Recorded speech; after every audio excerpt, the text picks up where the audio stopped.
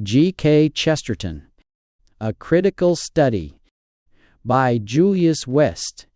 I have to express my gratitude to Messrs. Burns and Oates, Messrs. Messuen and Co., and Mr. Martin Seeker for their kind permission to quote from works by Mr. G.K. Chesterton published by them. I have also to express my qualified thanks to Mr. G.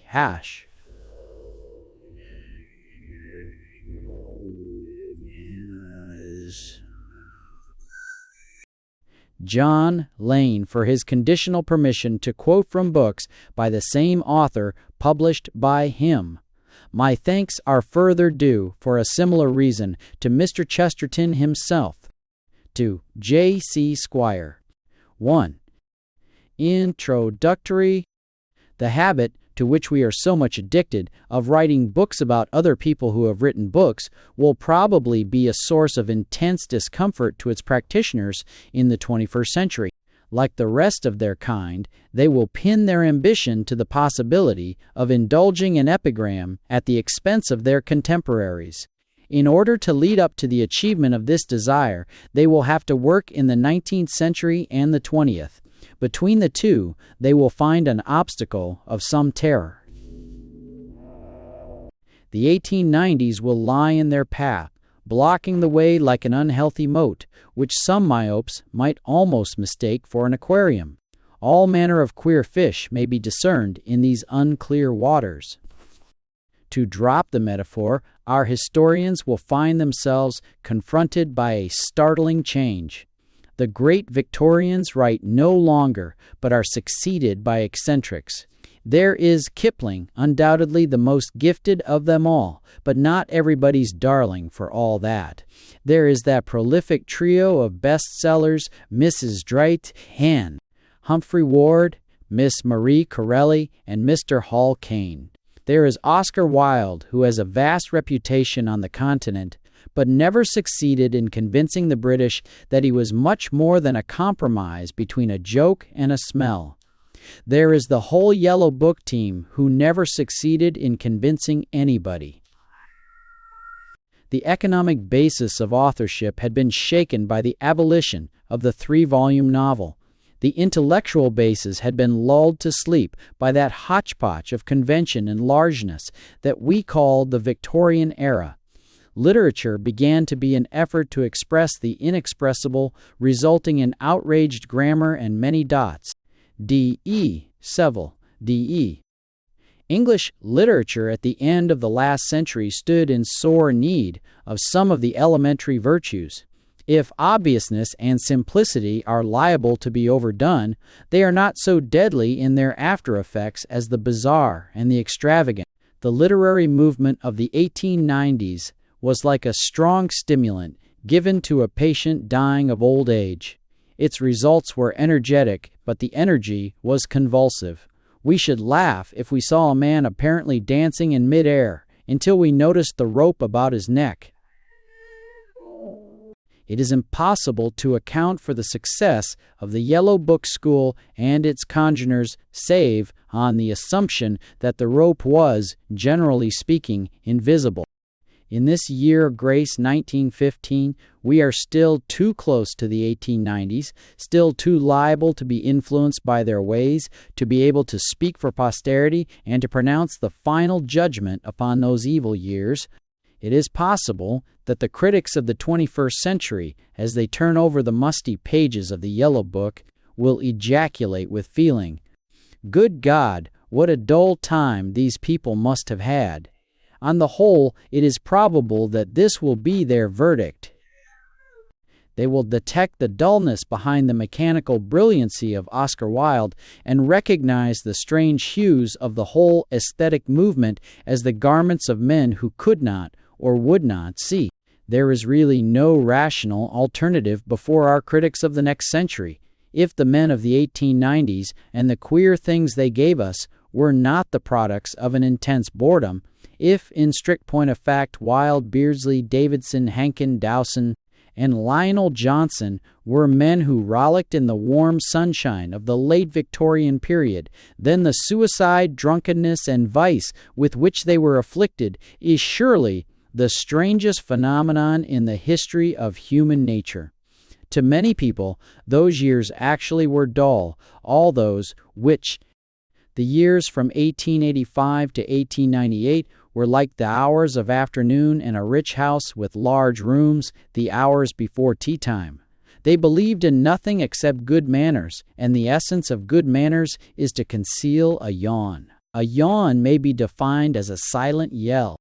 So says Chesterton, yawning prodigiously. One may even go farther and declare that in those dark days a yawn was the true sign of intelligence. It is no mere coincidence that the two cleverest literary debutantes of that last decade, Mr. Max Beerbohm and the subject of this essay, both stepped on the stage, making a pretty exhibition of boredom. When the first of these published, in 1896, being then 24 years old, his works of Max Beerbohm, he murmured in the preface, "I shall write no more. Already I begin to feel myself a trifle outmoded."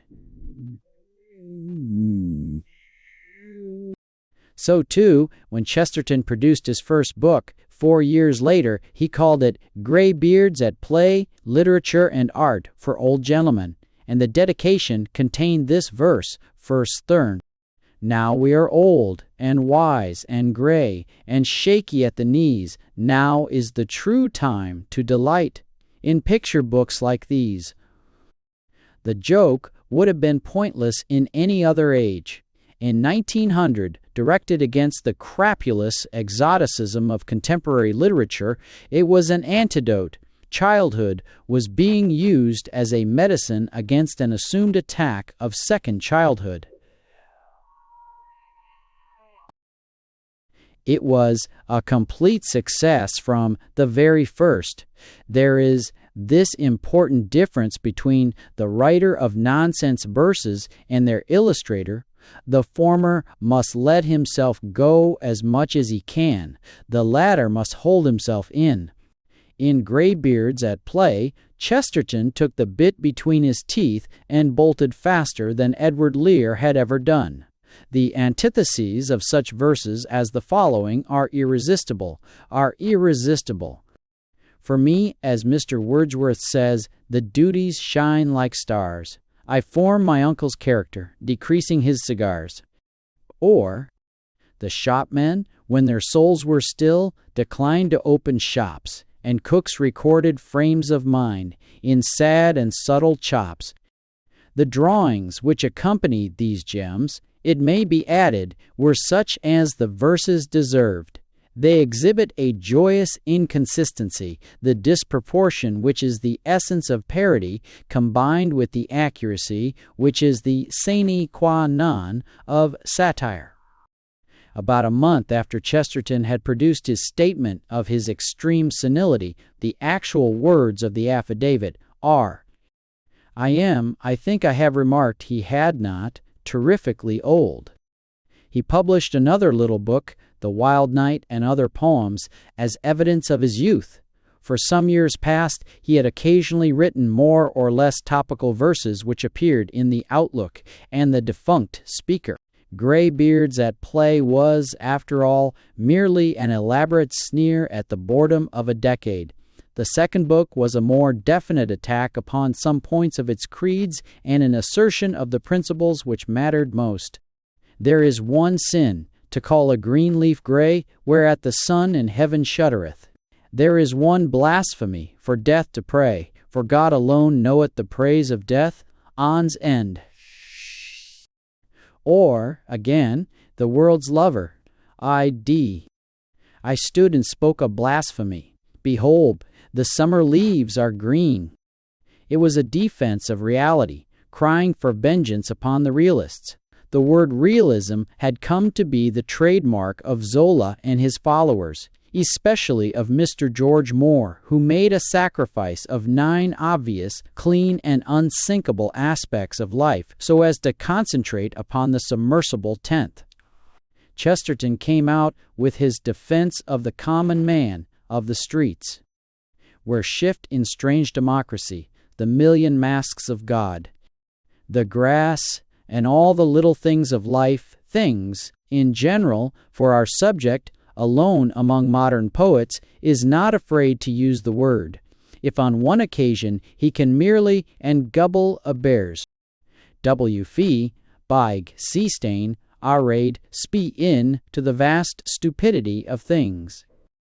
On another he will speak of the whole divine democracy of things, a line which is a challenge to the unbeliever, a statement of a political creed which is the outgrowth of a religious faith. The same year, Chesterton formally stepped into the ranks of journalism and joined the staff of the Daily News. He had scribbled poems since he had been a boy at St. Paul's School. In the years following, he had watched other people working at the Slade while he had gone on scribbling. Then he had begun to do little odd jobs of art criticism and reviewing for The Bookman, and put in occasional appearances in the statelier columns of the Speaker.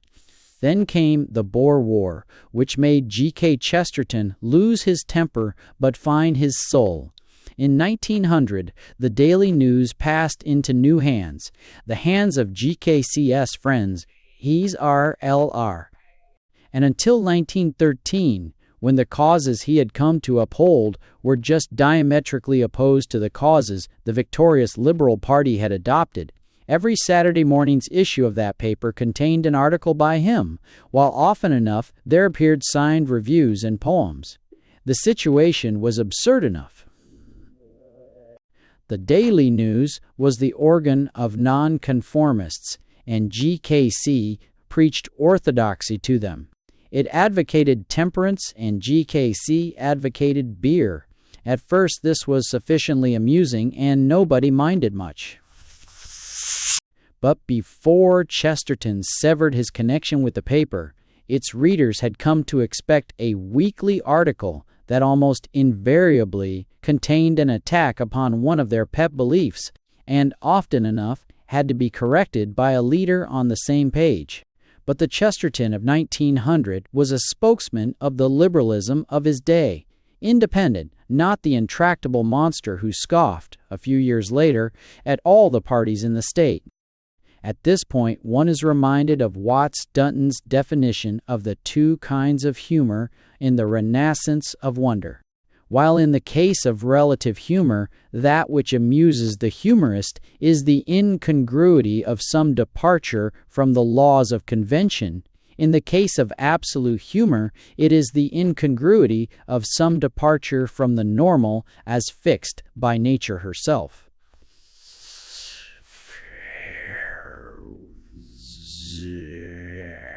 We have our doubts as to the general application of this definition, but it applies so well to Chesterton that it might almost have come off his study walls.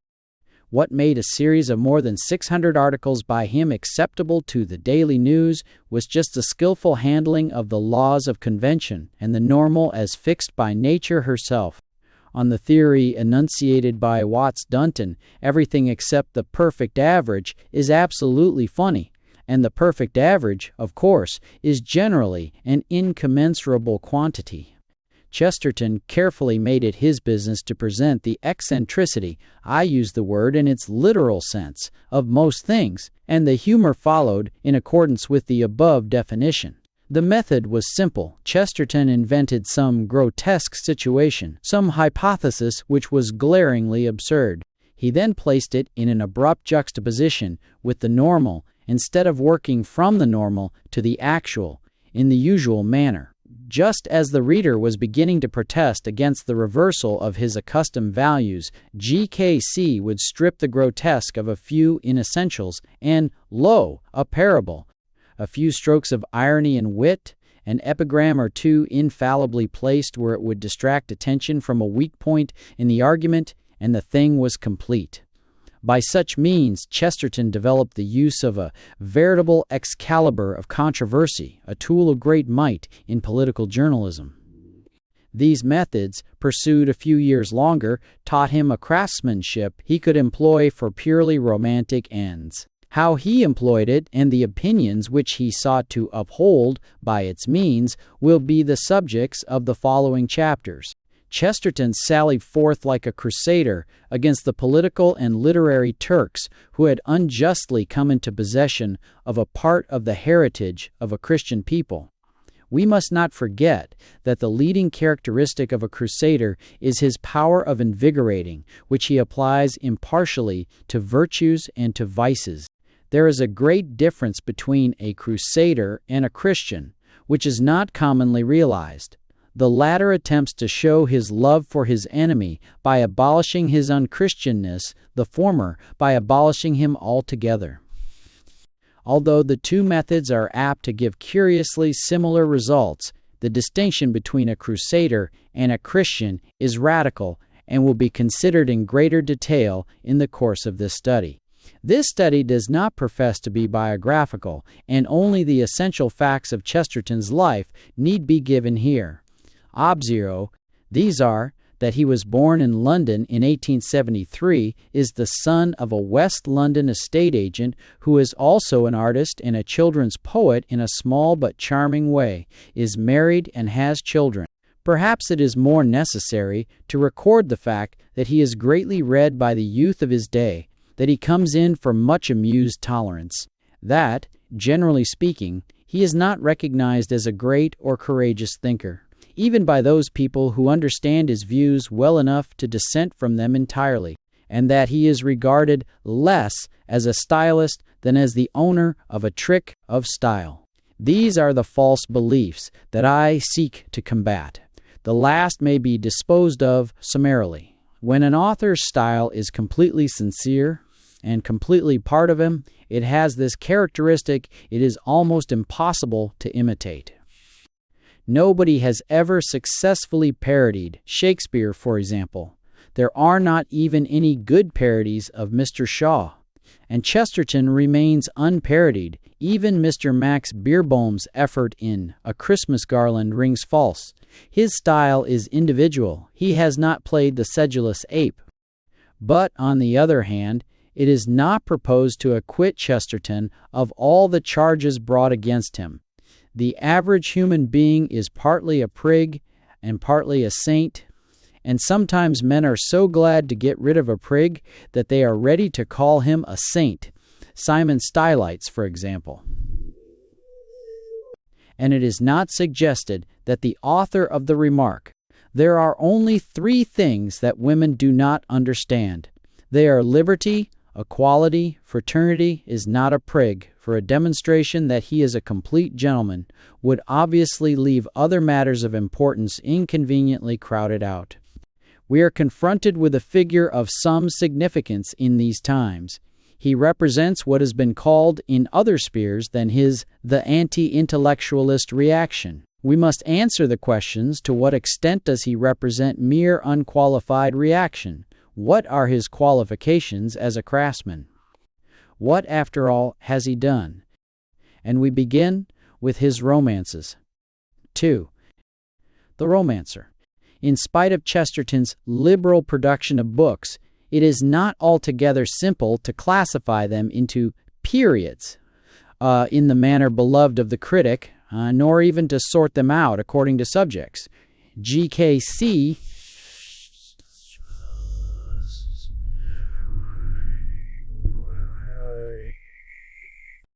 can, and generally does, inscribe an essay on the nature of religion into his novels, together with other confusing ingredients, to such an extent that most readers would consider it pure pedantry on the part of anybody to insist that a Chestertonian romance need differ appreciably from a Chestertonian essay, poem, or criticism. That a book by G.K.C. should describe itself as a novel means little more than that its original purchasing price was 4 shillings and 6pence. It might also contain passages of love, hate, and other human emotions, but then again, it might not. But one thing it would contain, and that is war. G.K.C. would be pugnacious, even when there was nothing to fight. His characters would wage their wars, even when the bone of contention mattered as little as the handle of an old toothbrush. That, we should say, is the first factor in the formula of the Chestertonian romance, and all the rest are the inventor's secret. imprimis, a body of men, and an idea, and the rest must follow, if only the idea be big enough for a man to fight about, or, if need be, even to make himself ridiculous about. In The Napoleon of Notting Hill, we have this view of romance stated in a manner entirely typical of its author. King Auberon and the Provost of Notting Hill, Adam Wayne, are speaking. The latter says, 4. I know of a magic wand, but it is a wand that only one or two may rightly use, and only seldom. It is a fairy wand of great fear, stronger than those who use it, often frightful, often wicked to use.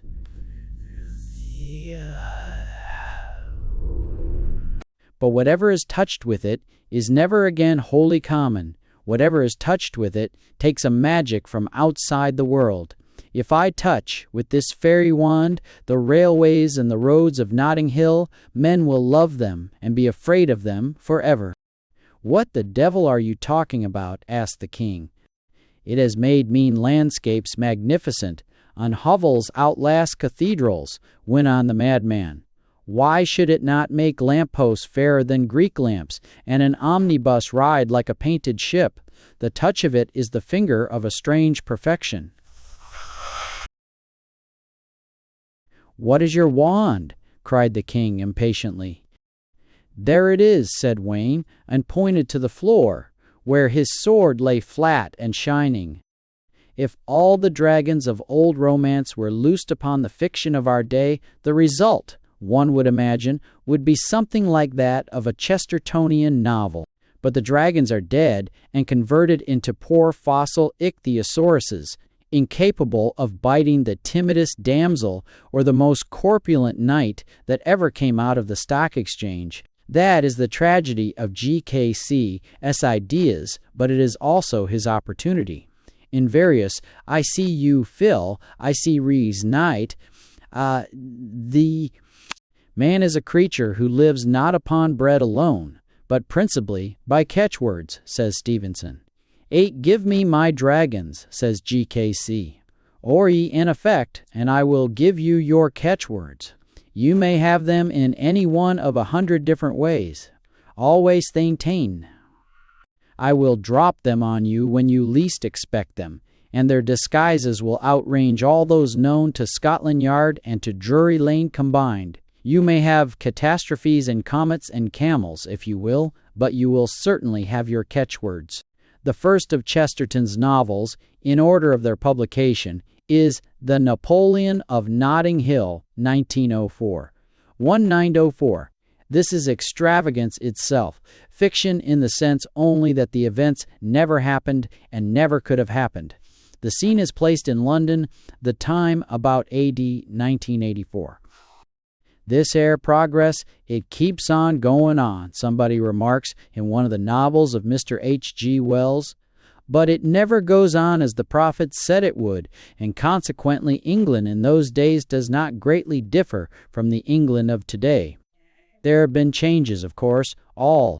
Kings are now chosen in alphabetical rotation, and the choice falls upon a civil servant, Auberon Quin by name. Now Quin has a sense of humor, of absolute humor, as the Watts-Dunton definition already cited would have it called. He has 2 bosom friends, who are also civil servants and whose humor is of the official variety, and whose outlook upon life is that of a Times leader. Quin's first official act is the publication of a proclamation ordering every London borough to build itself city walls, with gates to be closed at sunset, and to become possessed of provosts in medieval attire, with guards of halberdiers. From his throne he attends to some of the picturesque details of the scheme, and enjoys the joke in silence. But after a few years of this, a young man named Adam Wayne becomes provost of Notting Hill, and to him his borough, and more especially the little street in which he has spent his life, are things of immense importance. Rather than allow that street to make way for a new thoroughfare, Wayne rallies his halberdiers to the defense of their borough. The provosts of North Kensington and South Kensington, of West Kensington and Bayswater, rally their guards too, and attack Notting Hill, purposing to clear Wayne out of the way and to break down the offending street. Wayne is surrounded at night, but converts defeat into victory by seizing the offices of a gas company and turning off the streetlights. The next day, he is besieged in his own street. By a sudden sortie, he and his army escape to Campden Hill. Here, a great battle rages for many hours, while one of the opposing provosts gathers a large army for a final attack. At last, Wayne and the remnants of his men are hopelessly outnumbered, but once more he turns defeat into victory. He threatens, unless the opposing forces instantly surrender, to open the great reservoir and flood the whole of Notting Hill. The Allied generals surrender, and the Empire of Notting Hill comes into being. 20 years later, the spirit of Adam Wayne has gone beyond his own city walls. London is a wild romance, a mass of cities filled with citizens of great pride. But the empire, which has been the Nazareth of the new idea, has waxed fat and kicked. In righteous anger, the other boroughs attack it and win because their cause is just. King Auberon, a recruit in Wayne's army, falls with his leader in the great battle of Kensington Gardens, but they recover in the morning. "It was all a joke," says the king in apology. "No," says Wayne, "we are two lobes of the same brain, she, you, the humorist, she, he, I, the fanatic, she. You have a halberd and I have a sword. Let us start our wanderings over the world, for we are its two essentials." So ends the story. Consider the preposterous elements of the book. A London with blue horse buses. Bloodthirsty battles chiefly fought with halberds. A king who acts as a war correspondent and parodies G.W. Stevens. It is preposterous because it is romantic and we are not used to romance. But to Chaucer, let us say it would have appeared preposterous because he could not have realized the initial premises. Before such a book, the average reader is helpless. His scale of values is knocked out of working order by the very first page, almost by the very first sentence. The human race, to which so many of my readers belong, has been playing at children's games from the beginning and will probably do it till the end, which is a nuisance for the few people who grow up. The absence of a love affair will deprive him of the only human interest he can be really sure of. The Chestertonian idiom, above all, will soon lead him to expect nothing, because he can never get any idea of what he is to receive, and will bring him to a proper submissiveness. The later stages are simple. The reader will wonder why it never before occurred to him that area railings are very like spears, and that a distant tramcar may at night distinctly resemble a dragon. He may travel far, once his imagination has been started on these lines.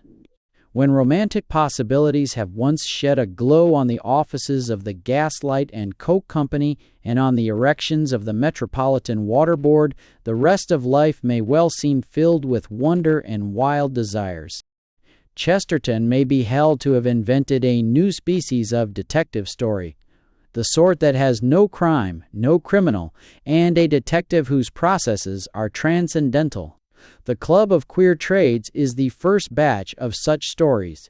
AT 1880, The Man Who Was Thursday, is another specimen of some length.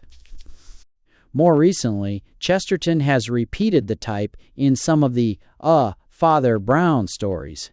In The Club of Queer Trades, the transcendental detective is Basil Grant, to describe whom with accuracy is difficult because of his author's inconsistencies.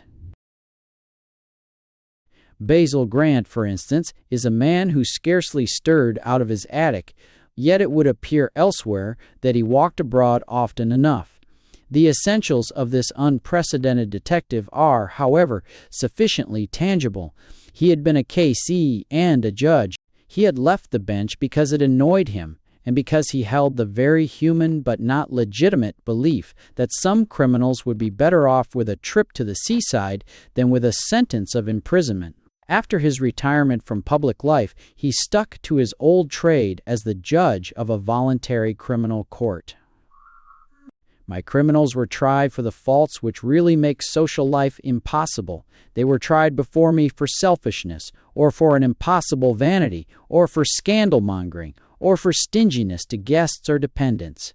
It is regrettable that Chesterton does not grant us a glimpse of this fascinating tribunal at work. However, it is Grant's job, on the strength of which he becomes the president and founder of the CQTQ Club of Queer Trades. Among the members of this club are a gentleman who runs an adventure and romance agency for supplying thrills to the bourgeois, 2 professional detainers, and an agent for arboreal villas who lets off a variety of birds' nests. The way in which these people go about their curious tasks invariably suggests a crime to Rupert Grant, Basil's amateur detective brother, whereupon Basil has to intervene to put matters right. The author does not appear to have been struck by the inconsistency of setting Basil to work to ferret out the doings of his fellow club members. The book is, in fact, full of joyous inconsistencies. The agent for arboreal villas is clearly unqualified for the membership of the club.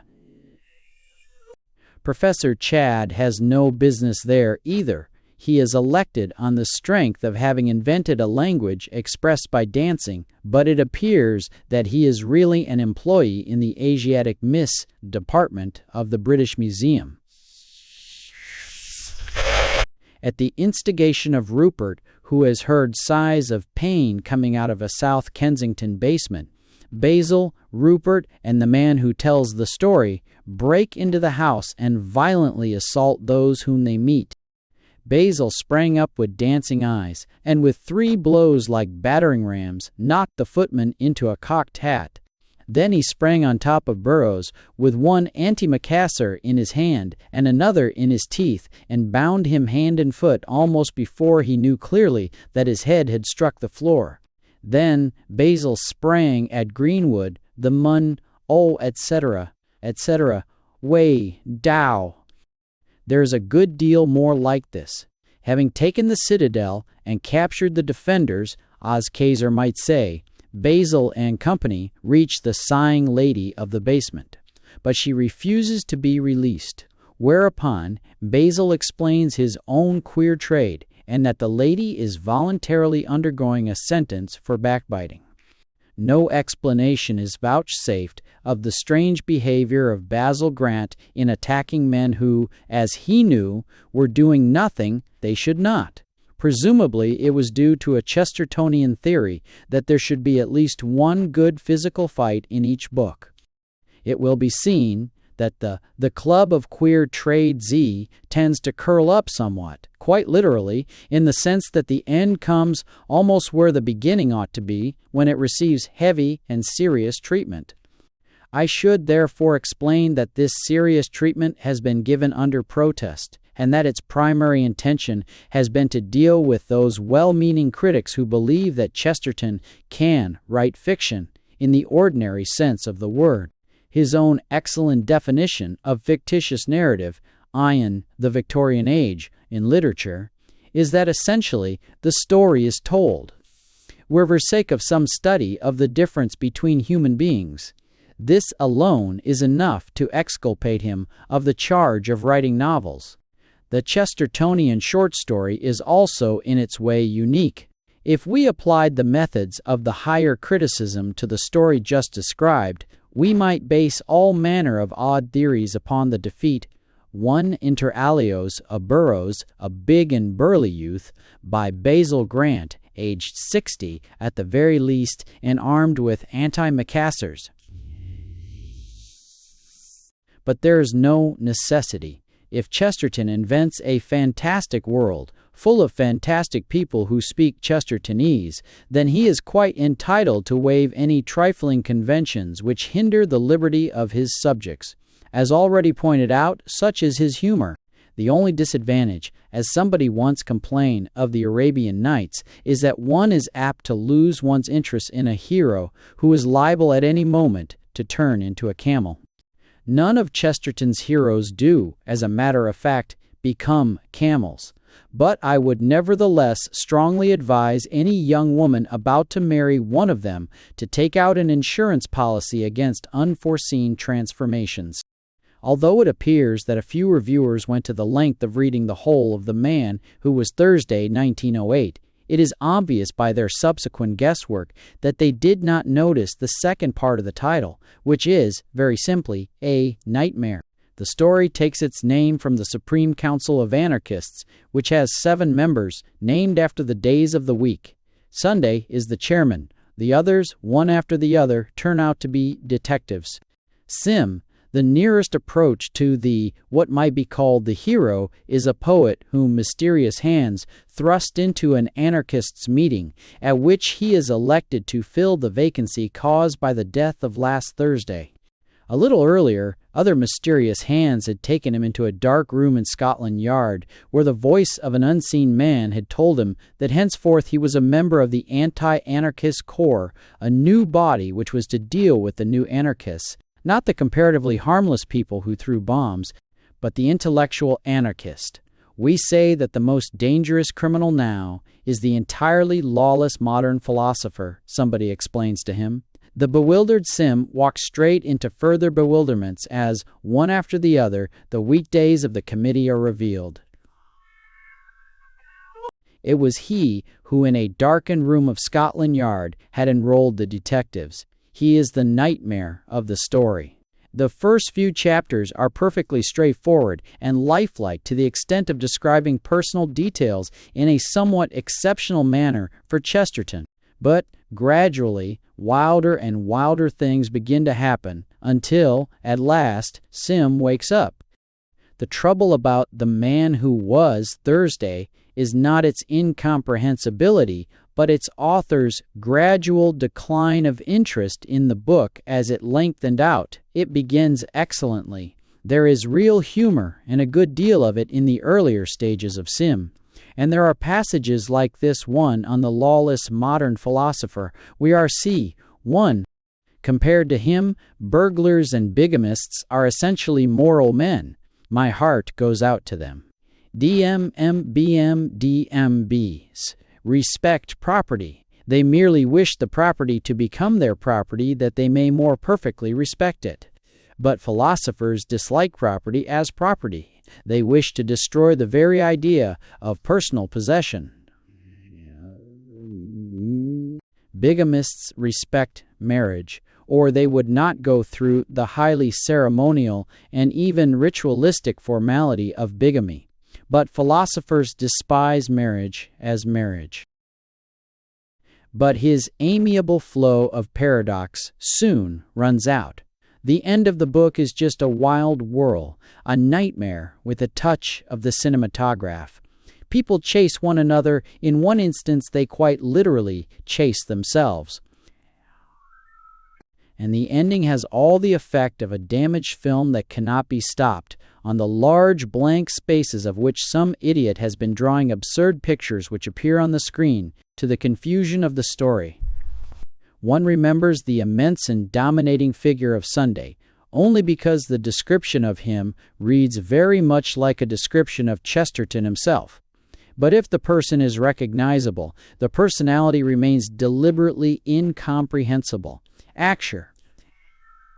He is just an outline in space, who rode down Albany Street on an elephant abducted from the zoological gardens, and who spoke sadly to his guests when they had run their last race against him.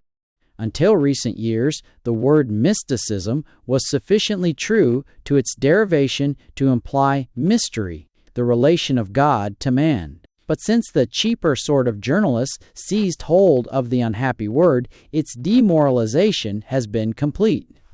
It now indicates, generally speaking, an intellectual defect which expresses itself in a literary quality one can only call woolliness. There is a genuine mysticism expressed in Blake's lines: to see the world in a grain of sand, and a heaven in a wild flower, hold infinity in the palm of your hand, and eternity in an hour. When using isemente, when using ideo, his aim, Isism, meaningless, Rossetti's Sister Helen is a specimen. What could be more idiotic than the verse? He has made a sign and called Halloo, Sister Helen, and he says that he would speak with you. Oh, tell him, I fear the frozen dew, little brother. O mother, Mary mother, or bright laughs she thus between hell and heaven. About the latter variety is its extreme simplicity. Anybody with the gift of being able to make lines scan and rhyme can produce similar effects in a similar way. Hence the enormous temptation exercised by this form of mysticism gone wrong. There is a naughty little story of a little girl relating to her mother the mishaps of the family coal merchant as seen from the dining room window. He slipped on a piece of orange peel, the child had explained. And what happened then?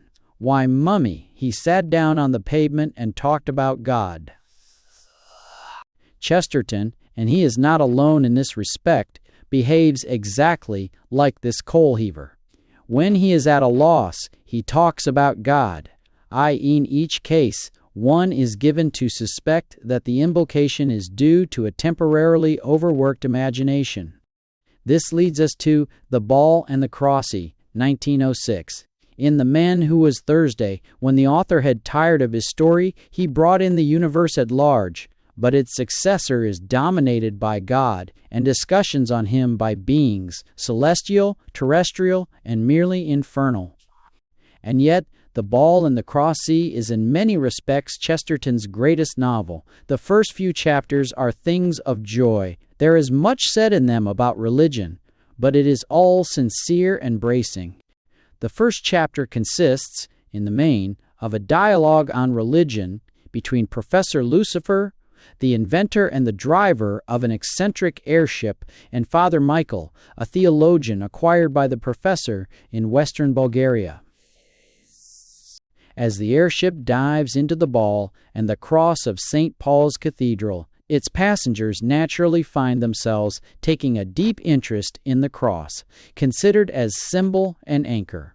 Lucifer plumps for the ball, the symbol of all that is rational and united. The cross is the conflict of two hostile lines of irreconcilable direction. Under 9, the very shape of it is a contradiction in terms. Michael replies, but we like contradictions in terms. Man is a contradiction in terms. He is a beast whose superiority to other beasts consists in having fallen. Defeated on points, Lucifer leaves the Father clinging literally to the cross and flies away.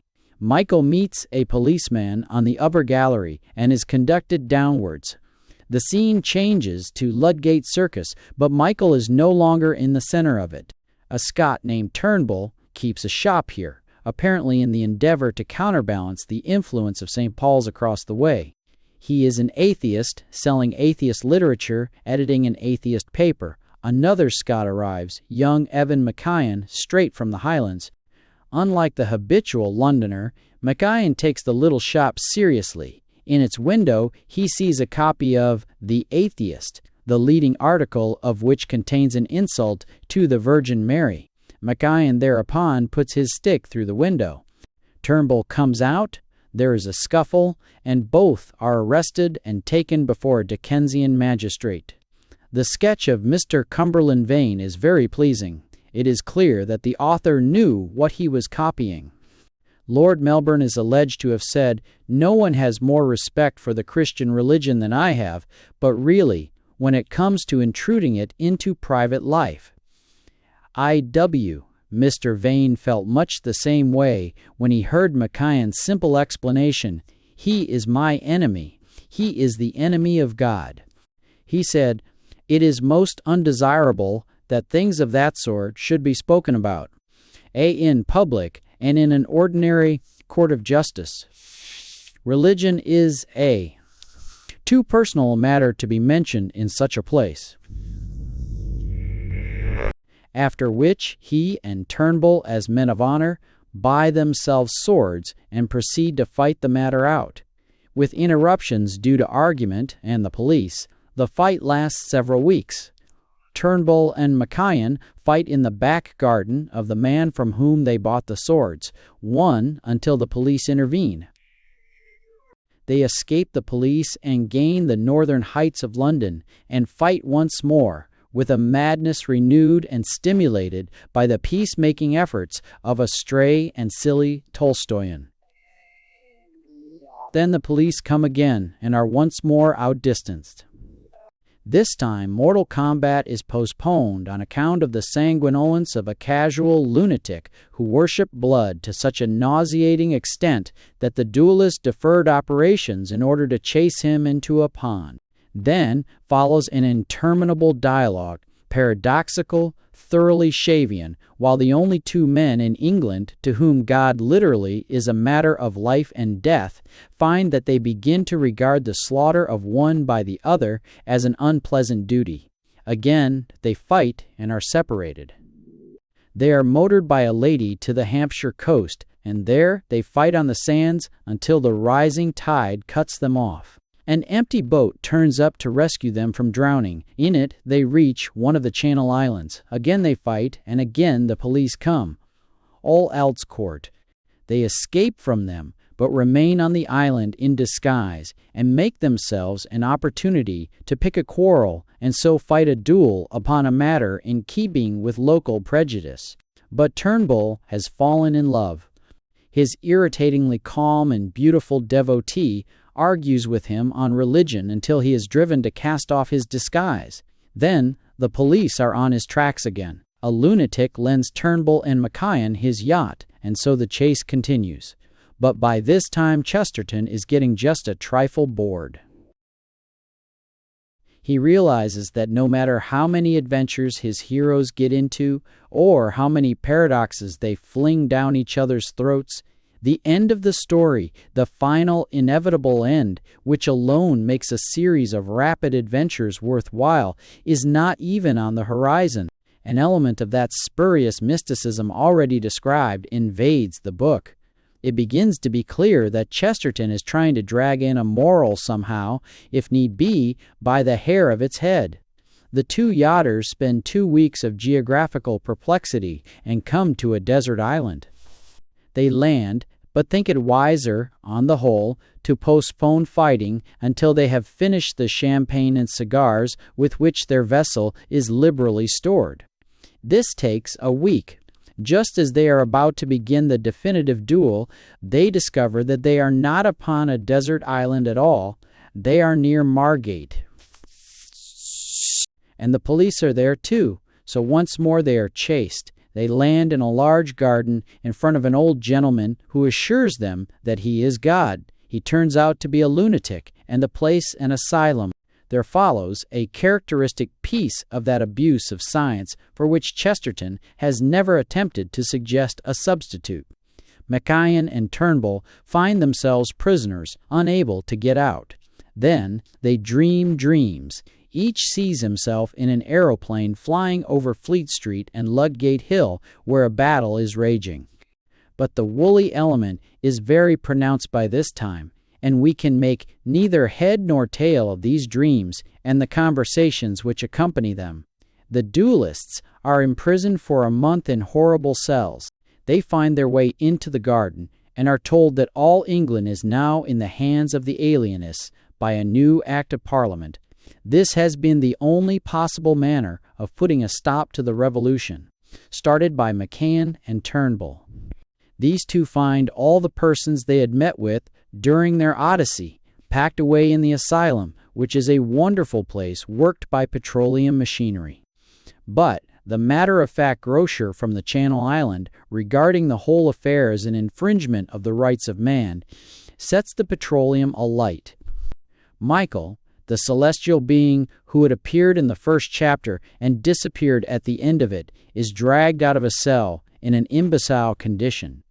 Lucifer comes down in his airship to collect the doctors, whose bodies he drops out a little later on, and the writers drop. The buildings vanish in the flames, the keepers bolt, the inmates talk about their souls. Mackay is reunited to the lady of the Channel Island, and the story ends. When a stone has been tossed into a pond, the ripples gradually and symmetrically grow smaller. A Chesterton novel is like an adventurous voyage of discovery which begins on smooth water and is made with the object of finding the causes of the ripples. As ripple succeeds ripple, or chapter follows chapter, so we have to keep a tighter hold on such tangible things as are within our reach. Finally, we reach the center of the excitement and are either sucked into a whirlpool or hit on the head with a stone. When we recover consciousness, we feebly remember we have had a thrilling journey and that we had started out with a misapprehension of the quality of Chestertonian fiction. A man whose memory is normal should be able to give an accurate synopsis of a novel 6 months after he has read it. But I should be greatly surprised if any reader of The Ball and the Cross could tell exactly what it was all about within a month or two of reading it. The discontinuity of it makes one difficulty. The substitution of paradox for incident makes another. Yet it is difficult to avoid the conviction that this novel will survive its day and the generation that begot it. If it was Chesterton's endeavor, as one is bound to suspect, to show that the triumph of atheism would lead to the triumph of a callous and inhuman body of scientists, then he has failed miserably. But if he was attempting to prove that the uncertainties of religion were trivial things when compared with the uncertainties of atheism, then the verdict must be reversed.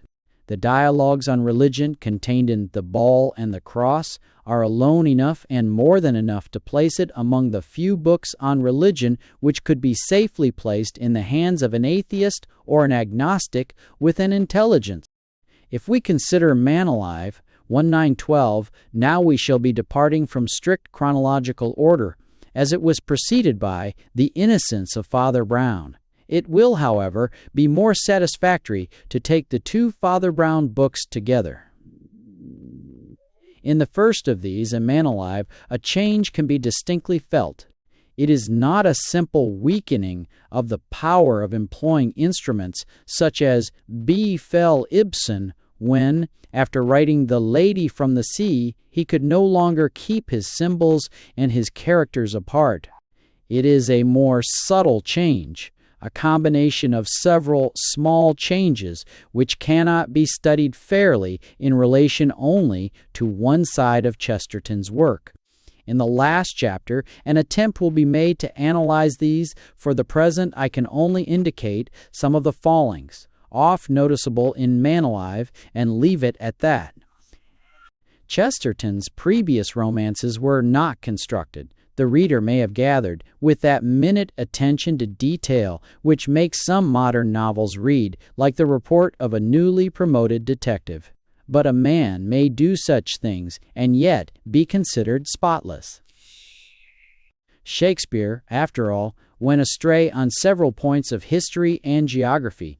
The authors of the Old Testament talked about the hare that cheweth the cud, and, if any reader should fail to see the application of these instances to modern fiction, I can only recommend him to read Vanity Fair and find out how many children had the Reverend Bute Crawley, and what were their names. No, the trouble with Man Alive is not in its casual, happy-go-lucky construction. It is rather in a certain lack of ease, a tendency to exaggerate effects, a continual stirring up of inconsiderable points. But let us come to the story. There is a boarding house situated on one of the summits of the northern heights. A great wind happens, and a large man, quite literally, blows in. His name is Innocent Smith, and he is naturally considered insane, but he is really almost excessively sane. His presence makes life at the house a sort of holiday for the inmates, male and female. Smith is about to run for a special license in order to marry one of the women in the house, and the other boarders have just paired off when a telegram posted by one of the ladies in a misapprehension brings two lunacy experts around in a cab. Smith adds to the excitement of the moment by putting a couple of bullets through a doctor's hat. Now, Smith is what somebody calls an allegorical, practical joker, but Chesterton gives a better description of him than that. He's comic just because he's so startlingly commonplace. Don't you know what it is to be in all one family circle with aunts and uncles when a schoolboy comes home for the holidays? That bag there on the cab is only a schoolboy's hamper. This tree here in the garden is only the sort of tree that any schoolboy would have climbed. Yes, that's the sort of thing that has haunted us all about him, the thing we could never fit a word to. Whether he is my old schoolfellow or no, at least he is all my old schoolfellows. He is the endless bun-eating, ball-throwing animal that we have all been. Innocent has an idea about every few minutes, but so far as the book is concerned, we need mention only one of them. That one is local autonomy for Beacon House. This may be recommended as a game to be played en famille. Establish a high court, call in a legal member, and get a constitution. The rest will be very hilarious. The legal member of the Beacon House Emanage is an Irish ex-barrister, one Michael Moon, who plans as follows. The High Court of Beacon, he declared, was a splendid example of our free and sensible Constitution. It had been founded by King John in defiance of Magna Carta, and now held absolute power over windmills, wine and spirit licenses, ladies traveling in Turkey, revision of sentences for dog stealing and parricide, as well as anything whatever that happened in the town of Market Bosworth. The whole 109 seneschals of the High Court of Beacon met about once in every 4 centuries, but in the intervals, as Mr. Moon explained, the whole powers of the institution were vested in Mrs. Duke and the landlady. Tossed about among the rest of the company, however, the High Court did not retain its historical and legal seriousness, but was used somewhat unscrupulously in a riot of domestic detail. If somebody spilt the Worcester sauce on the tablecloth, he was quite sure it was a right without which the sittings and findings of the court would be invalid. And if somebody wanted a window to remain shut, he would suddenly remember that none but the 3rd son of the Lord of the Manor of Pang had the right to open it. They even went the length of making arrests and conducting criminal inquiries. Before this tribunal, Innocent Smith is brought. One alienist is an American who is quite prepared to acknowledge its jurisdiction, being by reason of his nationality not easily daunted by mere constitutional queerness. The other doctor, being the prosecutor and a boarder, has no choice in the matter. The doctors, it should be added, have brought with them a mass of documentary evidence incriminating Smith. How the defense has time to collect this evidence is not explained. But this is just one of the all-important details which do not matter in the Chestertonian plane. Smith is tried for attempted murder. The prosecution fails because the evidence shows Smith to be a first-class shot, who has, on occasion, fired life into people by frightening them. Then he is tried for burglary on the basis of a clergyman's letter, from which it is gathered that Smith tried one night to induce him and another cleric to enter a house burglariously in the dark. This charge breaks down because a letter is produced from the other clergyman who did actually accompany Smith over housetops and down through trapdoors into his own house. Smith, it is explained, is in the habit of keeping himself awake to the romance and wonder of everyday existence by such courses. From the second letter, however, it appears that there is a Mrs. Smith, so the next charge is one of desertion and attempted bigamy. A series of documents is produced from persons in France, Russia, China, and California, recounting conversations with Smith, a man with a garden rake who left his house so that he might find it, and at the end leapt over the hedge into the garden where Mrs. Smith was having tea. In the words of the servant, he looked round at the garden and said, very loud and strong, "Oh, what a lovely place you've got," just as if he'd never seen it before. After which the court proceeds to try Smith on a polygamy charge. Documentary evidence shows that Smith has, at one time or another, married a Miss Green, a Miss Brown, a Miss Black, just as he is now about to marry a Miss Gray. Moon points out that these are all the same lady. And since Smith has merely broken the conventions, he has religiously kept the commandments. He has burgled his own house and married his own wife. He has been perfectly innocent, and therefore he has been perfectly merry. Innocent is acquitted, and the book ends. In the course of Man Alive, somebody says, "Going right round the world is the shortest way to where you are already." These are the words of an overworked epigrammatist, and upon them hangs the whole story. If Man Alive is amusing, it is because Chesterton has a style which could make even a debilitated paradox of great length seem amusing. The book has a few gorgeous passages. Among the documents read at the trial of Innocent Smith, for example, is a statement made by a Trans-Siberian station master, which is a perfectly exquisite burlesque at the expense of the Russian intelligentsia. The whole series of documents, in fact, are delightful bits of self-expression on the part of a very varied team of selves. While Chesterton is able to turn out such things, we must be content to take the page, and not the story, as his unit of work. Man Alive, by the way, is the first of the author's stories in which women are represented as talking to one another. Chesterton seems extraordinarily shy with his feminine characters. He is a little afraid of woman. The average woman is a despot. The average man is a serf. Innocent Smith's view of men is in keeping with this peculiar notion. At certain curious times, they're just fit to take care of us, and they're never fit to take care of themselves. Smith is the Chestertonian Parsifal, just as Prince Muishkin is Dostoevsky's, DB's. The transcendental type of detective, first sketched out in The Club of Queer Trades, is developed more fully in the two Father Brown books.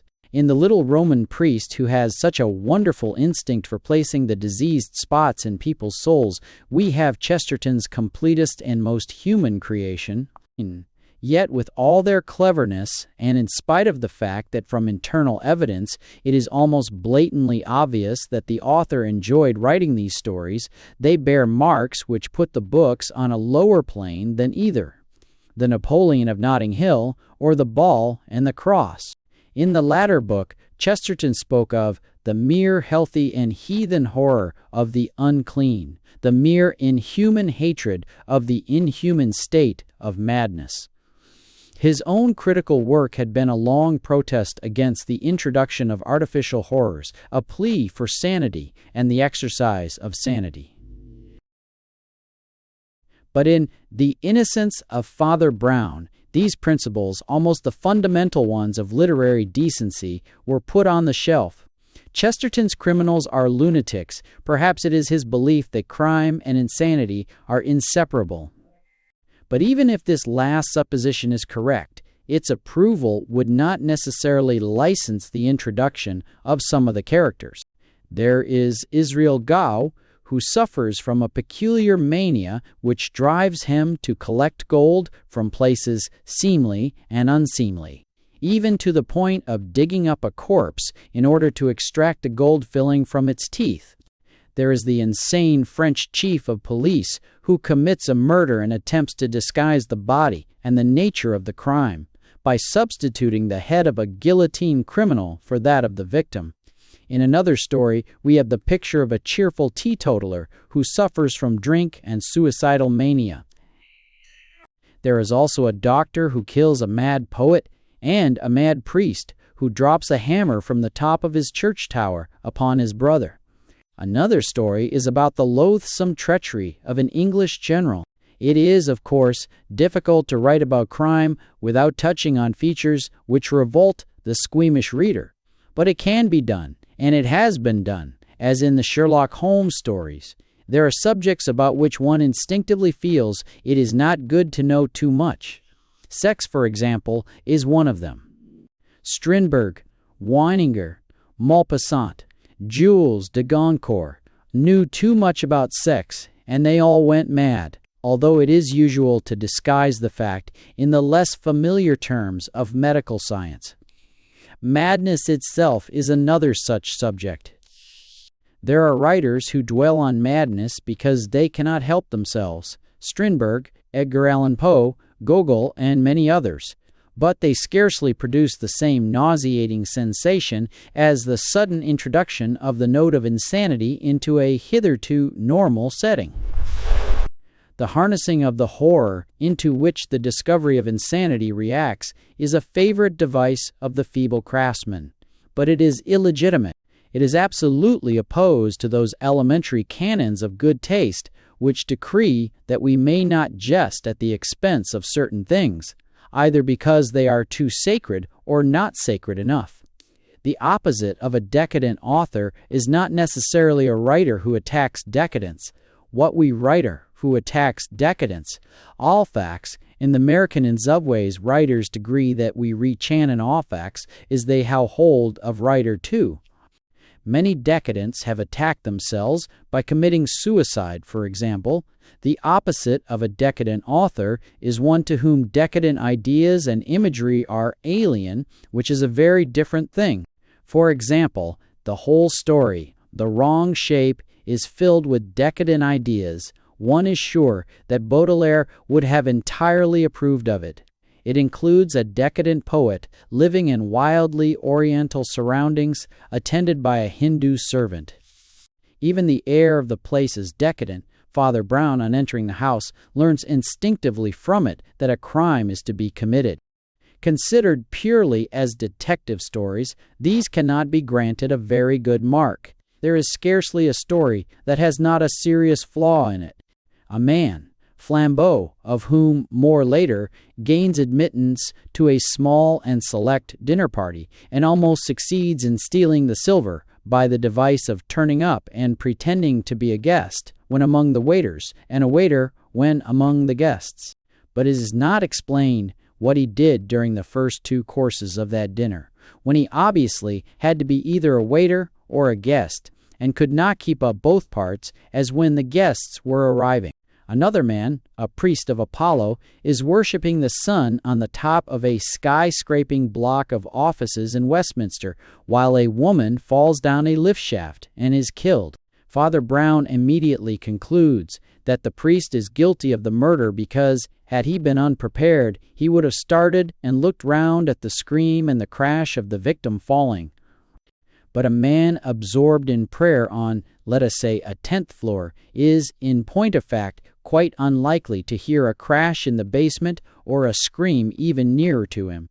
But the most astonishing thing about The Eye of Apollo is the staging. In order to provide the essentials, Mr. Sri J. Aki, Chesterton has to place the heiress of a crest and half a county, as well as great wealth who is blind, in a typist's office. The collocation is somewhat too singular. One might go right through the Father Brown stories in this manner. But if the reader wishes to draw the maximum of enjoyment out of them, he will do nothing of the sort. He will believe, as fervently as Alfred de Vigny, that l'idée c'est tout, and lay down all petty regard for detail at the feet of Father Brown. This little Roman cleric has listened to so many confessions he calls himself a man who does next to nothing but hear men's real sins. But this seems to be excessive, even for a Roman Catholic, that he is really well acquainted with the human soul. He is also extremely observant. And his greatest friend is Flambeau, whom he once brings to judgment, twice hinders in crime, and thenceforward accompanies on detective expeditions. The Innocence of Father Brown had a sequel, The Wisdom of Father Brown, distinctly less effective, as sequels always are, than the predecessor. But the underlying ideas are the same. In the first place, there is a deep detestation of science, whatever that is, and the maintenance of the theory, incarnate in Father Brown, that he who can read the human soul knows all things. The detestation of science, of which one gathers, Chesterton knows nothing, is carried to the same absurd length as in The Ball and the Cross. All boy. All boy. In the very first story, Father Brown calls on a criminologist ostensibly in order to consult him, actually in order to show the unfortunate man, who had retired from business 14 years ago, what an extraordinary fool he was. The Father Brown of these stories, moon-faced little man, is a peculiar creation. No other author would have taken the trouble to excogitate him and then treat him so badly. As a detective, he never gets a fair chance. He is always on the spot when a murder is due to be committed. Generally speaking, he is there before time. When an absconding banker commits suicide under peculiar circumstances in Italian mountains, when a French publicist advertises himself by fighting duels with himself very nearly, when a murder is committed in the dressing room corridor of a theater, when a miser and blackmailer kills himself, when a lunatic admiral attempts murder and then commits suicide, when amid much incoherence a voodoo murder takes place, when somebody tries to kill a colonel by playing on his superstitions and by other methods, and when a gentleman commits suicide from envy, Father Brown is always there. One might almost interpret the Father Brown stories by suggesting that their author had written them in order to illustrate the sudden impetus given to murder and suicide by the appearance of a Roman priest. Here we may suspend our reviews of Chestertonian romance. There remains, yet, The Flying Inn, which shall be duly considered along with the other debris of its author. In summing up, it may be said of Chesterton that at his best he invented new possibilities of romance and a new and hearty laugh. It may be said of the decadents of the 1890s that if their motto wasn't "let's all go bad," it should have been. So one may say of Chesterton that if he has not selected "let's all go mad" as a text, he should have done. Madness, in the Chestertonian, whatever it is in the pathological sense, is a defiance of convention, a loosening of visible bonds in order to show the strength of the invisible ones. Perhaps as savages are said to regard lunatics with great respect, holding them to be nearer the deity than most, so Chesterton believes of his own madmen. Innocent Smith, of course, the simple fool, the blithering idiot, is a truly wise man. Footnotes. Hapters asked 1. 4. Chesterton jeers at this man's Scottish ancestry because his surname was Gordon and he was obviously a Jew. The author is probably unaware that there are large numbers of Jews bearing that name in Russia. If he had made his Jew call himself Macpherson, the case would have been different. 2. All Things Considered, p. number 16. 3. The Maker of Magic. Chesterton's only play, Magic, was written at the suggestion of Mr. Kenelm Foss and produced by him in November 1913 at the Little Theatre, where it enjoyed a run of more than 100 performances.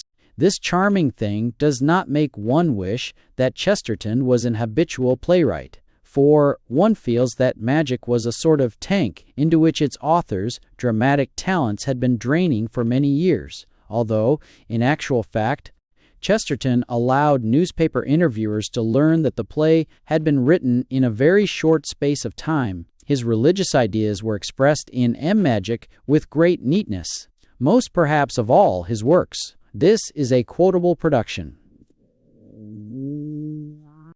Patricia Carleone, a niece of the Duke, her guardian, is in the habit of wandering about his grounds seeing fairies. On the night when her brother Morris is expected to return from America, she is having a solitary moonlight stroll when she sees a stranger, a cloaked figure with a pointed hood, which last almost covers his face. She naturally asks him what he is doing there. He replies, mapping out the ground with his staff, "I have a hat, but not to wear. I have a sword, but not to slay. And ever in my bag I bear a pack of cards, but not to play." This, he tells her, is the language of fairies. He tells her that fairies are not small things, but quite the reverse. After a few sentences have been spoken, the prologue comes to an end, and the curtain rises upon the scene of the play, the drawing room of the Duke. Cyril Smith, a young clergyman, an honest man, and not an ass. To him enters the Duke's secretary to tell him the Duke is engaged at the moment, but will be down shortly. He is followed by Dr. Grimthorpe, an elderly agnostic, the red lamp of whose house can be seen through the open French windows. Smith is erecting a model public house in the village, and has come to ask the Duke for a contribution towards the cost. Grimthorpe is getting up a league for opposing the erection of the new public house, and has also come to the Duke for help. They discover the nature of each other's errand. Smith's case is, how can the Church have a right to make men fast if she does not allow them to feast? Grimthorpe's, that alcohol is not a food. The Duke's secretary enters and gives Smith a check for 50, then he gives the doctor another, also for 50. This is the first glimpse we have of the Duke's eccentricity, an excessive impartiality based on the theory that everybody does a great deal of good in his own way, and on sheer absence of mind, an absence which sometimes is absolutely literal. The doctor explains in confidence to the clergyman that there is something wrong about the family of Patricia and Morris, who are of Irish origin. Even they saw fairies and things of that sort. Smith, and I suppose to the medical mind, seeing fairies means much the same as seeing snakes? Doctor, with a sour smile. Well, they saw them in Ireland. I suppose it's quite correct to see fairies in Ireland. It's like gambling at Monte Carlo. It's quite respectable, but I do draw the line at their seeing fairies in England. I do object to their bringing their ghosts and goblins and witches into the poor Duke's own back garden, and within a yard of my own red lamp. It shows a lack of tact. Patricia, moreover, wanders about the park and the woods in the evenings. Damp evenings for choice. She calls it the Celtic twilight. I've no use for the Celtic twilight myself. It has a tendency to get on the chest. The Duke, annoyed by this love of fairies, has blundered, in his usual way, on an absurd compromise between the real and the ideal. A conjurer is to come that very night. When explanations have gone so far, the Duke at last makes his entry. The stage directions tell us that in the present state of the peerage it is necessary to explain that the Duke, though an ass, is a gentleman. His thoughts are the most casual on earth. He is always being reminded of something or somebody which has nothing to do with the case. As for instance, I saw the place you're putting up. All n first nigh. All n and first nigh. Very good work. Very good work indeed. Art for the people, eh? I particularly like that woodwork over the west door. I'm glad to see you using the new sort of graining. After one or two dissociations of this sort, the expected Maurice Carleon enters through the French window. He is rather young and excitable, and America has overlaid the original Irishman. Maurice immediately asks for Patricia and is told that she is wandering in the garden. The Duke lets out that she sees fairies. Maurice raves a bit about his sister being allowed out alone with anything in the nature of a man when Patricia herself enters. She is in a slightly exalted state. She has just seen her fairy, him of the pointed hood. Maurice, of course, is furious, not to say suspicious. Doctor, putting his hand on Maurice's shoulder, CSS shoulder, CSSSS, which, even nigh, which I oldester bait for poetry. We can't all feed on nothing but petrol. Duke, quite right, quite right. And being Irish, don't you know Celtic, as old Buffle used to say? Charming songs, you know, about the Irish girl who has a plaid shawl and a banshee. IDC sighs profoundly. Boastus is a C. Smith, speaking to Stug, Doctor, I thought you yourself considered the family superstition bad for the health? As they, Doctor, I consider a family superstition is better for the health than a family quarrel. A figure is seen to stand in front of the red lamp, blotting it out for a moment. Patricia calls to it, and the cloaked stranger with the pointed hood enters. Morris at once calls him a fraud. Smith, quickly, pardon me, I do not fancy that we know that. M.C. Morris, I didn't know you parsons stuck up for any fables but your own. Smith, I stick up for the thing every man has a right to. Perhaps the only thing every man has a right to. Morris, and what is that? Smith, the benefit of the doubt. Morris returns to the attack. The stranger throws off his hood and reveals himself to the Duke. He is the conjurer, ready for the evening's performance. All laugh at this denouement, except Patricia, between whom and the conjurer this bit of dialogue ensues. Stranger, very sadly, I am very sorry I am not a wizard. Patricia, I wish you were a thief instead. Stranger, have I committed a worse crime than thieving? Patricia, you have committed the cruelest crime, I think, that there is.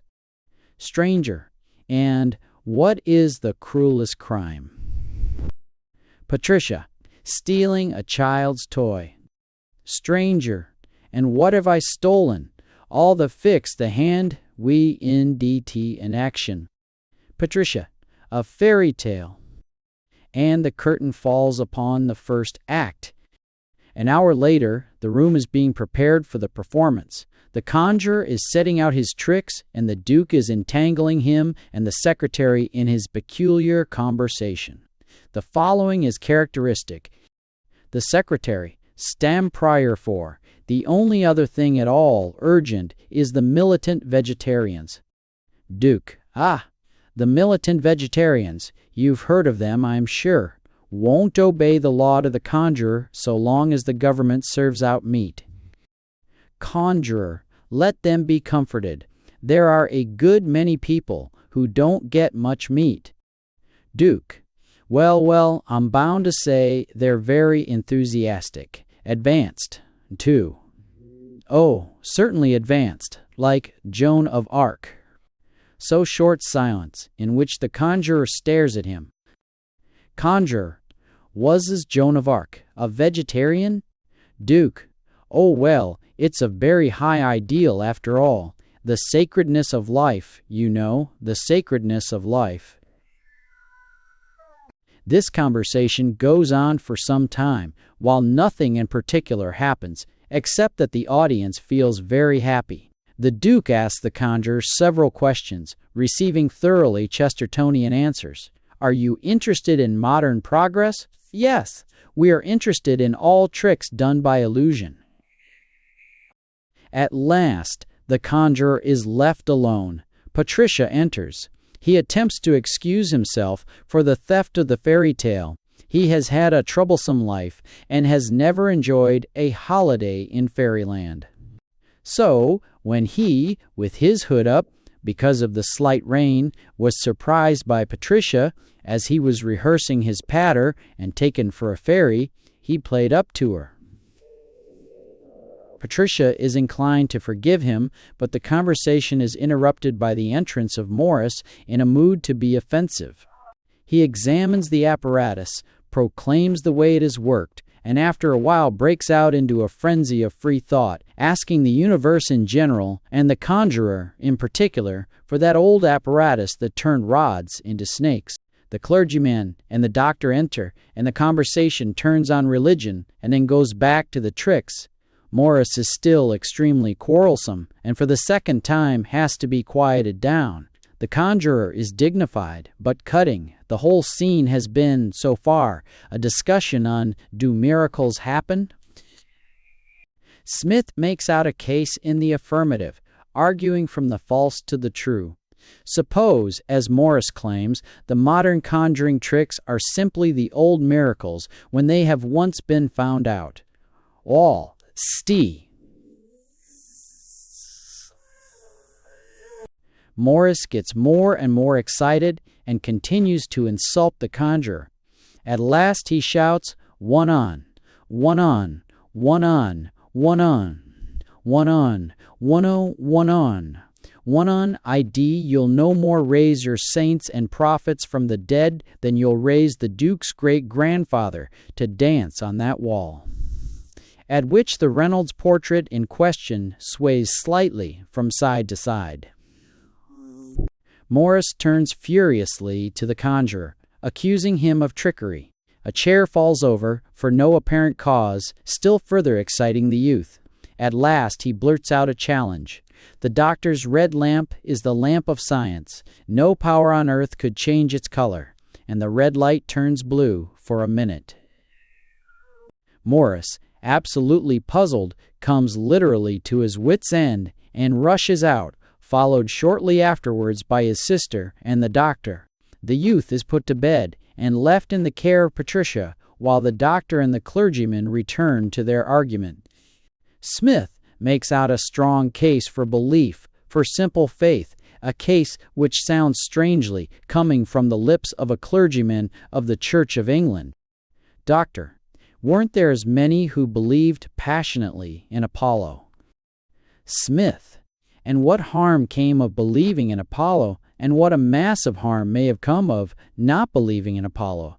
Does it never strike you that doubt can be a madness as well be faith? That asking questions may be a disease as well as proclaiming doctrines? You talk of religious mania. Is there no such thing as irreligious mania? Is there no such thing in the house at this moment? Or, it's this moment. Doctor, then you think no one should question at all? And Smith, with passion, pointing to the next room, I think that is what comes of questioning. Why can't you leave the universe alone and let it mean what it likes? Why shouldn't the thunder be Jupiter?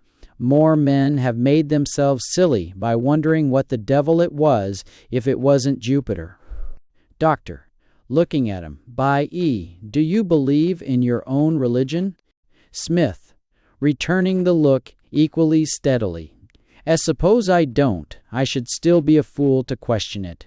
The child who doubts about Santa Claus has insomnia.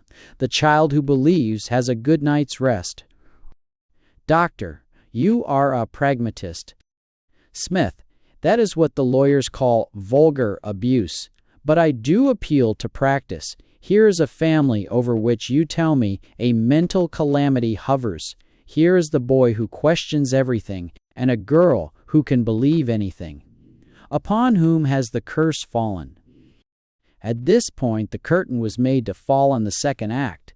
The third and last act takes place in the same room a few hours later. The conjurer has packed his bag and is going. The doctor has been sitting up with the patient. Morris is in a more or less delirious state and is continually asking how the trick was done. The doctor believes that the explanation would satisfy the patient and would probably help him to turn the corner. But the conjurer will not provide an explanation. He has many reasons, the most practical of which is that he would not be believed.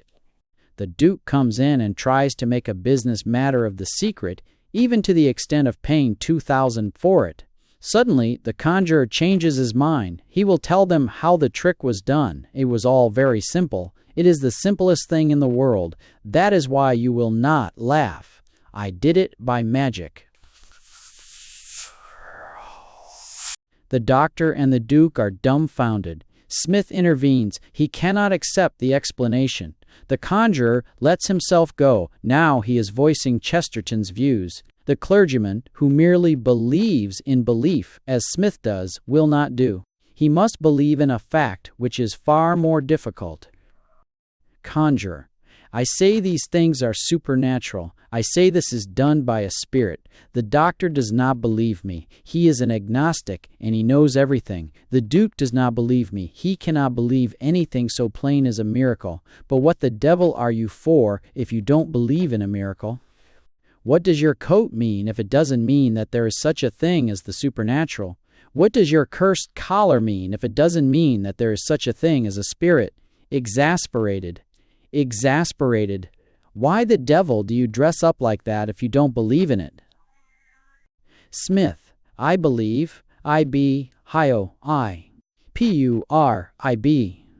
99. I wish I could believe. I wish I could believe." Conjurer, "Yes, I wish I could disbelieve." Here Patricia enters. She wants to speak to the conjurer, with whom she is left alone. A little love scene takes place, rather the result of two slightly sentimental and rather tired persons of different sexes being left alone than anything else. But they return to realities with an effort. Patricia, too, wants to know how the trick was done, in order to tell her brother. He tells her, but she is of the world, which cannot believe in devils, even although it may manage to accept fairies as an inevitable adjunct to landscape scenery by moonlight. In order to convince her, the conjurer tells her how he fell, how after dabbling in spiritualism he found he had lost control over himself. But he had resisted the temptation to make the devils his servants until the impudence of Morris had made him lose his temper. Then he goes out into the garden to see if he can find some explanation to give Morris. The Duke, Smith, the doctor, and the secretary drift into the room, which is now tenanted by something impalpable but horrible. The conjurer returns and clears the air with an exorcism. He has invented an explanation, which he goes out to give to Morris. Patricia announces that her brother immediately took a turn for the better. The conjurer refuses to repeat the explanation he gave Morris, because if he did, half an hour after I have left this house, you will all be saying how it was done. Patricia, our fairy tale has come to an end in the only way a fairy tale can come to an end. The only way a fairy tale can leave off being a fairy tale. Conjurer, I don't understand you. Patricia, it has come true. And the curtain falls for the last time. No doubt, magic owed a great deal of its success to the admirable production of Mr. Kenelm Foss and the excellence of the cast. Miss Gracecroft was surely the true Patricia. Of the Duke of Mr. Fred Lewis, it is difficult to speak in terms other than superlative. And those of my readers who have suffered the misfortune of not having seen him may gain some idea of his execution of the part from the illustrations to Mr. Belloc's novels. The Duke was an extraordinarily good likeness of the Duke of Battersea, as portrayed by Chesterton, with rather more than a touch of Mr. Asquith superadded. Whitey's Ain. Mr. Fred Lewis, it may be stated, gagged freely, introducing topical lines until the play became a review in little, but without injustice to the original. Several of those who saw magic came for a third, a fourth, even a 10th time. The editor of the Dublin Review had the happy idea of asking Chesterton to review magic. The result is too long to quote in full, but it makes two important points which may be extracted. I will glide mercifully over the more glaring errors which the critics have overlooked, as that no Irishman could become so complete a cad merely by going to America, that no young lady would walk about in the rain so soon before it was necessary to dress for dinner, that no young man, however American, could run round a duke's grounds in the time between one bad epigram and another, that dukes never allow the middle classes to encroach on their gardens so as to permit a doctor's lamp to be seen there, that no sister, however eccentric, could conduct a slightly frivolous love scene with a brother going mad in the next room, that the secretary disappears halfway through the play without explaining himself, and the conjurer disappears at the end with almost equal dignity. By the exercise of that knowledge of all human hearts which descends on any man, however unworthy, the moment he is a dramatic critic, I perceive that the author of Magic originally wrote it as a short story. It is a bad play, because it was a good short story. In a short story of mystery, as in a Sherlock Holmes story, the author and the hero or villain keep the reader out of the secret. But the drama is built on that grander secrecy which was called the Greek irony. In the drama, the audience must know the truth when the actors do not know it. That is where the drama is truly democratic, not because the audience shouts, but because it knows and is silent. Now, I do quite seriously think it is a weakness in a play like Magic that the audience is not in the central secret from the start.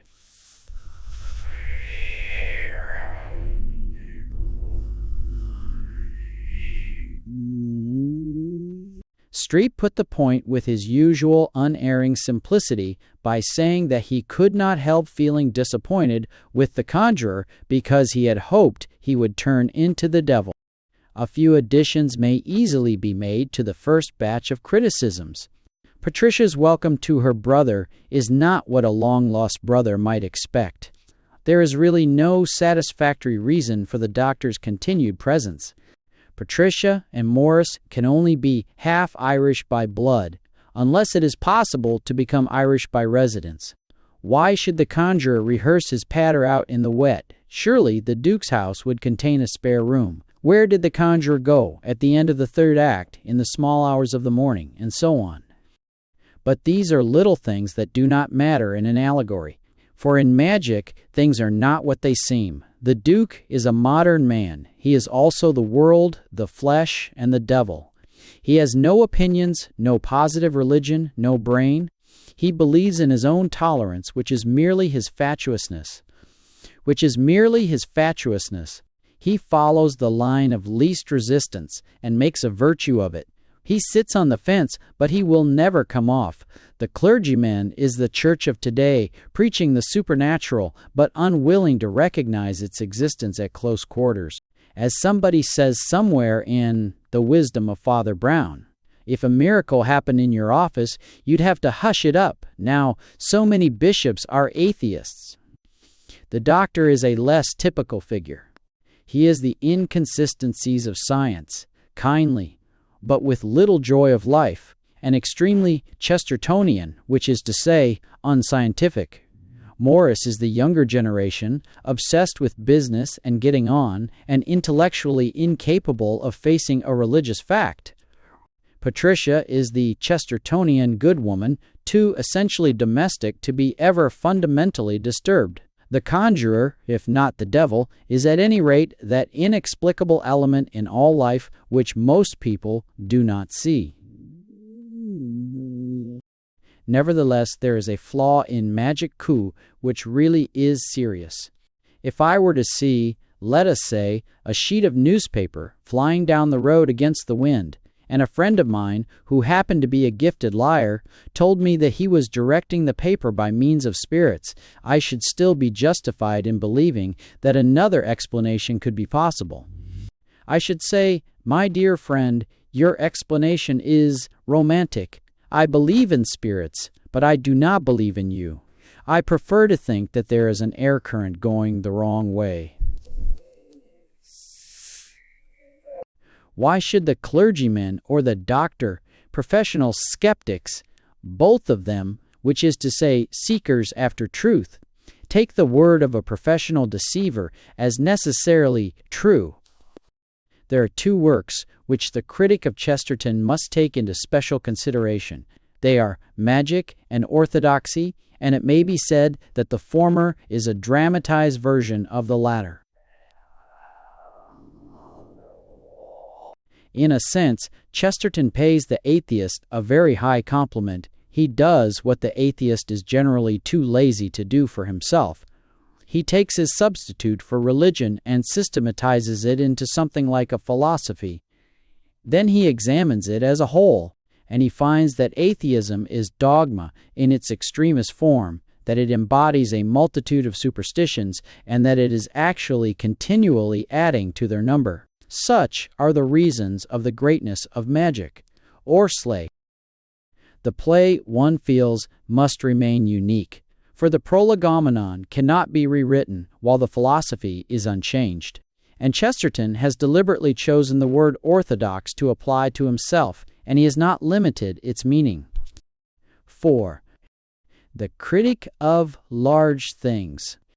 The heroes of Chesterton's romances have an adipose diathesis, as a reviewer has been heard to remark. In plain English, they tend towards largeness. Flambeau, Sunday, and Innocent Smith are big men.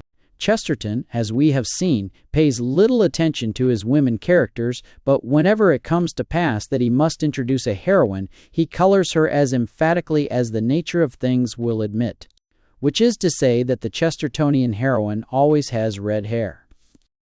These things are symptomatic of their author. He loves robustness. If he cannot produce it, he can at any rate affect it or attack its enemies. This worship of the robust is the fundamental fact of all Chesterton's work. For example, as a critic of letters, he confines himself almost exclusively to the big men. When Mr. Docky see and Carleg Docky's Docky see, I gets isn't Aki's Docky's Docky's da.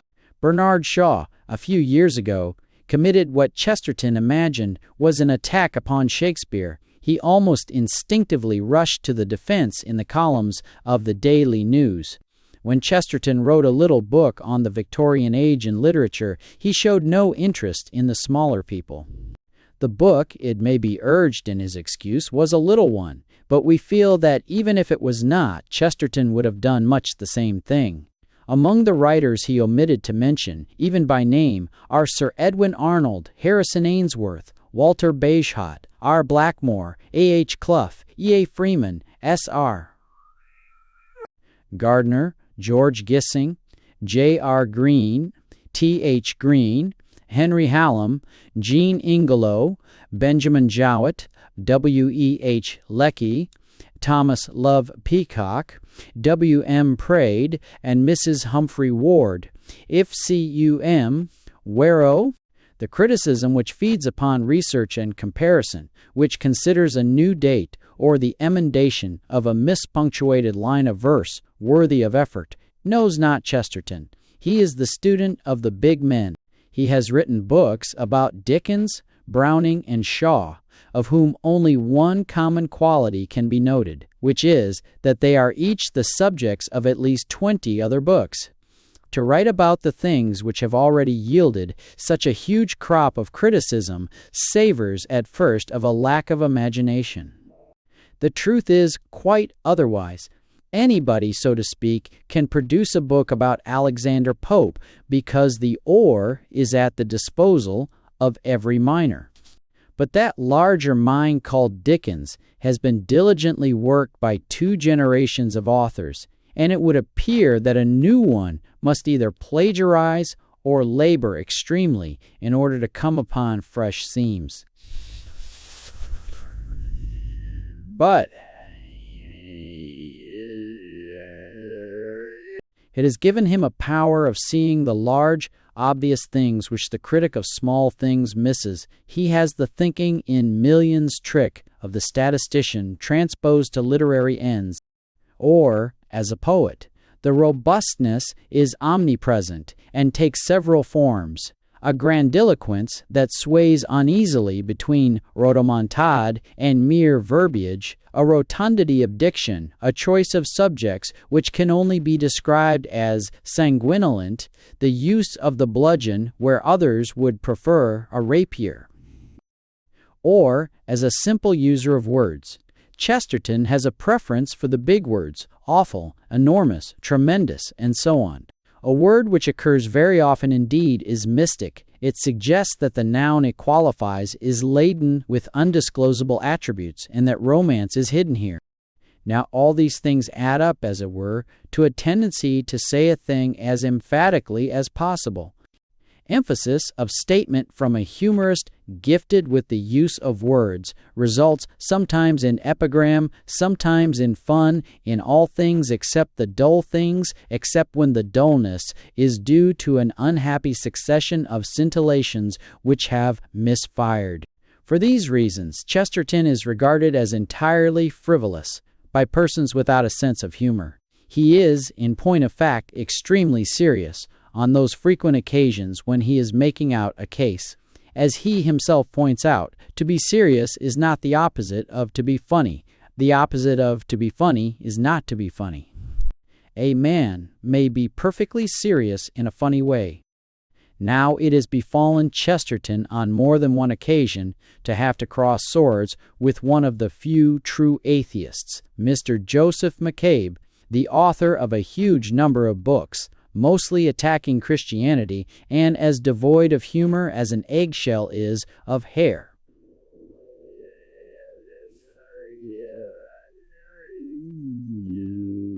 McCabe might well be the occasion of a parable. Chesterton has written some of the liveliest books about Christianity. Mr. McCabe has written some of the dullest. Chesterton has written the most amusing book about Mr. Bernard Shaw. Mr. McCabe has written the dullest. Chesterton and Mr. Dullest. Ossian and Mr. Turnin and Mr. McCabe have a habit of sparring at one another, but up to the present I have not noticed either make any palpable hits. It is all rather like the party system, as Mr. Hilaire Belloc depicts it. The two antagonists do not understand each other in the least, but, to a certain degree, Mr. Stan, Mr. Frang. McCabe's confusion is the fault of Chesterton, and not of his own lack of humor.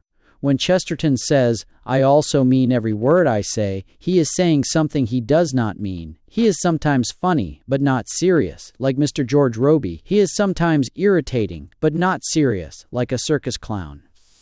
And he sometimes appears to be critical, but is not serious, like the young lady from Walworth in front of a Bond Street shop window, regretting that she could not possibly buy the crockery and glass displayed, because the monogram isn't on right. And Chesterton's readers have perhaps spoiled him.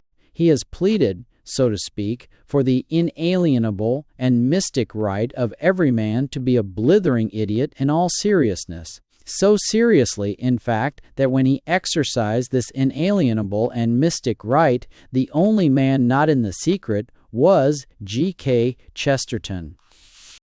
There are few tasks so ungrateful as the criticism of a critic's criticisms, unless it be the job of criticizing the criticisms of a critic's critics. The first is part of the task of him who would write a book in which all Chesterton's works are duly and fitly considered, and the second will not be wholly escaped by him. Concerned as we are, however, with the ideas of one who is far more interested in putting the world to rights than with guiding men and women around literary edifices, there is no need for us to give any very detailed study to Chesterton's critical work. Bacon said, "Distilled books are like common distilled waters, flashy things." A second distillation, perhaps even a third, suggests a Euclidean flatness. The sheer management of a point of view, however, is always instructive. We have seen an author use his exceptional powers of criticism upon society in general and ideas at large. How is he able to deal with ideas and inventions stated in a more definite and particular manner? The latter task is the more difficult of the two. We all know perfectly well, to take an analogous illustration, how to deal with the Prussian militarist class, the Junker caste, and so on. But we differ hopelessly on the treatment to be meted out to the National Service League. The outstanding feature of Chesterton's critical work is that it has no outstanding features which differentiate it from his other writings. He is always the journalist, writing for the day only.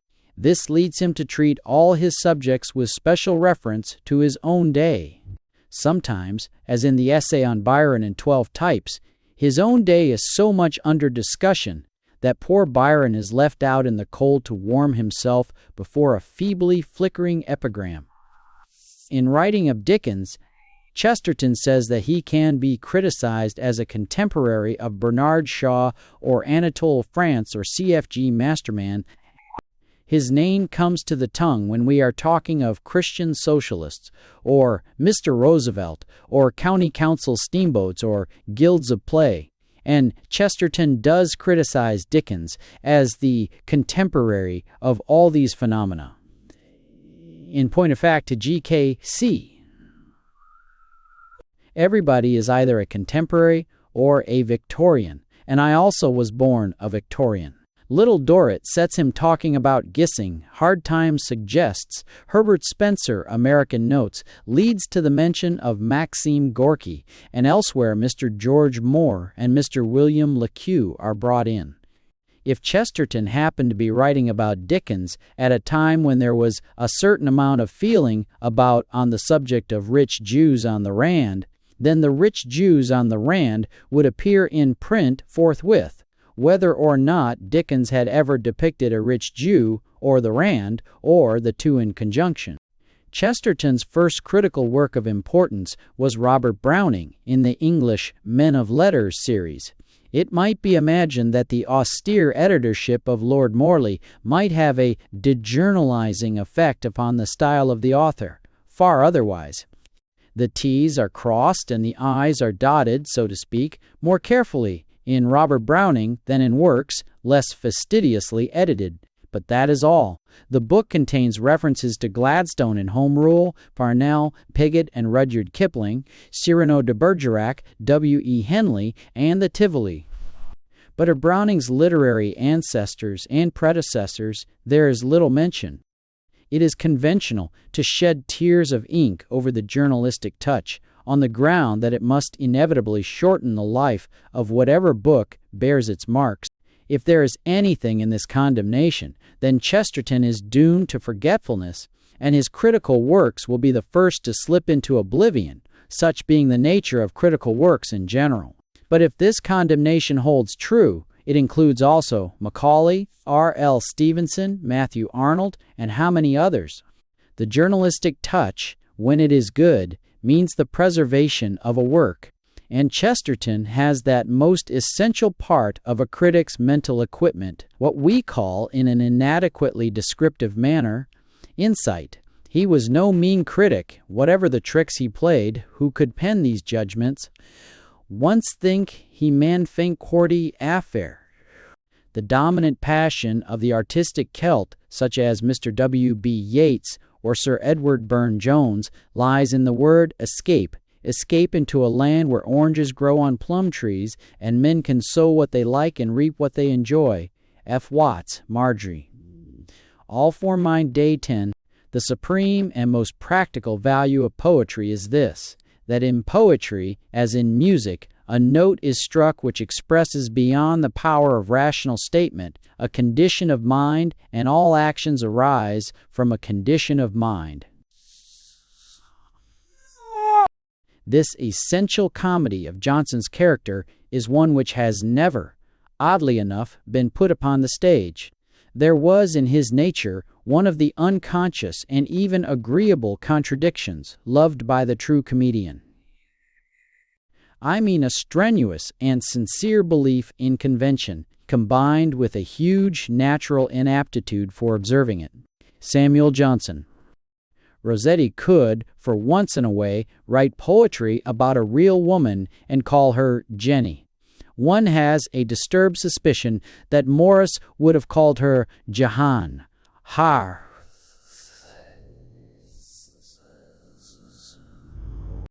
These are a few samples collected at random, but they alone are almost sufficient to enthrone Chesterton among the critics. He has a wonderful intuitive gift of feeling for the right metaphor, for the material object that best symbolizes an impression. Put him among authors whose view of the universe is opposed to his own, and Chesterton instantly adopts an insecticide attitude. The wit of Wilde moves him not, but his morals stir him profoundly. Mr. Thomas Hardy is a sort of village atheist, brooding and blaspheming over the village idiot. Only occasionally has he a good word to say for the technique of an author whose views he dislikes. His critical work very largely consists of an attempt to describe his subject's views of the universe and bring them into relation with his own. His 2 books on Charles Dickens are little more than such an attempt. When, a few years ago, Mr. Edwin Pugh, who had also been studying the aspects of Dickens, came to the conclusion that the novelist was a socialist, Chesterton waxed exceeding wrath and gave the offending book a severe wigging in the Daily News. He loves a good fighter, however, and to such he is always just. There are few philosophies so radically opposed to the whole spirit of Chesterton's beliefs as that of John Stuart Mill. On religion, economic doctrine, and woman suffrage, Mill held views that are offensive to GKC. But Mill is nevertheless invariably treated by him with a respect which approximates to reverence. The principal case in point, however, is Mr. Bernard Shaw, who holds all Mill's beliefs and weighs them about even more defiantly. Greek One's admiration in this case led him to write a whole book about GBS, in addition to innumerable articles and references. The book has the following characteristic introduction. Most people either say that they agree with Bernard Shaw or that they do not understand him. I am the only person who understands him, and I do not agree with him. Chesterton, of course, could not possibly agree with such an avowed and utter Puritan as Mr. Shaw. The Puritan has to be a revolutionary, which means a man who pushes forward the hand of the clock. Chesterton, as near as may be, is a Catholic Tory who is a man who pushes back the hand of the clock. Superficially, the two make the clock show the same hour, but actually, one puts it on to A.M., the other back to P.M. Between the two is all the difference that is between darkness and day. Chesterton's point of view is distinctly like Samuel Johnson's in more respects than one. Both critics made great play with dogmatic assertions based on the literature that was before their time, at the expense of the literature that was to come after.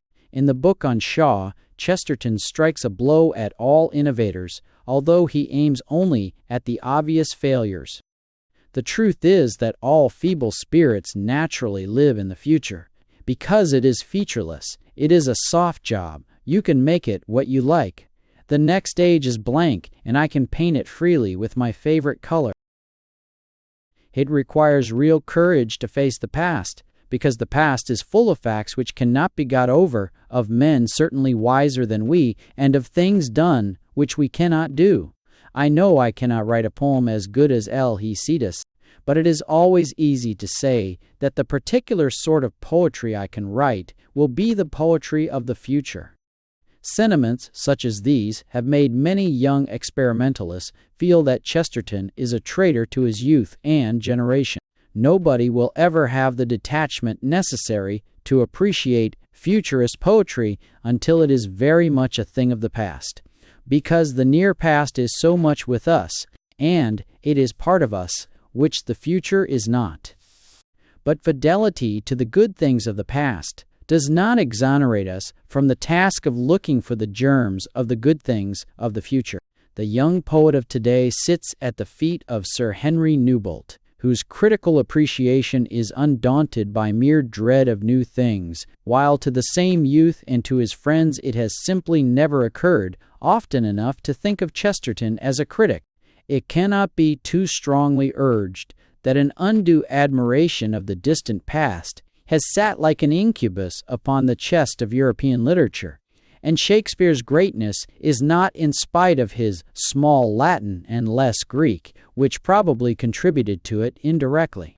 Had Shakespeare been a classical scholar, he would almost certainly have modeled his plays on Seneca or Aeschylus, and the results would have been devastating. Addison's Cato, Johnson's Irene, and the dramas of Racine and Corneille are among the abysmal dullnesses mankind owes to its excessive estimation of the past. Men have always been too ready to forget that we inherit our ancestors' bad points as well as their good ones. Ancestor worship has deprived the Chinese of the capacity to create. It has seriously affected Chesterton's power to criticize. Chesterton's own generation has seen both the victory and the downfall of form in the novels of Mr. Galsworthy and Mr. H.G. Wells. It has witnessed fascinating experiments in stagecraft, some of which have assuredly succeeded. It has listened to new poets and wandered in enchanted worlds where no Victorians trod.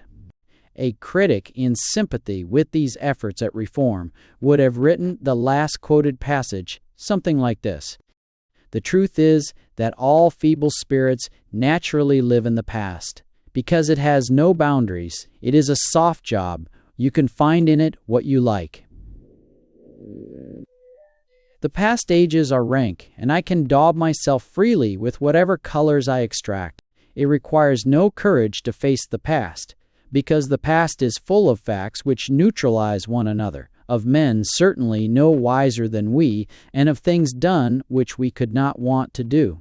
I know I cannot write a poem as good as Lycidas, but I also know that Milton could not write a poem as good as The Hound of Heaven or Mandrew's Hymn, and it is always easy to say that the particular kind of poetry I can write has been the poetry of some period of the past.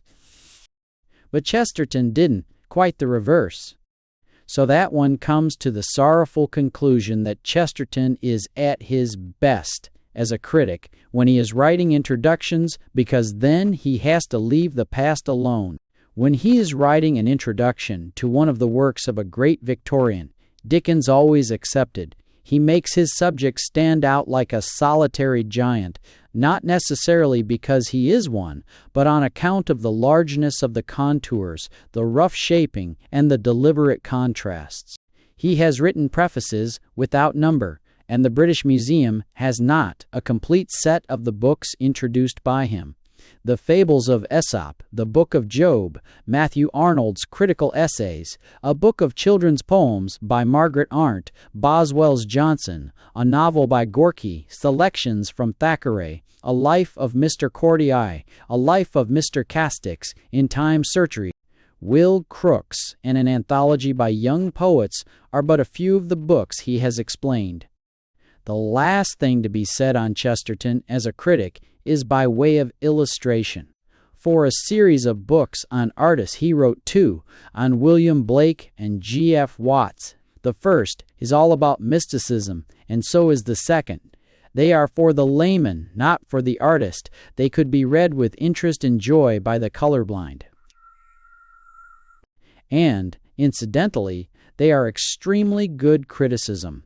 Therein is the triumph of Chesterton.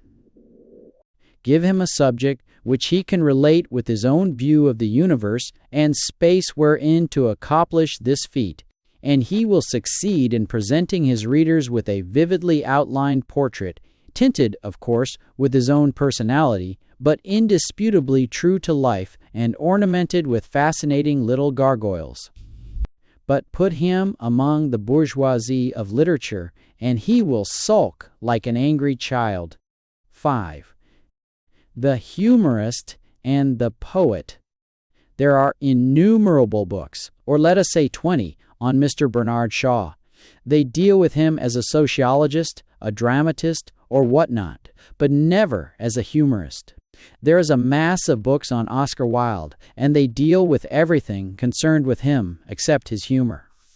The great humorists, as such, go unsung to their graves.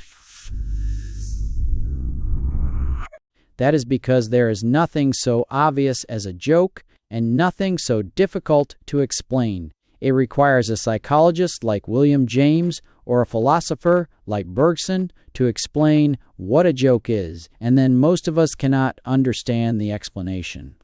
A joke, especially another man's joke, is a thing to be handled delicately and reverently, for once the bloom is off, the joke mysteriously shrivels and vanishes. Translators are the sworn enemies of jokes. The exigencies of their deplorable trade cause them to maul the poor little things about while they are putting them into new clothes, and the result is death, or at the least an appearance of vacuous senescence. But jokes are only the crystallization of humor. It exists also in less tangible forms, such as style and all that collection of effects vaguely lumped together and called atmosphere. Chesterton's peculiar atmosphere rises like a sweet exhalation from the very ink he sheds. And it is frankly indefinable, as all genuine style is. The insincere stylists can be reduced to a formula. Because they work from a formula, Pater may be brought down to an arrangement of adjectives and commas, Dr. Johnson to a succession of rhythms carefully pruned of excrescences and so on, but the stylist who writes as God made him defies such analysis. Meredith and Shaw and Chesterton will remain mysteries even unto the latest research student of the universities of Jena and Chicago. Patient students, something of the sort is already being done, will count up the number of nouns and verbs and commas in The Napoleon of Notting Hill, and will express the result in such a form as this: I, he, to ag, nouns a sin, a, Chesterton, g, k, to ag, he, agwa, war, bn, bu, for, she, c, agwa, c, k, ag, time, 2, wa, 7. But they will fail to touch the essential Chesterton, because one of the beauties of this form of analysis is that when the formula has been obtained, nobody is any the wiser as to the manner of its use.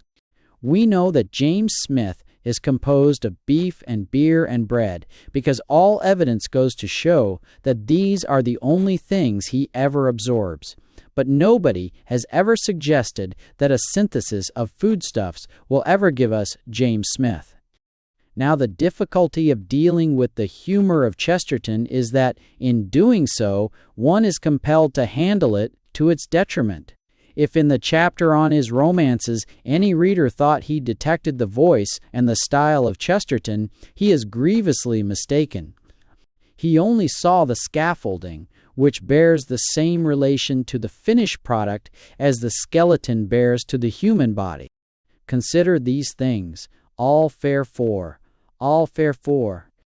If you throw one bomb, you are only a murderer, but if you keep on persistently throwing bombs, you are in awful danger of at last becoming a prig. If we all floated in the air like bubbles, free to drift anywhere at any instant, the practical result would be that no one would have the courage to begin a conversation. If the public schools stuck up a notice, it ought to be inscribed, "For the fathers of gentlemen only." In 2 generations they can do the trick. Now, these propositions are not merely snippets from a system of philosophy, presented after the manner of the admirers of Schopenhauer and Nietzsche. These are quotations which display a quite exceptional power of surprising people. The anticlimaxes of the first 2 passages, the bold dip into the future at the expense of the past in the third, are more than instances of mere verbal felicity. They indicate a writer capable of the humor which feeds upon daily life, and is therefore thoroughly democratic and healthy. For there are 2 sorts of humor, that which feeds upon its possessor. Oscar Wilde is the supreme example of this type of humorist, and that which draws its inspiration from its surroundings, of which the great exemplar is Dickens, and Chesterton is his follower. The first exhausts itself sooner or later because it feeds on its own blood. The second is inexhaustible. This theory may be opposed on the ground that humor is both internal and external in its origin. The supporters of this claim are invited to take a holiday in bed or elsewhere away from the madding crowd, and then see how humorous they can be. Humor has an unfortunate tendency to stale. The joke of yesteryear already shows phrase upon its sleeves. The wit of the early volumes of Punch is in the last stages of decrepitude. Watch an actor struggling to conceal from his audience the fact that he is repeating one of Shakespeare's puns. We tolerate the humor of Congreve, not because it is thoroughly amusing, but because it has survived better than most. Humorous verse stands a slightly better chance of evoking smiles in its old age. There is always its unalterable verbal neatness. Tradition, too, lingers more lovingly around fair shapes, and a poem is a better instance of form than a paragraph. Mankind may grow blasé if it will, but as a poet of the comic, Chesterton will live long years. Take, for example, that last and worst of his novels, The Fly-In. Into this he has pitched with a fascinating recklessness a quantity of poems, garnered from the New Witness, and worthy of the immortality which is granted the few really good comic poems. There is the poem of Noah, with that stimulating line with which each stanza ends. The last one goes, "But Noah, he sinned, and we have sinned, on tipsy feet we trod, till a great big black teetotaler was sent to us for a rod, and you can't get wine at a PSA, or chapel, or Eisteddfod, for the curse of water has come again because of the wrath of God. And water is on the bishop's board, and the higher thinker's shrine. But I don't care where the water goes if it doesn't get into the wine." There's a lunatic song against grocers who are accused of nonconformity, and an equally lunatic song in several installments on being a vegetarian. I am silent in the club. I am silent in the pub. I am silent on a bally peak in Darien, for I stuff away for life, shoving peas in with a knife, because I am at heart a vegetarian. There is a joyous thing about a millionaire who lived the simple life, and a new version of St. George for Merry England. Tea, cocoa, and soda water are the subjects of another poem. The verses about Roundabout are very happy. Some say that when Sir Lancelot went forth to find the Grail, Grey Merlin wrinkled up the roads, for hope that he should fail. All roads led back to Lyonesse and Camelot in the Vale. I cannot yield assent to this extravagant hypothesis. The plain shrewd Briton will dismiss such rumors. Daily Mail. But in the streets of Roundabout are no such factions found, or theories to expound about, or roll upon the ground about, in the happy town of Roundabout, that makes the world go round. And there are lots more like this. Then there are the Ballads Urbani, which appeared in the early volumes of the Eye Witness. They have refrains with the true human note, such as, "But will you lend me 2 and 6? Envoy Prince, I will not be knighted. No, put up your sword and stow your tricks. Offering the garter is no go, but will you lend me 2 and 6? In prose, Chesterton is seldom the mere jester. He will always have a moral or two, at the very least, at his fingers' ends, or to be quite exact, at the end of his article. He is never quite irresponsible. He seldom laughs at a man who is not a reformer. Or let us take another set of illustrations, this time in prose. Once more I protest that I shall not take the reader through all the works of Chesterton. I mean the articles Our Notebook, which he contributed to the Illustrated London News. They are of a familiar type, a series of paragraphs on some topical subject, with little spaces between them in order to encourage the weary reader. Chesterton wrote this class of articles supremely well. He would seize on something apparently trivial and exalt it into a symptom. When he had given the disease a name, he went for the quack doctors who professed to remedy it. He goes to Letchworth, in which abode of middle-class fattery he finds a teetotal public house, pretending to look like the real thing and calling itself the Skittles Inn. He immediately raises the question, can we dissociate beer from Skittles? Then he widens out his thesis. Our life today is marked by perpetual attempts to revive old-fashioned things while omitting the human soul in them that made them more than fashions. And he concludes, I welcome a return to the rudeness of old times, when Luther attacked Henry VI for being fat, and when Milton and his Dutch opponent devoted pages of their controversy to the discussion of which of them was the uglier. They say that red hair is the mark of the Celtic stock, instead of calling him carrots. Of this class of fun, Chesterton is an easy master. It makes him a fearsome controversialist on the platform, or in his favorite lists, the columns of a newspaper. But he uses his strength a little tyrannously. The lost art called ignoratio elenchi has been privately rediscovered by him, to the surprise of many excellent and honest debaters who have never succeeded in scoring the most obvious points in the face of Chesterton's power of emitting a string of epigrams and pretending it is a chain of argument. The case, in whatever form it is put, is always fresh and vigorous. Another epigrammatist, Oscar Wilde, in comparison with him, may be said to have used the midnight oil so liberally in the preparation of his witticisms that one might almost detect the fishy odor. But as with his prose, so with his verses, Chesterton's productions are so fresh that they seem to spring from his vitality rather than his intellect.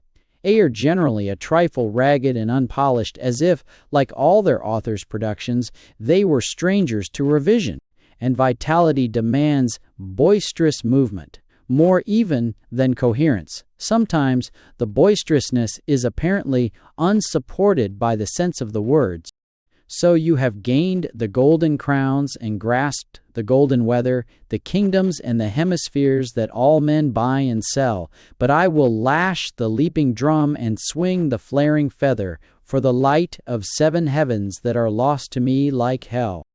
Here, the stanza actually goes with such a swing that the reader will, in all probability, not notice that the lines have no particular meaning. On the other hand, Chesterton's poetry has exuberant moments of sheer delight. In one of his essays, he is lamenting the songlessness of modern life and suggests 1 or 2 chanties. Here they are, all where. Chorus of bank clerks. Up, my lads, and lift the ledgers, sleep and ease are o'er. Hear the stars of morning shouting, 2 and 2 are 4. Though the creeds and realms are reeling, though the sophists roar, though we weep and pawn our watches, 2 and 2 are 4. Chorus of bank clerks. When there's a run on the bank, there's a run upon the bank. Stand away, for the manager's a crank, and the secretary drank, and the upper tooting bank turns to bay. Stand close, there is a run on the bank of our ship, our royal one. Let the ringing legend run that she fired with every gun ere she sank. The post office hymn would begin as follows. O'er London our letters are shaken like snow, our wires o'er the world like the thunderbolts go. The news that may marry a maiden in Sark, or kill an old lady in Finsbury Park.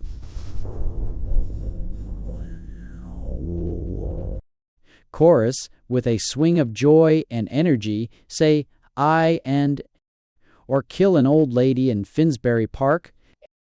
The joke becomes simply immense when we picture the actual singing of the songs. But that is not the only class of humor of which Chesterton is capable. He can cut as well as hack. It is to be doubted whether any politician was ever addressed in lines more sarcastic than those of Antichrist and Ode to Mr. F.E. Smith. This gentleman, speaking on the Welsh Disestablishment Bill, remarked that it has shocked the conscience of every Christian community in Europe. It begins, Are they clinging to their crosses, F.E. Smith? Where the Breton boat fleet tosses, are they, Smith? Do they, fasting, tramping, bleeding, wait the news from this, our city? Groaning. If the voice of Cecil falters, if McKenna's point has pith, do they tremble for their altars? Do they, Smith? Then in Russia, among the peasants, where establishment means nothing, and they never heard of Wales, do they read it all in Hansard, with a crib to read it with? Welsh ties, Dr. Clifford answered. Really, Smith? The final verse is, It would greatly, I must own, soothe me, Smith, if you left this theme alone, holy Smith. For your legal cause or civil, you fight well and get your fee. For your God or dream or devil, you will answer not to me.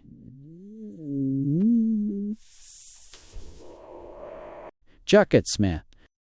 The wilting sarcasm of this poem is a feature which puts it with a few others apart from the bulk of Chesterton's poems. Even as bellicosity and orthodoxy are two of the brightest threads which run through the whole texture of his work, so poems of pugnacity, as Ella Wheeler Wilcox would say, and religious verses constitute the largest part of the poetic works of G.K.C. His first book of verses, After Graybeards at Play On, The Wild Night, contained a bloodthirsty poem about the Battle of Gibeon written with strict adhesion to the spirit of the Old Testament. It might have been penned by a survivor, glutted with blood and duly grateful to the God of his race for the solar and lunar eccentricities which made possible the extermination of the 5 kings of the Amorites. In 1911 came the Ballad of the White Horse, which is all about Alfred, according to the popular traditions embodied in the elementary history books and, in particular, the Battle of Ethandune. How Chesterton revels in that Homeric slaughter.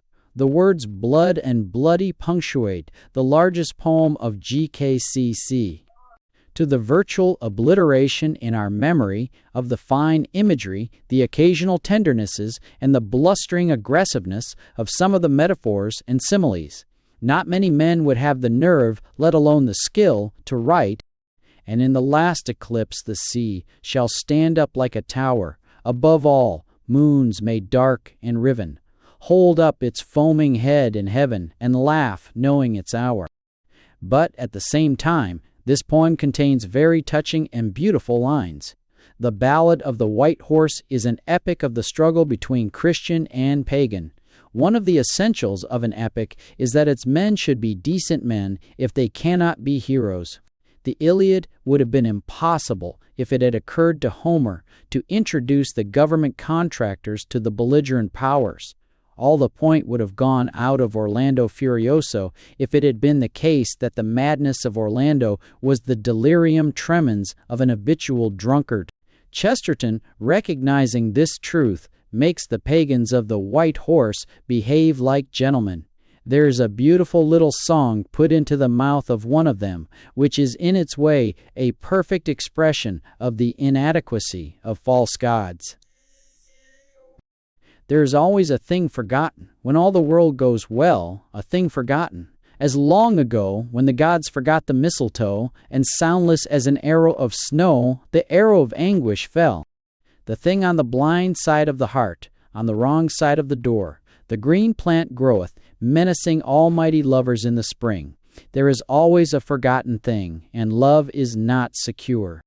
The sorrow behind these lines is more moving, because more sincere, than the lines of that over-quoted verse of Swinburne's. From too much love of living, from hope and fear set free, we thank with brief thanksgiving whatever gods there be. That no life lives forever, that dead men rise up never, that even the weariest river wins somewhere safe to sea. This is insincere, because a pagan, as Swinburne was, could have committed suicide had he really felt these things. Swinburne, like most modern pagans, really hated priestcraft when he thought he was hating God. Chesterton's note is truer. He knows that the pagan has all the good things of life but one, and that only an exceptionally nice pagan knows he lacks that much. And so one might go on mining the White Horse, for it contains most things, as a good epic should. 2 short stanzas, however, should be quoted. Whatever else is omitted. For the sake of their essential Christianity, their claim that a man may make a fool of himself for Christ's sake, whatever the bishops have to say about it. The men of the East may spell the stars, and times and triumphs mark, but the men signed of the cross of Christ go gaily in the dark. The men of the East may search the scrolls for sure fates and fame, but the men that drink the blood of God go singing to their shame. In his last volume of Poems, CEU 1915, and Chesterton presents us with a varied collection of works written at any time during the last 12 or so years. The pugnacious element is present in Lepanto through the staccato syllables of which we hear drum taps and men cheering.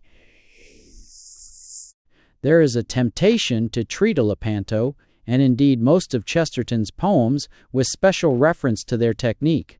But we must resist this temptation with tears if need be, and with prayer, for to give way to it would be to commit a form of vivisection.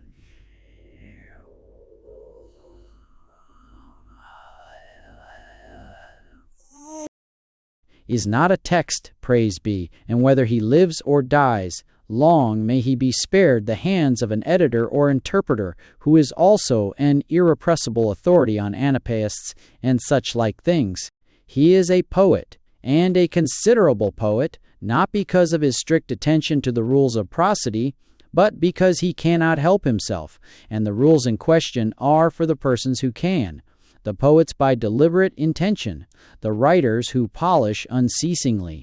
Chesterton has more impulse than finish, but he has natural gifts of rhythm and the effective use of words which more or less, according to the reader's taste, compensate for his refusal or his incapacity to take pains.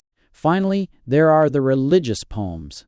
From these, we can best judge the reality of Chesterton's poetic impulse, for here, knowing that affectation would be almost indecent, he has expressed what he had to express with a care denied to most of his other works. In one of his essays, G.K.C. exults in that matchless phrase of Vaughan, high humility. He has both adopted and adapted this quality, and the results are wonderful.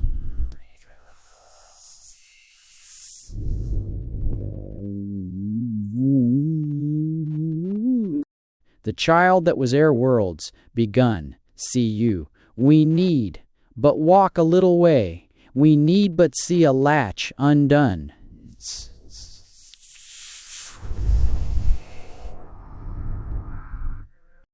The superb antithesis leaves one struggling against that involuntary little gasp which is a reader's first tribute to a fine thought. He could be a great hymn writer if he would. One of his poems, in fact, has found its way into the English hymnal, where it competes, if one may use the word of a sacred song, with recessional for the favor of congregations. If we take a glance at a few of the finest hymns, we shall find that they share certain obvious qualities: bold imagery, the vocabulary of conflict, an attitude of humility that is very nearly also one of great pride, and certain tricks of style. And when we look through Chesterton's poems generally, we shall find that these are exactly the qualities they possess. Footnote A. Transcriber's note: the original equation was represented as clearly as possible. An image of the original equation can be found in the HTML version of this text. 6. Heels are re and higher for a siever from serger. The religion of a debater. In his book on William Blake, Chesterton says that he is personally quite convinced that if every human being lived 1,000 years, every human being would end up either in utter pessimistic skepticism or in the Catholic Creed. In course of time, in fact, everybody would have to decide whether they preferred to be an intellectualist or a mystic. A debauch of intellectualism, lasting perhaps 950 years, is a truly terrible thing to contemplate. Perhaps it is safest to assert that if our lives were considerably lengthened, there would be more mystics and more madmen. To Chesterton, modern thought is merely the polite description of a noisy crowd of persons proclaiming that something or other is wrong. Mr. Bernard Shaw denounces meat and has been understood to denounce marriage. Ibsen is said to have anathematized almost everything by those who have not read his works. Blatchford think that, on the whole, there is no God, and Tolstoy told us that nearly everything we did, and quite all we wanted to do, was opposed to the spirit of Christ's teaching. Auberon Herbert disapproved of law, and John Davidson disapproved of life. Herbert Spencer objected to government, passive resistors to state education, and various educational reformers to education of any description. There are people who would abolish our spelling, our clothing, our food, and, most emphatically, our drink. Wells adds the finishing touch to this volume of denials by blandly suggesting in an appendix to his modern utopia headed Skepticism of the Instrument that our senses are so liable to err that we can never be really sure of anything at all. This spirit of denial is extraordinarily infectious. A man begins to suspect what he calls the supernatural. He joins an ethical society, and before he knows where he is a vegetarian. The rebellious moderns have a curious tendency to flock together in self-defense even when they have nothing in common. The mere aggregation of denials rather attracts the slovenly and the unattached. The lack of positive dogma expressed by such a coalition encourages the skeptic and the uneducated who do not realize that the deliberate suppression of dogma is itself a dogma of extreme arrogance.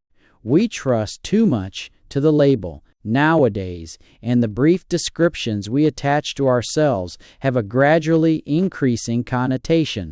In politics, for example, the conservative creed, which originally contained the single article that aristocracy, wealth, and government should be in the same few hands, now also implies adhesion to the economic doctrine of protection, and the political doctrine that unitary government is preferable to federal. The liberal creed, based principally upon opposition to the conservative, and to a lesser degree upon disrespect for the established church, has been enlarged concurrently with the latter. The average liberal or conservative now feels himself in honor bound to assert or to deny political dogmas out of sheer loyalty to his party. This does not make for sanity. The only political creed in which a man may reasonably expect to remain sane is socialism, which is Catholic and not the least dependent upon other beliefs. Apart from the inconsiderable number of socialists, the average politician follows in the footsteps of those gentlemen already mentioned. He is not allowed to believe, so he contents himself with a denial of the other side's promises. Assertion is infinitely more brain-wearing than denial. Side by side with the increase in those who deny is a growth in the numbers of those who come to regard apathy, suspended judgment, or a lack of interest in a religious matter as a state of positive belief. There are agnostics quite literally all over the place. Belief peters down into acceptance. Acceptance becomes a probability declines into a reasonable doubt, and a reasonable doubt drifts into, it is highly conjectural and indeed extremely unlikely, or something of that sort. Tolerance was once an instrument for ensuring that truth should not be suppressed. It is now an excuse for refusing to bother. There is, in fact, a growing disrespect for truth. A great many men went to the stake years ago. Rather than admit the possibility that they were wrong, they protested, so far as human endurance allowed them to protest, that they were orthodox and that their persecutors, and not they, were the heretics.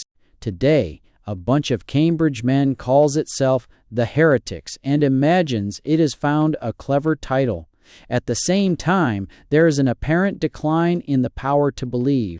The average politician, the principal type of 20th century propagandist, hardly ever makes a speech which does not contain one at least of the following phrases. I may be mistaken, but it seems to me that number F. We are all subject to correction, but as far as we know, they WT. In this necessarily imperfect world, Churchill N.G. So far as one is able to judge, GCCC. Appearances are notoriously deceptive, but, impart and priving, and the word, human experience is necessarily limited to die. We can never be really sure. IDHFers 7IT. Pilate asked, "What is truth? Ah, my brethren, what indeed?" The best minds of the country have failed to come to an agreement on this question. One can only surmise. Art is long and life is short. Art today is even longer than it used to be. Now the politician, to do him justice, has retained the courage of his convictions to a greater extent than the orthodox believer in God.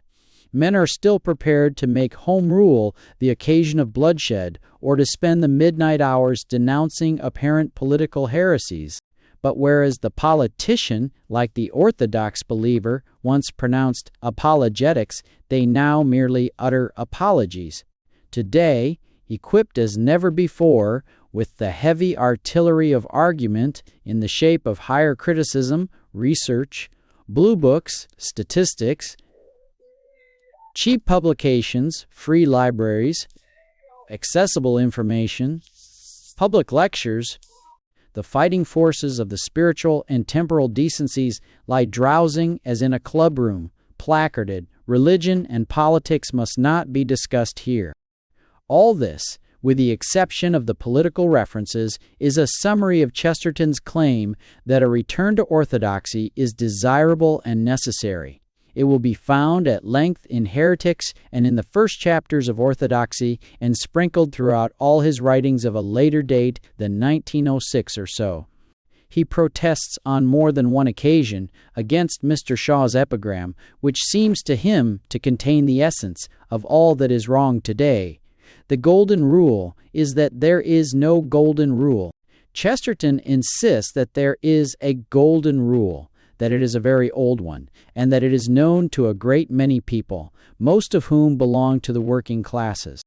In his argument that, on the whole, the masses are, or were, right about religion, and that the intellectuals are wrong, Chesterton is undoubtedly at his most bellicose and his sincerest.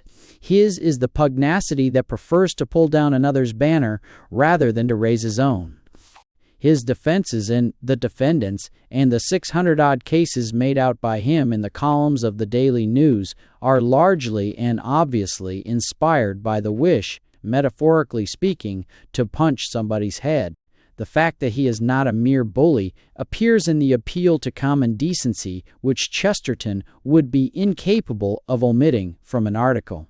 Nevertheless, he prefers attack to defense. In war, the offensive is infinitely more costly than the defensive. The opener of a debate is in a much more difficult position than his opponent. The latter need only criticize the former's case. He is not compelled to disclose his own defenses. Chesterton used to have a grand time hoisting people on their own petards and letting forth strings of epigrams at the expense of those from whom he differed, and only incidentally revealing his own position. Then, as he tells us in the preface to Orthodoxy, when he had published the saltatory series of indictments entitled Heretics, a number of his critics said, in effect, "Please, Mr. Chesterton, what are we to believe?" Mr. G. S. Street, in particular, begged for enlightenment. G.K.C. and joyously accepted the invitation and wrote Orthodoxy, his most brilliant book. There are few works in the English language, the brilliancy of which is so sustained. Orthodoxy is a rapid torrent of epigrammatically expressed arguments. Chesterton's method in writing it is that of the digger wasp.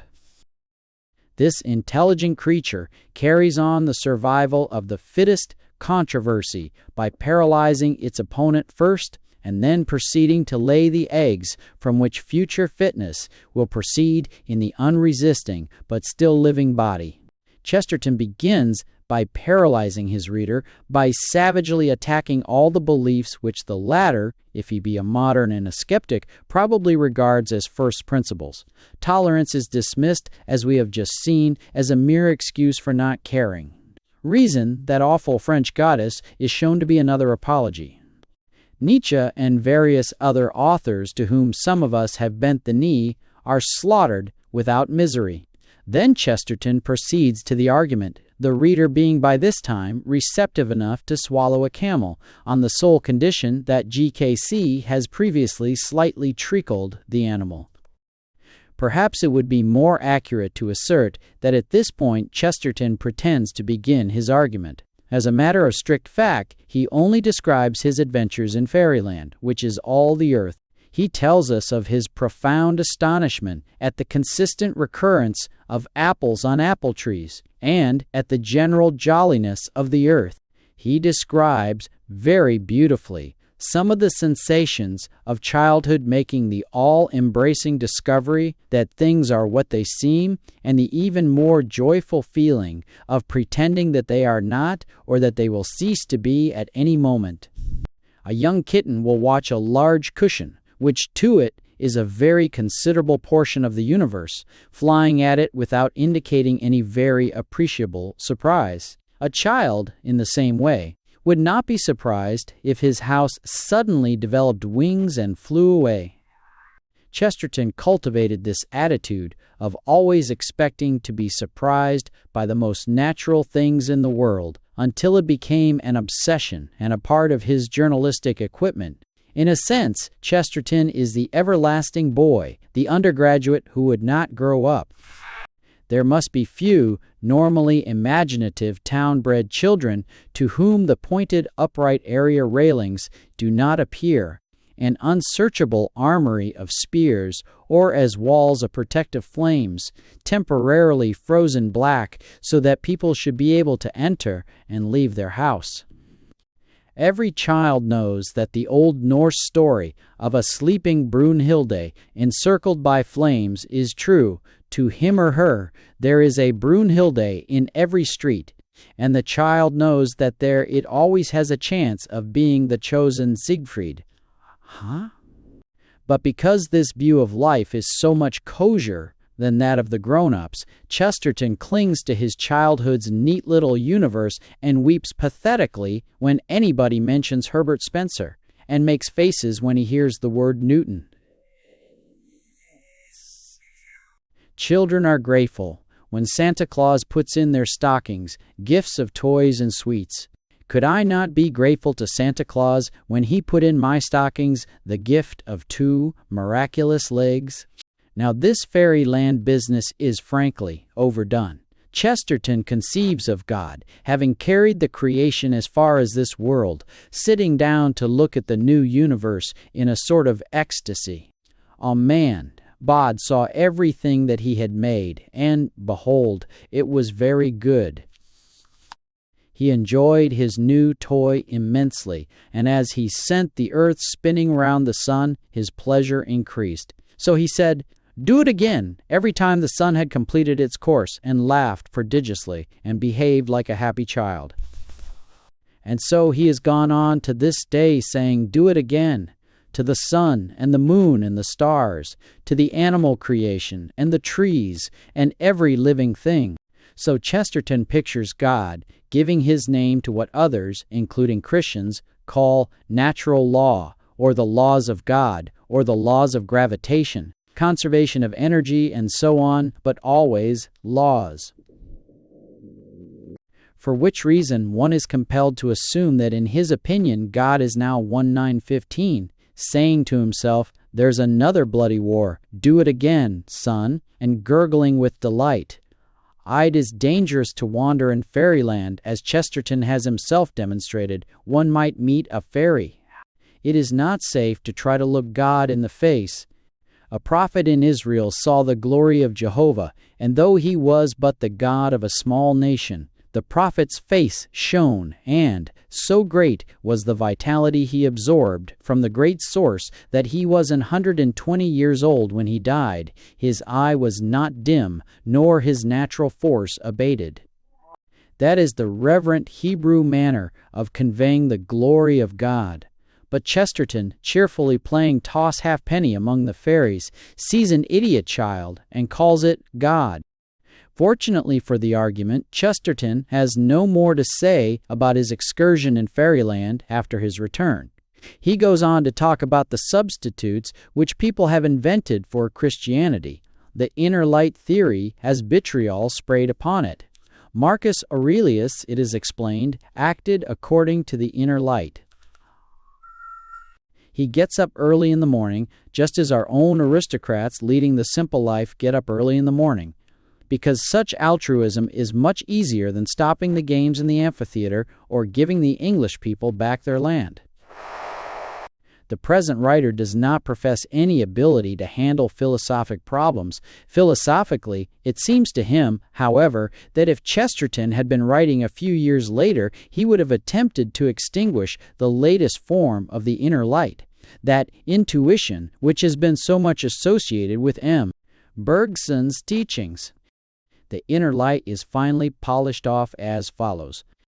Of all conceivable forms of enlightenment, the worst is what these people call the inner light. Of all horrible religions, the most horrible is the worship of the God within. Anyone who knows anybody knows how it would work. Anybody who knows anyone from the higher thought center knows how it does work.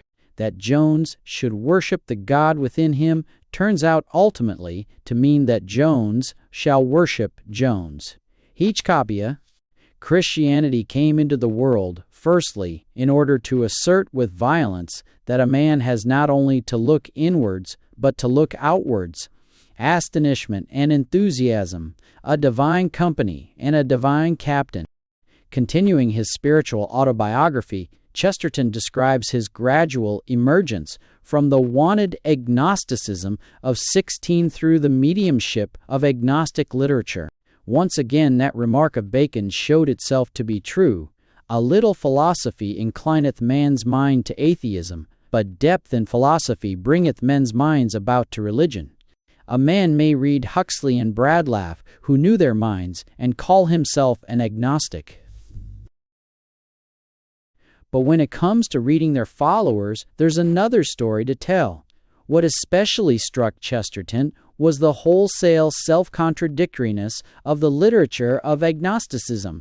One man would say that Christianity was so harmful that extermination was the least that could be desired for it, and another would insist that it had reached a harmless and doddering old age.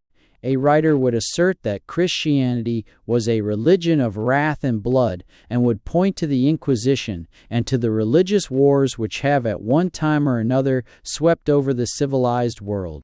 But by the time the reader's blood was up, he would come across some virile atheist proclamation of the feeble, mattoid character of the religion in question, as illustrated by its quietest saints, the Quakers, the Tolstoyans, and non-resistors in general. When he had cooled down, he would run into a denunciation of the asceticism of Christianity, the monastic system, hair shirts, and so on.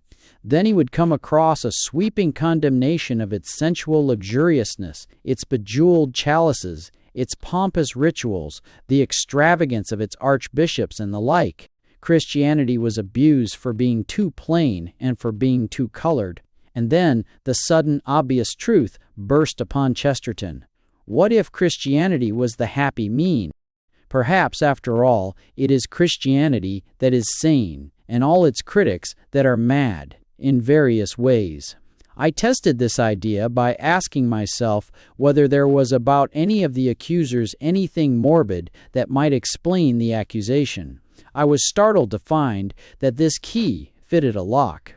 Instead, for instance, it was certainly odd that the modern world charged Christianity at once with bodily austerity and with artistic pomp.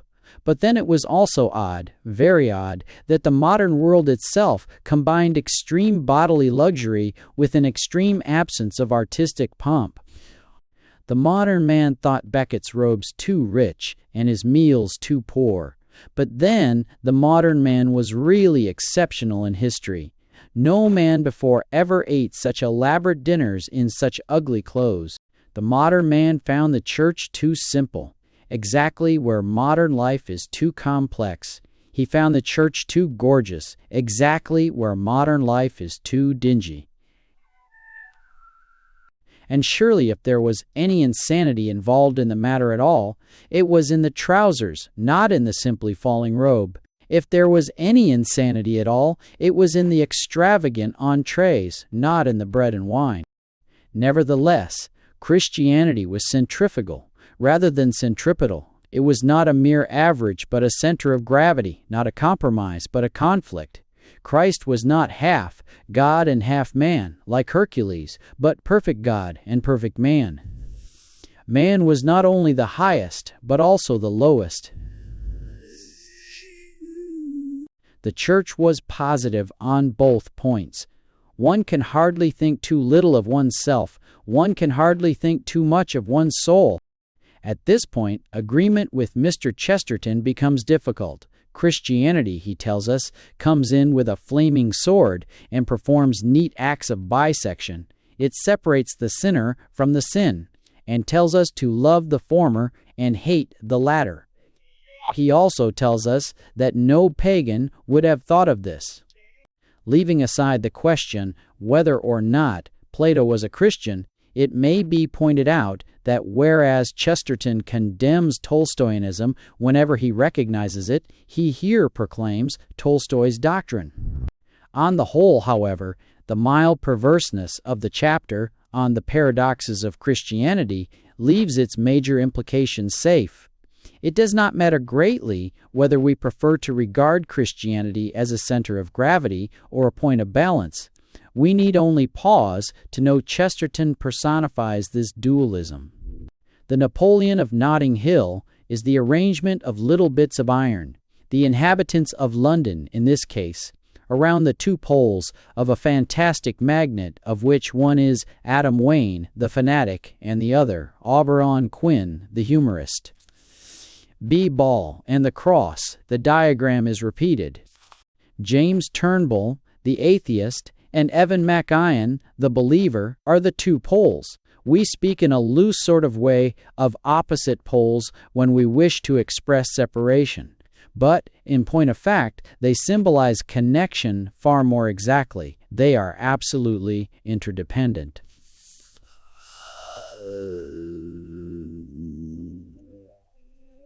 The whole essence of a north and a south pole is that we, knowing where one is, should be able to say where the other is.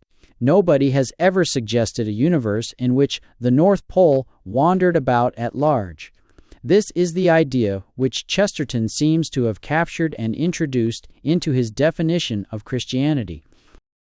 Democracy, to Chesterton, is the theory that one man is as good as another. Christianity, he finds, is the virtual sanctification by supernatural authority of democracy. Never, he points out the incompatibility of political democracy, for example, with the determinism to which Mr. Blatchford's logical atheism has brought him. If man is the creature of his heredity and his environment, as Mr. Blatchford asserts, and if a slum-bred heredity and a slum environment do not make for high intelligence, then obviously it is against the best interests of the state to allow the slum inhabitant to vote. On the other hand, it is entirely to the best interests of the state to entrust its affairs to the aristocracy, whose breeding and environment gives it an enormous amount of intelligence. Christianity, by proclaiming that every man's body is the temple of the Holy Ghost, insists both upon the necessity of abolishing the slums and of honoring the slum dwellers as sharers with the rest of humanity in a common sonship. This is the case for socialism. It may be pointed out parenthetically, and Chesterton has let it slip past him. He insists that orthodoxy is the best conceivable guardian of liberty, for the somewhat far-fetched reason that no believer in miracles would have such a deep and sincere faith in the incurable routine of the cosmos as to cling to the theory that men should not have the liberty to work changes. If a man believed in the freedom of God, in fact, he would have to believe in the freedom of man. The obvious answer to which is that he generally doesn't. Christianity made for eternal vigilance, Chesterton maintains, whereas Buddhism kept its eye on the inner light, which means, in fact, kept it shut. In proof, or at least in confirmation of this, he points to the statues of Christian saints and of the Buddha. The former keep their eyes open wide, the latter keep their eyes firmly closed.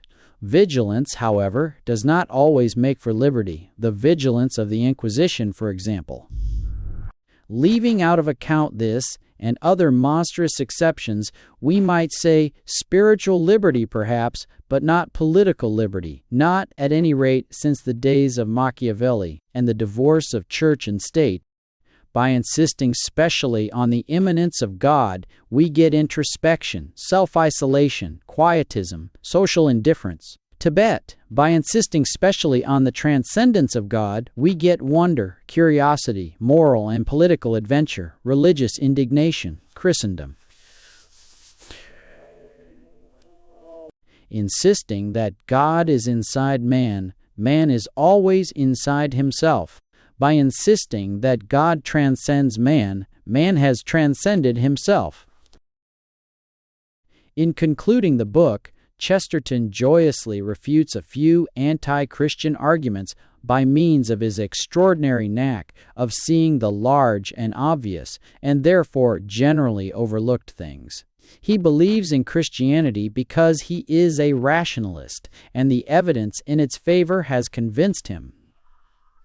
The arguments with which he deals are these: that men are much like beasts and probably related to them. Answer: yes, but men are also quite wonderfully unlike them in many important respects. That primeval religion arose in ignorance and fear. Answer: we know nothing about prehistoric man because he was prehistoric. Therefore, we cannot say where he got his religion from. But the whole human race has a tradition of the fall. And so on. The argument that Christ was a poor, sheepish, and ineffectual professor of a quiet life is answered by the flaming energy of his earthly mission. The suggestion that Christianity belongs to the Dark Ages is countered by the historical fact that it was the one path across the Dark Ages that was not dark. It was the path that led from Roman to modern civilization, and we are here because of it. And the book ends with a peroration that might be likened to a torrent, were it not for the fact that torrents are generally narrow and shallow. It is a most remarkable exhibition of energy, a case from which flippancies and irrelevancies have been removed, and where the central conviction advances irresistibly. Elsewhere in the book, Chesterton had been inconsequent, darting from point to point, lunging at an opponent one moment, formulating a theory in the next, and producing an effect which, if judged by sample, would be considered bizarre and undirected. The author attempts to rebut the idea that priests have blighted societies with bitterness and gloom, by pointing out that in one or two priest-ridden countries, wine and song and dance abound. Yes, but if people are jollier in France and Spain and Italy than in savage Africa, it is due not to the priests so much as to the climate, which makes wine cheap and an open-air life possible. No amount of priests would be able to set the inhabitants of the Belgian Congo dancing around a maypole, singing the wild glad songs handed down by their fathers. No amount of priests would be able to make the festive Eskimo bask in the sun and sing in chorus when there wasn't any sun, and it was altogether too cold to open their mouths wide in the open air. In fact, the priests are not the cause of the blight where it exists, just as they are not the cause of the jolliness when there is any. But Orthodoxy is Chesterton's sincerest book. It is perhaps the only one of the whole lot in the course of which he would not be justified in repeating a remark which begins one of the tremendous trifles. Every now and then I have introduced into my essays an element of truth. Twice upon a time there was a Samuel Butler who wrote exhilaratingly and died, and left the paradoxical contents of his notebooks to be published by posterity. The first, i.e. of Hudibras, not of Erewhon, had many lively things to say on the question of orthodoxy, being the forerunner of G.K.C. And I am greatly tempted to treat Samuel Butler as an ancestor to be described at length. And Chesterton might well have said, it is a dangerous thing to be too inquisitive and search too narrowly into a true religion, for 50,000 Beshamites were destroyed only for looking into the Ark of the Covenant, and 10 times as many have been ruined for looking too curiously into that book in which that story is recorded. In fact, in Paste and Magic, he very nearly did say the same thing. He would have liked har hole, is who would not, to have been the author of the saying that repentant tears are the waters upon which the Spirit of God moves, or that there is no better argument to prove that the Scriptures were written by divine inspiration than that excellent saying of our Savior, "If any man will go to law with thee for thy cloak, give him thy coat also." He might well have written dozens of those puns and aphorisms of Butler which an unkind fate has omitted from the things we read, and even from the things we quote. But Butler provides an answer to Chesterton, for he was an intelligent anticipator who foresaw exactly what would happen when orthodoxy, which is to say, the injunction to shout with the larger crowd, should be proclaimed as the easiest way out of religious difficulties. Before a reader has finally made up his mind on orthodoxy, and it is highly desirable that he should do so, let him consider two little texts. "They that profess religion and believe it consists in frequenting of sermons, do as if they should say they have a great desire to serve God, but would fain be persuaded to it. Why should any man suppose that he pleases God by patiently hearing an ignorant fellow render religion ridiculous? He, a Catholic, prefers his church merely for the antiquity of it, and cares not how sound or rotten it be, so it be but old. He takes a liking to it as some do to old cheese, only for the blue rottenness of it. If he had lived in the primitive times, he had never been a Christian, for the antiquity of the apagan and Jewish religion would have had the same power over him against the Christian as the old Romana has against the modern Reformation. Here we leave Samuel Butler. The majority stands the largest chance of being right through the sheer operation of the law of averages. But somehow, one does not easily imagine a mob passing through the gate that is narrow and the way that is narrow. One prefers to think of men going up in ones and twos, perhaps even in loneliness, and rejoicing at the strange miracle of judgment that all their friends should be assembled at the journey's end. But the final criticism of Chesterton's orthodoxy is that it is not orthodox. He claims that he is concerned only to discuss one step you.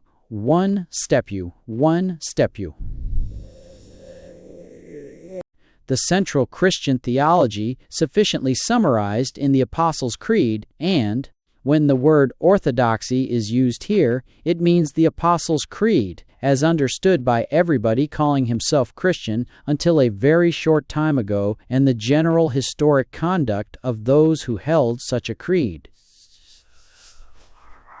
In other words, he counts as Orthodox Anglicans, Roman Catholics, Orthodox Russians, Nonconformists, Lutherans, Calvinists, and all manner of queer fish, possibly Joanna Southcott, Mrs. Annie Besant, and Mrs. Mary Baker Eddy. He might even, by stretching a point or two, which is surely permissible by the rules of their game, rope in the new theologians. Now, this may be evidence of extraordinary Catholicity, but not of orthodoxy. Chesterton stands by and applauds the Homoiasians scalping the Homoiasians, but he is apparently willing to leave the Anglican and the Roman Catholic on the same plane of orthodoxy, which is absurd. We cannot all be right. Even the Duke and Imagic would not be mad enough to assert that. And the average Christian would absolutely refuse his adherence to a statement of orthodoxy that left the matter of supreme spiritual authority an open question. In the 15th century, practically every Englishman would have declared with some emphasis that it lay in the Pope of Rome. In the 20th century, practically every Englishman would declare with equal emphasis that it did not. This change of opinion was accompanied by considerable ill feeling on both sides, and was, as it were, illuminated by burning martyrs. The men of both parties burned in both an active and a passive sense. Those charming Tudor sisters, Bloody Mary, as the Anglicans call her, and Bloody Bess, as the Roman Catholics affectionately name her, left a large smudge upon accepted ideas of orthodoxy. Charred human flesh was a principal constituent of it. The mark remains. The differences are far greater, but, to Chesterton, both Anglican and Roman Catholic are orthodox. Of such is the illimitable orthodoxy of an ethical society or of a body of theosophists who recognize the essential unity of all creeds and religions, the liars. Chesterton tells us that Messrs. Censors certain practice, any data are Fentries censorses, any use are Shaw, Kipling, Wells, Ibsen, and others are heretics because of their doctrines. But he gives us no idea whether the Pope of Rome, who sells indulgences, is a heretic, and as the Pope is likely to outlive Messrs. by perhaps 1,000 years, it is possible that Chesterton has been attacking the ephemeral heresies while leaving the major ones untouched. In effect, Chesterton tells us no more than that we should shout with the largest crowd. But the largest crowd prefers, just now, not to do anything so clamorous. The most curious feature about the present position of Christianity is the energy with which its opponents combine to keep it going. While Mr. Fast, this day of Ordo, what L, and they is a bew, Robert Blatchford continues to argue that man's will is not free, and Sir Oliver Lodge continues to maintain that it is the doctrine of the resurrection is safe, it is not even attacked. But the net result of all those peculiar modern things called movements is a state of immobility, like a nicely balanced tug of war. Perhaps a rugby scrum would make a better comparison. The great and grave changes in our political civilization all belong to the early 19th century, not to the later. They belong to the black and white epoch when men believed fixedly in Toryism, in Protestantism, in Calvinism, in Reform, and not infrequently in Revolution. And whatever each man believed in, he hammered at steadily, without skepticism, and there was a time when the established church might have fallen, and the House of Lords nearly fell. It was because radicals were wise enough to be constant and consistent. It was because radicals were wise enough to be conservative.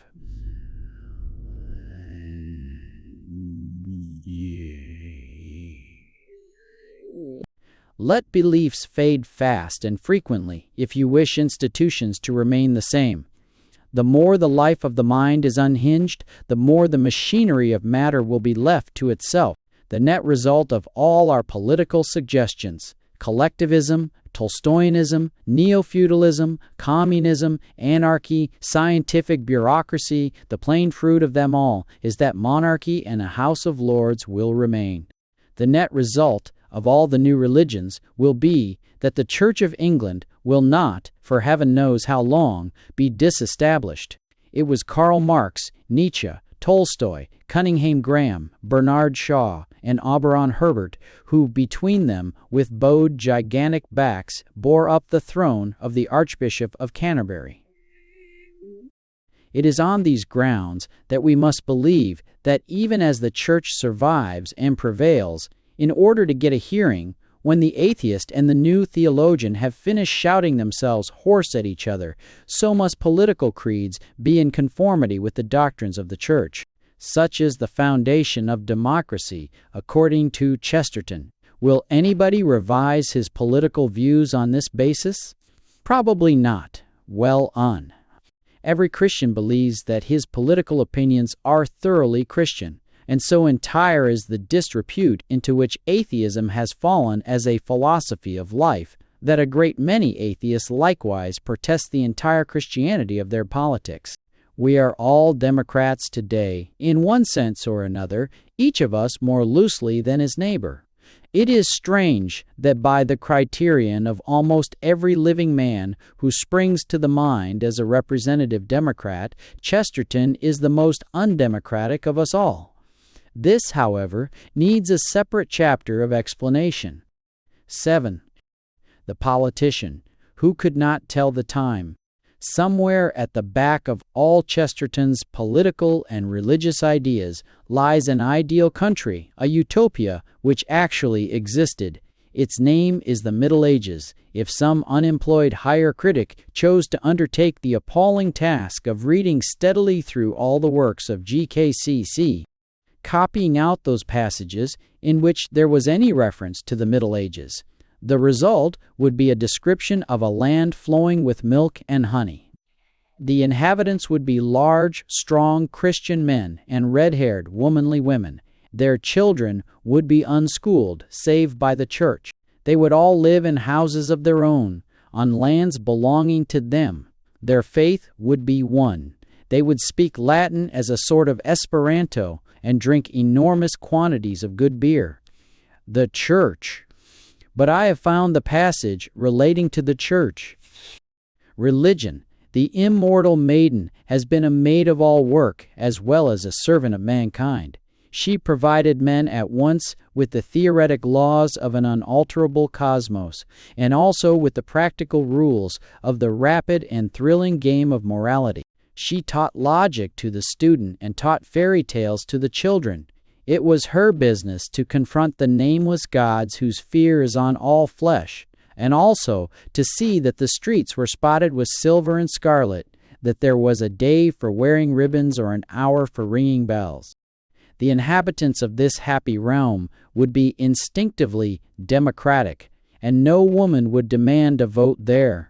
They would have that exalted notion of patriotism that works outwards from the village pump to the universe at large.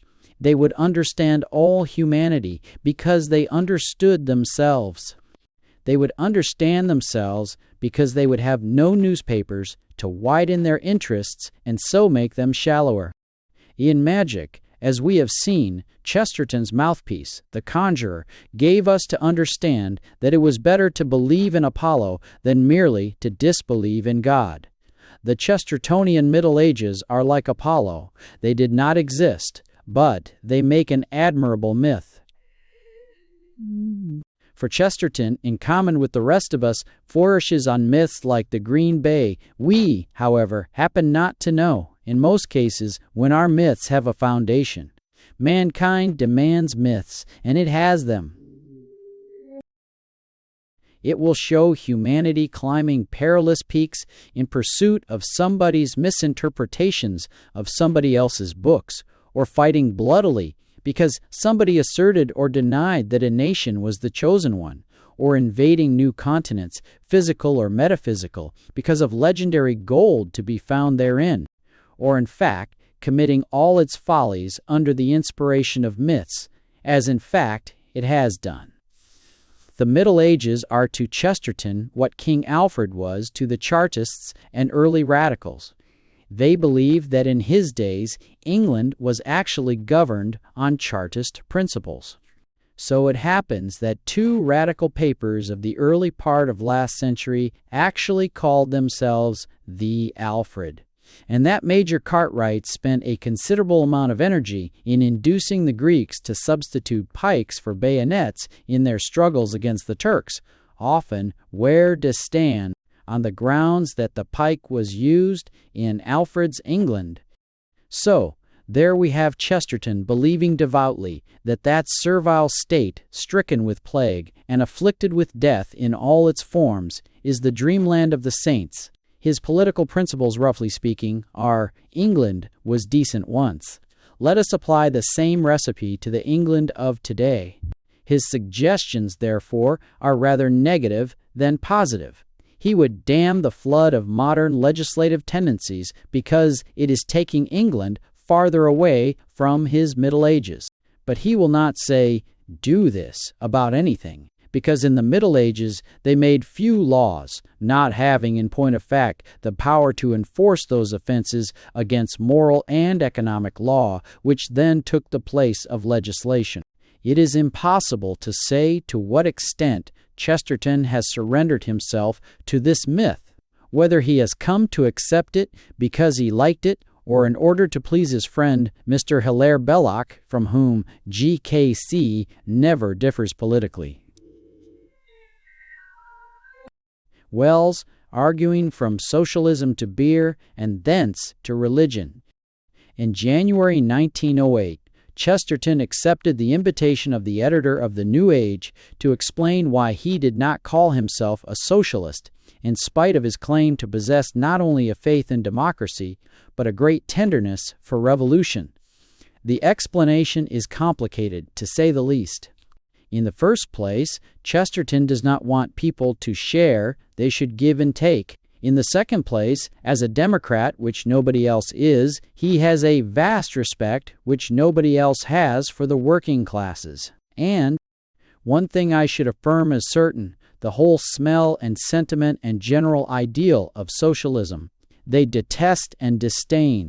No part of the community is so specially fixed in those forms and feelings which are opposite to the tone of most socialists, the privacy of homes, the control of one's own children, the minding of one's own business.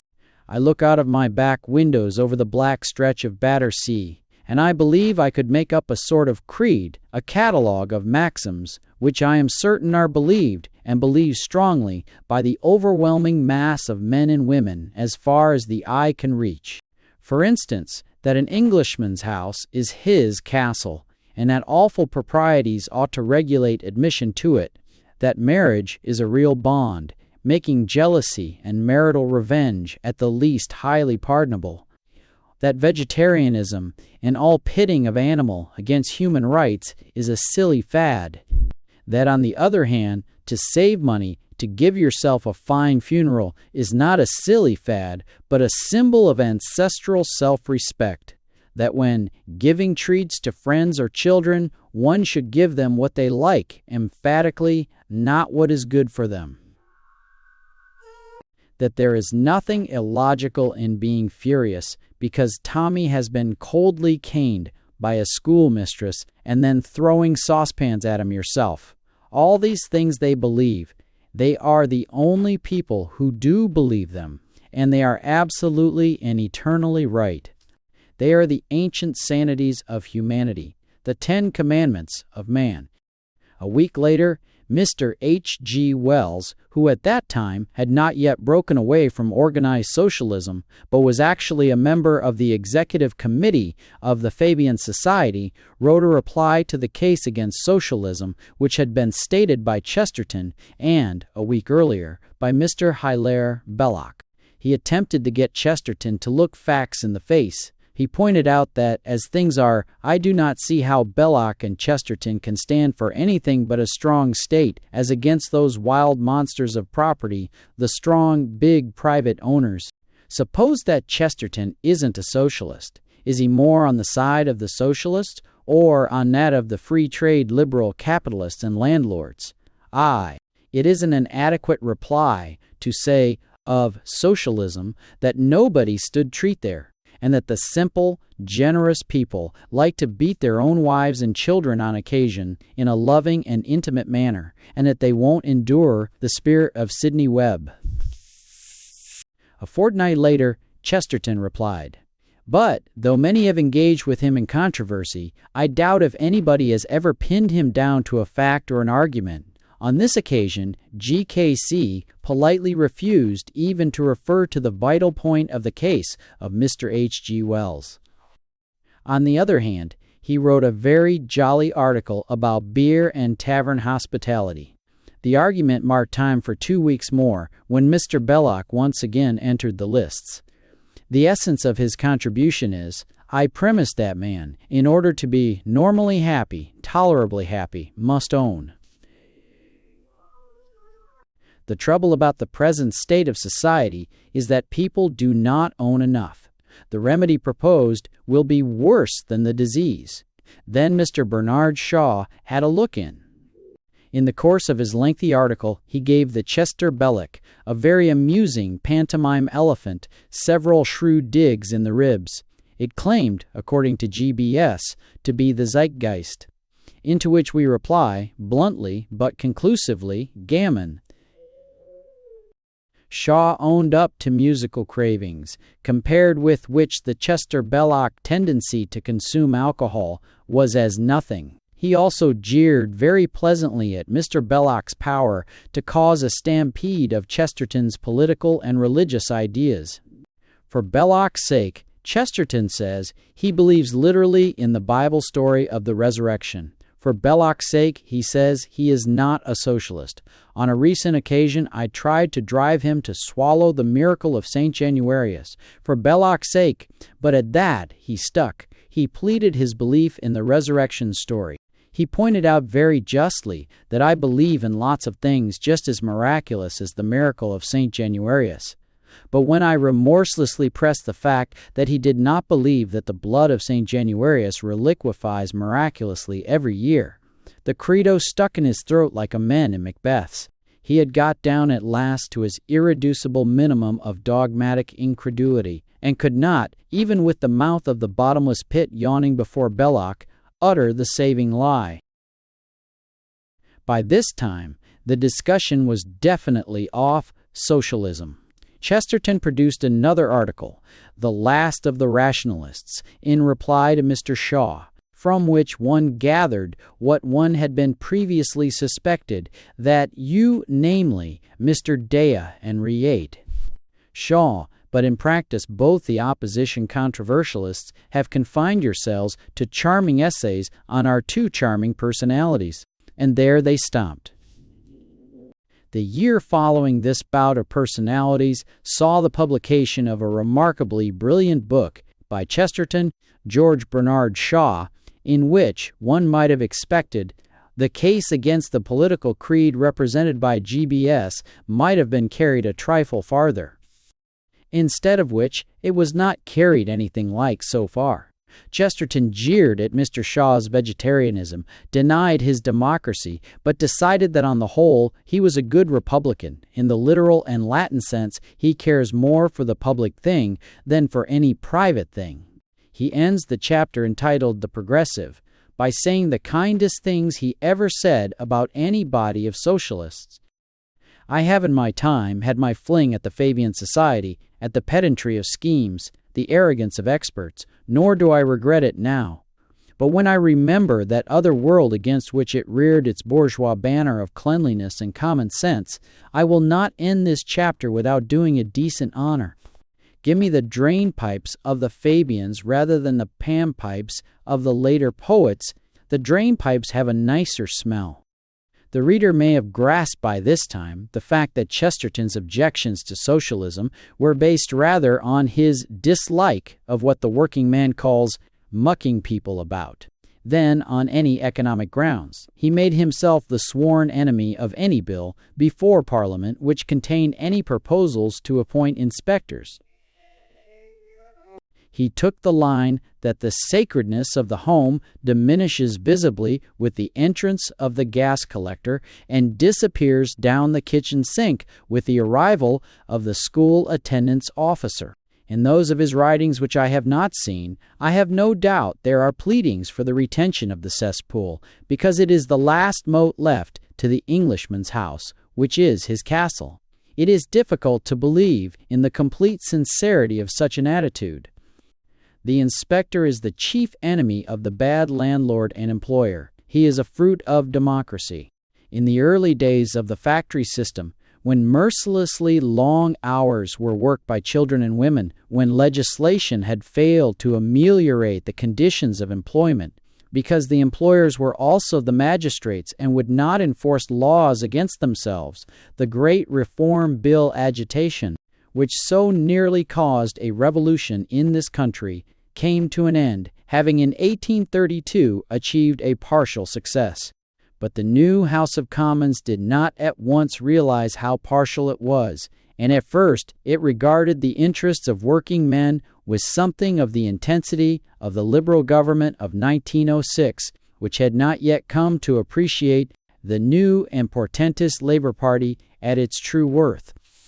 So in 1833, inspectors were appointed for the first time. This very brief excursion into history is sufficient justification for refusing to take seriously those who would have us believe that inspectors are necessarily the enemies of the human race. Chesterton's theory that middle-class socialists are people who want to do things to the poor in the direction of regimenting them finds an easy refutation when, in 1910, the whole of England fell down before the eloquence of Mr. Spector's when, after, for the eloquence of Mr. Spector's are bases. Lloyd George and consented to the insurance bill. The one body of people who stood out and fought that bill was that middle-class socialist body, the Fabian Society. It is sometimes desirable, for purposes of controversy, to incarnate a theory or objection. Chesterton lumped together all his views on the alleged intentions of the socialists to interfere in the natural and legitimate happinesses of the working class, and called this curious composite Mr. Sidney Webb. So through many volumes, Mr. Sid, Webb's name is continually bobbing up, like an irrepressible Aunt Sally, and having to be thwacked into a temporary disappearance. But this is only done for literary effect. To heave a brick at a man is both simpler and more amusing than to arraign a system or a creed. A reader enjoys the feeling that his author is a clever dog who is making it devilishly uncomfortable for his opponents. His appreciation would be considerably less if the opponent in question was a mere theory.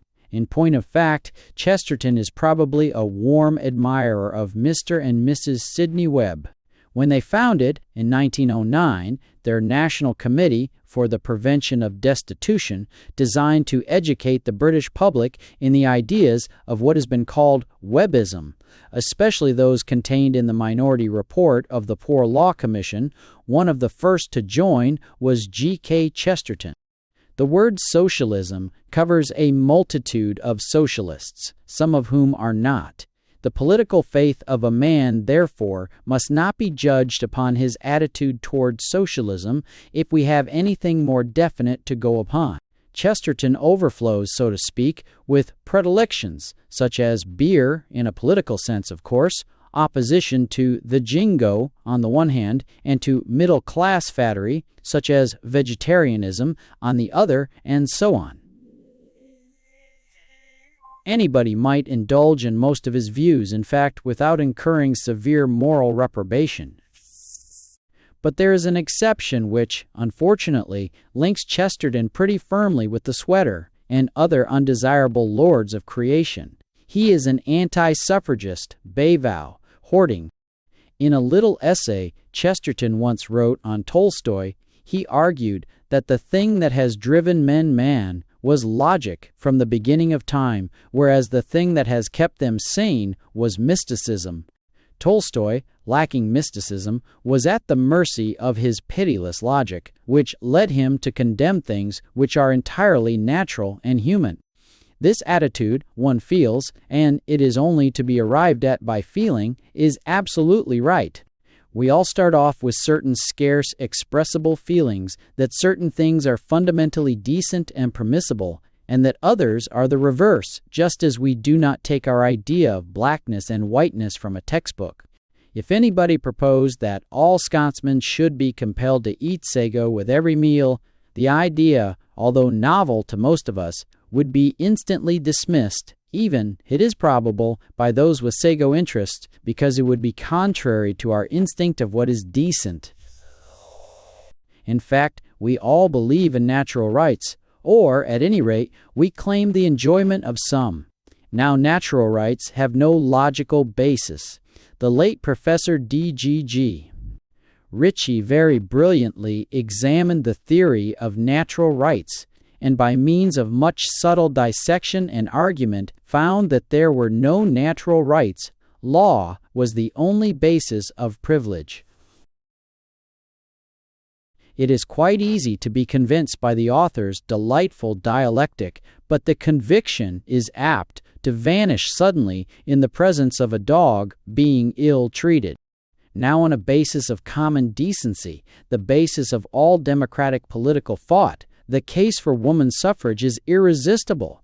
It is not decent that the sweated woman worker should be denied what, in the opinion of many competent judges, might be the instrument of her salvation.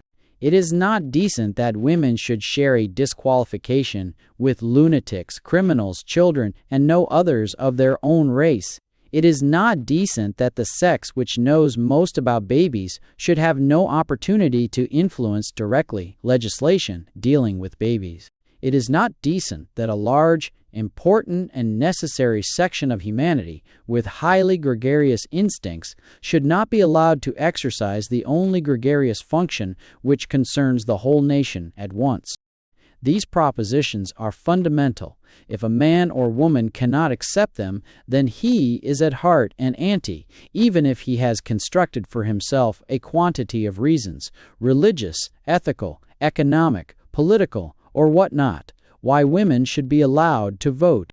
Every suffrage argument is, or can be, based on decencies, not on emotion or statistics. Chesterton bases his case on decencies, but they are not the decencies that matter. In What's Wrong with the World, he insists on the indecency of allowing women to cease to be amateurs within the home, or of allowing them to earn a living in a factory or office, or of allowing them to share in the responsibility for taking the lives of condemned murderers, or of allowing them to exercise the coercion which is government, which is a sort of pyramid with a gallows on top, the ultimate resort of coercive power. And in these alleged indecencies, the word is not altogether my own, lies Chesterton's whole case against allowing any woman to vote.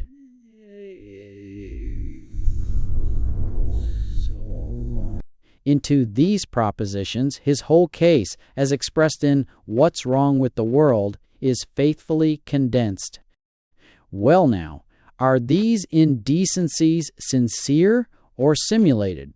First, as regards the amateur, Chesterton's case is that the amateur is necessary in order to counteract the influences of the specialist.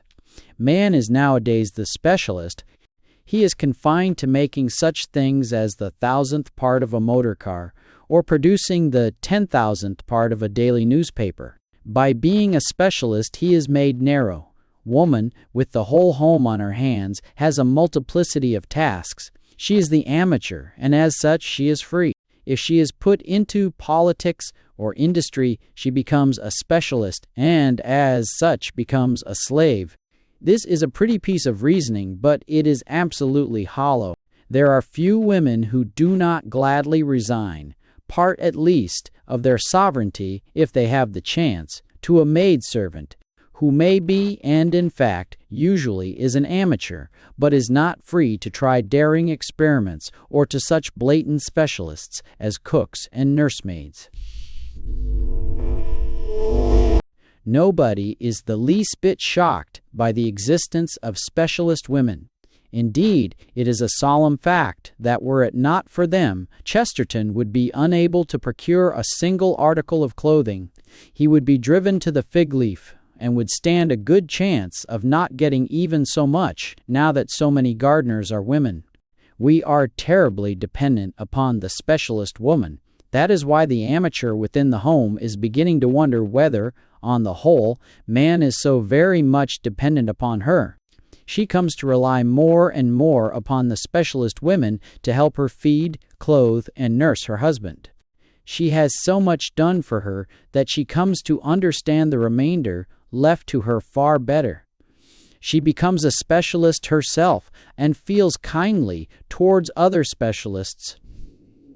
Then she demands a vote and meets Chesterton, who tells her to go and mind the baby and be as free as she likes with the domestic apparatus for making pastry, when her baby is in point of fact being brought up by other women at a Montessori school to be much more intelligent and much more of a specialist than she herself is ever likely to be, and when she knows that her dyspeptic husband has an absolute loathing for the amateurishness that expresses itself in dough.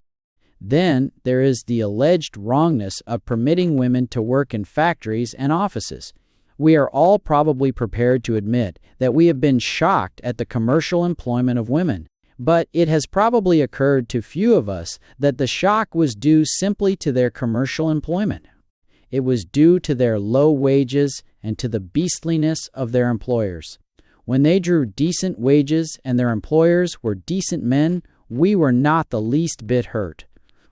But when an employer made use of the amateurishness of young girls to underpay them and then make deductions from their wages on various trivial pretexts and put them to work in overcrowded factories and offices, then we all felt acutely that an indecency was being committed.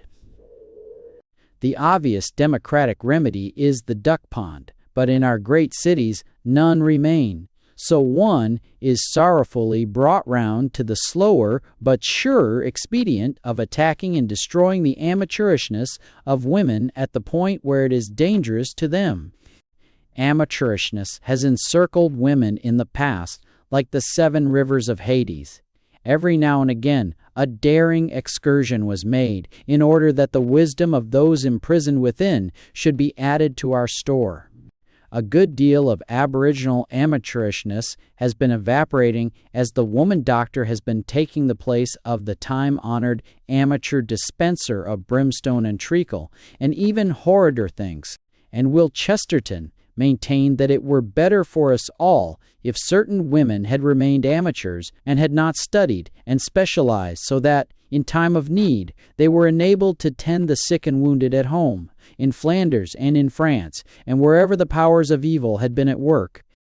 Lastly, is it decent that women should share the awful responsibility which is attached to the ultimate control of the state, when the state is compelled to use the gallows? If women vote, they are responsible for whatever blood is shed by the state. Yes, but, Mr. Chesterton, aren't they just as responsible for it in any case?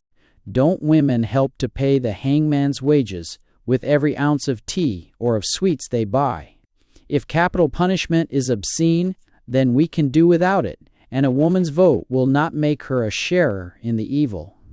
If capital punishment is morally stimulating to the nation at large, there is no reason why women should not be allowed to share in the stimulation. Now, what has become of Chesterton's decencies? It is indeed saddening that a man who never misses an opportunity to proclaim himself a Democrat should take his stand on this matter beside Lord Curzon, and in opposition to the instinctively and essentially democratic views proclaimed by such men as Messrs. H. W. Nevinson and Philip Snowden. In an article in the Illustrated London News on June 1, 1912, Chesterton showed whose side he was on with unusual distinctness. The subject of the article was earnestness, the moral, that it was a bad quality, the property of socialists and anti-socialists and suffragists, and that apathy was best of all. It concluded, neither socialists nor suffragists will smash our politics, I fear.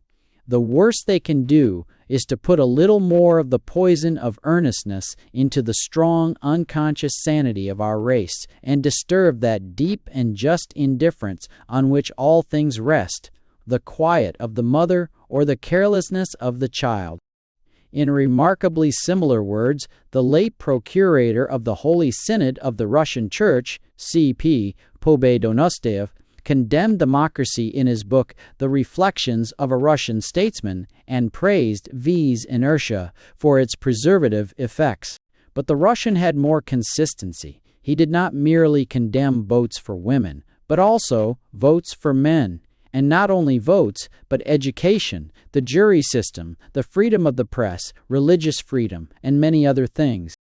Putting aside the question of woman suffrage, Chesterton's views on democracy may be further illustrated by reference to the proceedings of the Joint Select Committee of the House of Lords and the House of Commons, 1909, on stage plays censorship. He may speak for himself here. Mr. G.K. Chesterton is called in and examined. Question 611. Chairman, I understand that you appear here to give evidence on behalf of the average man, all B. G.K.C. Yes, that is so. I represent the audience, in fact. I am neither a dramatist nor a dramatic critic. I do not quite know why I am here, but if anybody wants to know my views on the subject, they are these. I am for the censorship, but I am against the present censor. I am very strongly for the censorship, and I am very strongly against the present censor.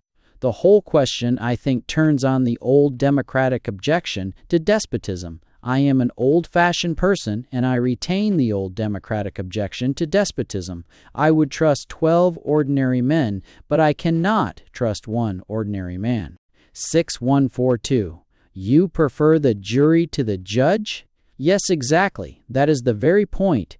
It seems to me that if you have one ordinary man judging, it is not his ordinariness that appears, but it is his extraordinariness that appears. Take anybody you like.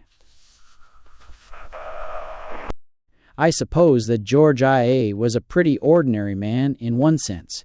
People called him Farmer George. He was very like a large number of other people, but when he was alone in his position, things appeared in him that were not ordinary, that he was a German, and that he was mad, and various other facts. Therefore, my primary principle, 643, he gloried in the name of Britain? I know he did. That is what showed him to be so thoroughly German. Lord Newton, he spelt it wrongly. Witness. Therefore, speaking broadly, I would not take George III's opinion, but I would take the opinion of 12 George III's on any question. The taking of the evidence took several hours, but it never yielded anything more than this. The local jury is a better judge of what is right and proper than a single censor. Juries may differ in their judgments, but why not? Is it not desirable that Hampstead and Highgate should each have an opportunity of finding out independently what they like? May they not compete in taste one against the other? This introduction of the question of dramatic censorship invites a slight digression. Chesterton has a decided regard for a dramatic censorship. A book need not be censored because it need not be finished by its reader, but it may be difficult to get out of a theater in the course of a performance. And there are performances of plays written by irresponsible modern philosophers, which, to Chesterton, seem to deserve suppression. A suggestive French farce may be a dirty joke, but it is at least a joke. But a play which raises the question, is marriage a failure? And answers it in the affirmative is a pernicious philosophy. The answer to this last contention is that, in point of strict fact, modern philosophers do not regard happy marriages as failures, and opinion is divided on the others, which are generally the subjects of their plays. But there is no doubt that a jury is better qualified than a single censor. A French jury decided that Madame Bovary was not immoral. An English jury decided that a certain book by Zola was immoral and sent the publisher to prison. Another English jury, for all practical purposes, decided that Dorian Gray was not immoral, and so on. The verdicts may be accepted. 12 men, picked from an alphabetical list, may not be judges of art, but they will not debase morality. Chesterton's personal contribution to the political thought of his day lies in his criticism of the humanness of legislative proposals. A thing that is human is commonly a very different matter from a thing that is merely humanitarian. G.K.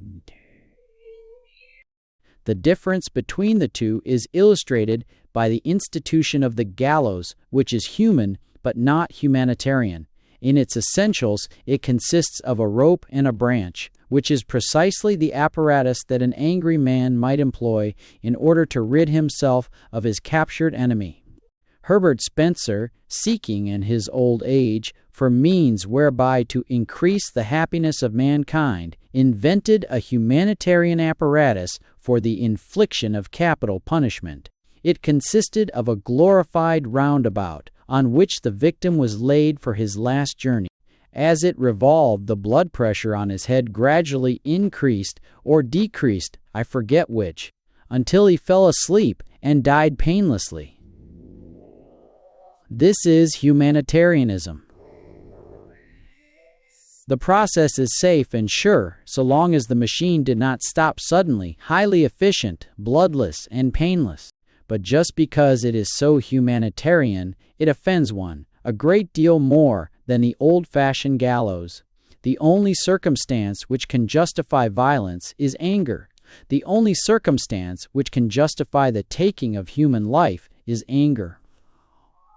And anger may be expressed by a rope or a knife edge, but not by a roundabout or any other morbid invention of a cold-blooded philosopher such as the electric chair or the lethal chamber. In the same way, if flogging is to continue as a punishment, it must be inflicted by a man and not by a machine.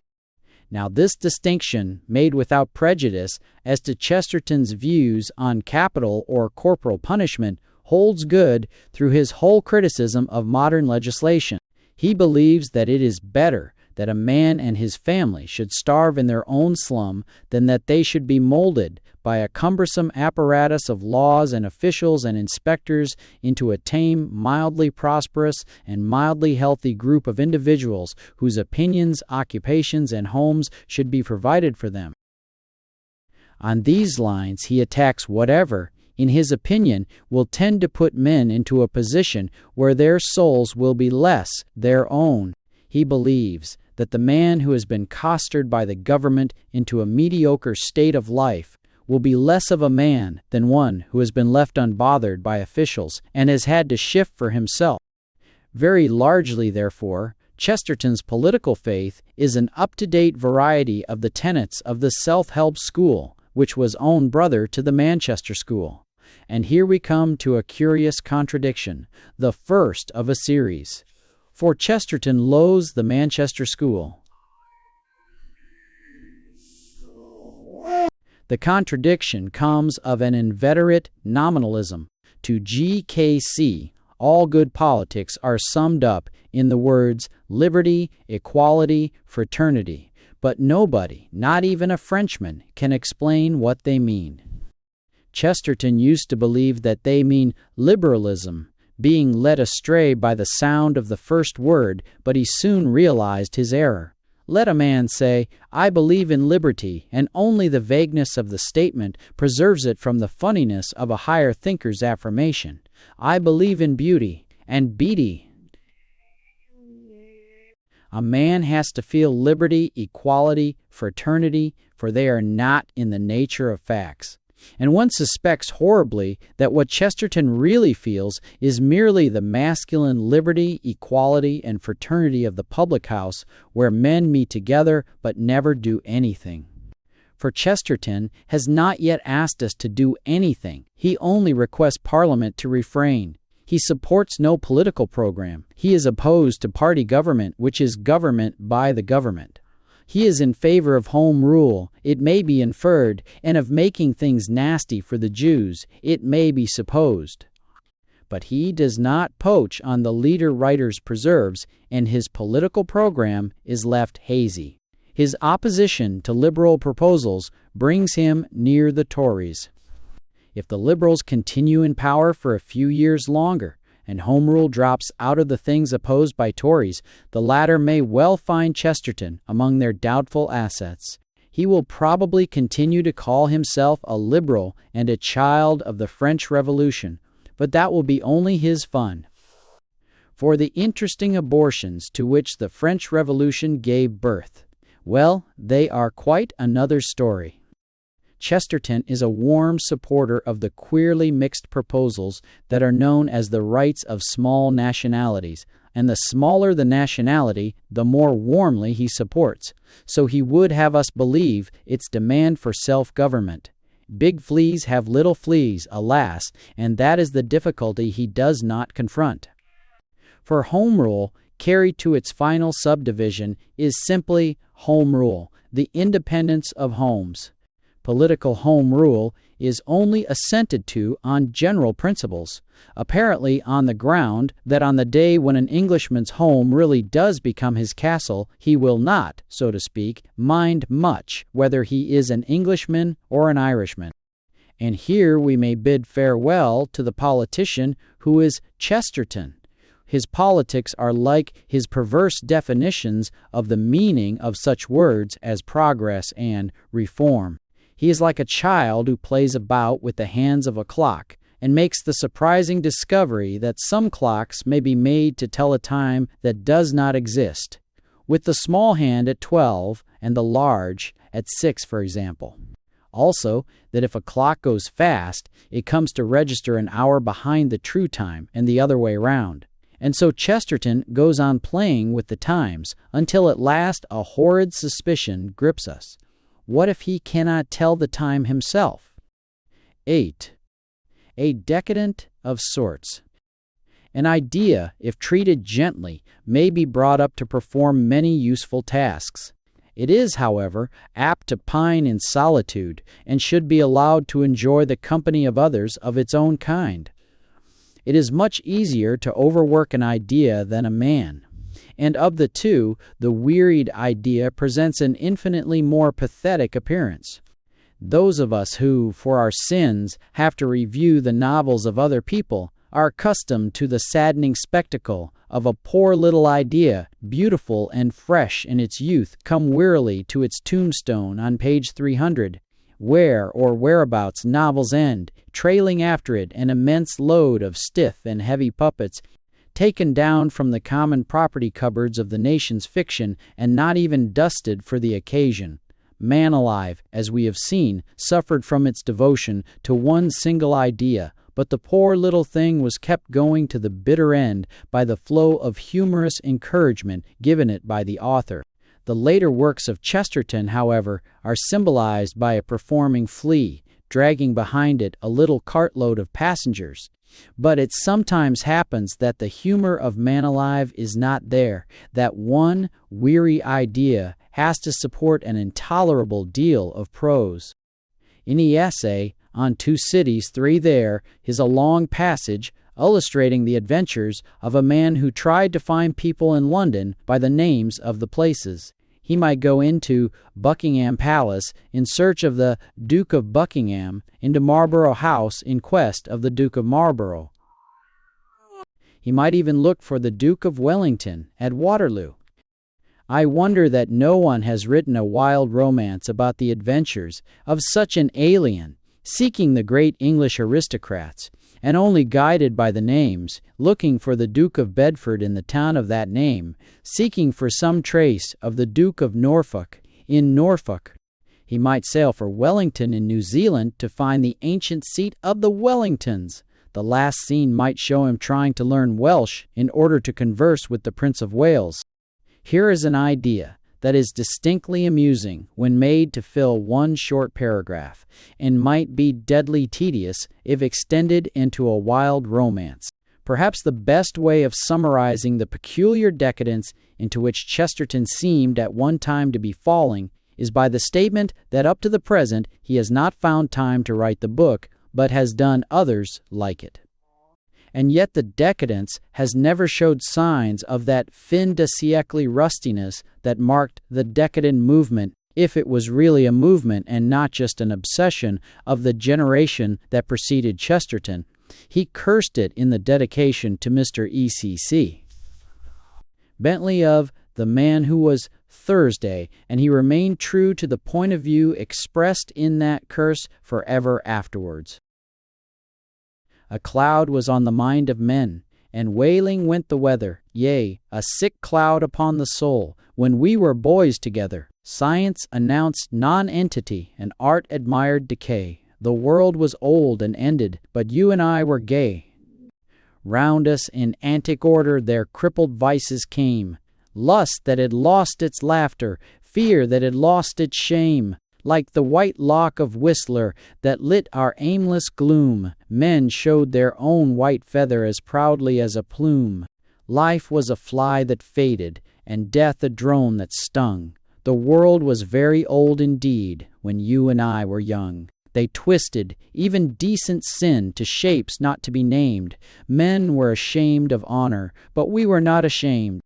The Chestertonian decadence was not even an all-round falling off.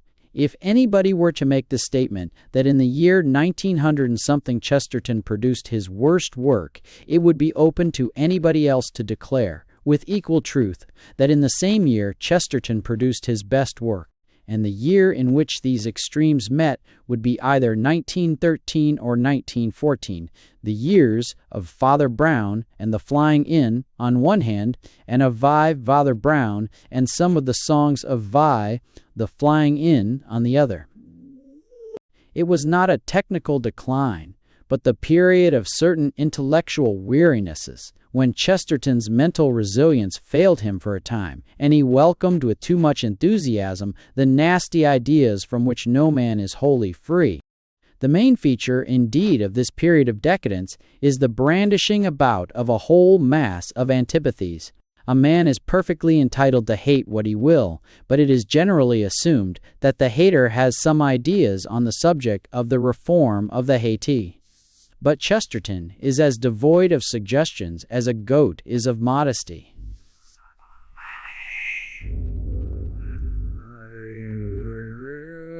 A man may have a violent objection against women earning their own livings and yet be regarded as a reasonable being if he has any alternative proposals for the well-being of the unendowed and temporarily or permanently unmarriageable woman, with no relatives able to support her. And there are 2 or 3 millions of such women in the United Kingdom.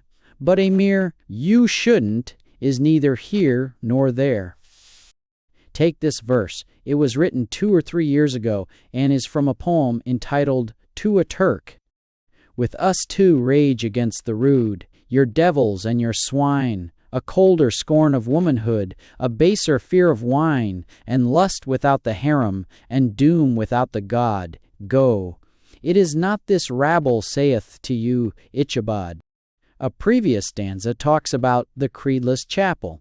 Here is a whole mass of prejudices collected into a large splutter at the expense of England. If the verse means anything at all, it means that the English are nearer the beasts than the Turks. Another of Chesterton's intellectual aberrations is his anti-Semitism. He continually denied in the columns of the Daily Herald that he was an anti-Semite, but his references to the Jews are innumerable and always on the same side.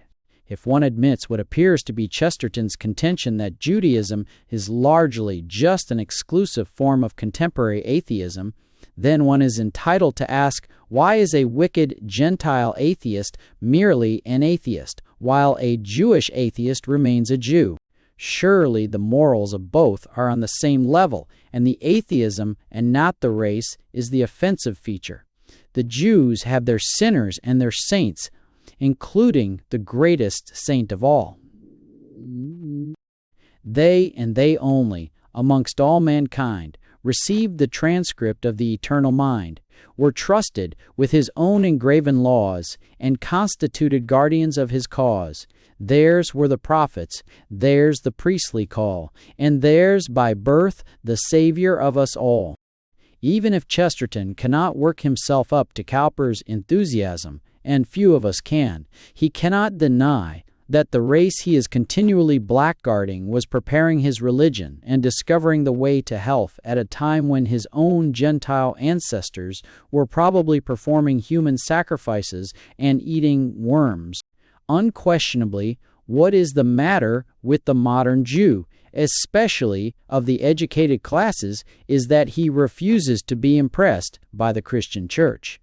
But the Christian Church cannot fairly be said to have made herself attractive in the past. Her methods of inquisition, for example.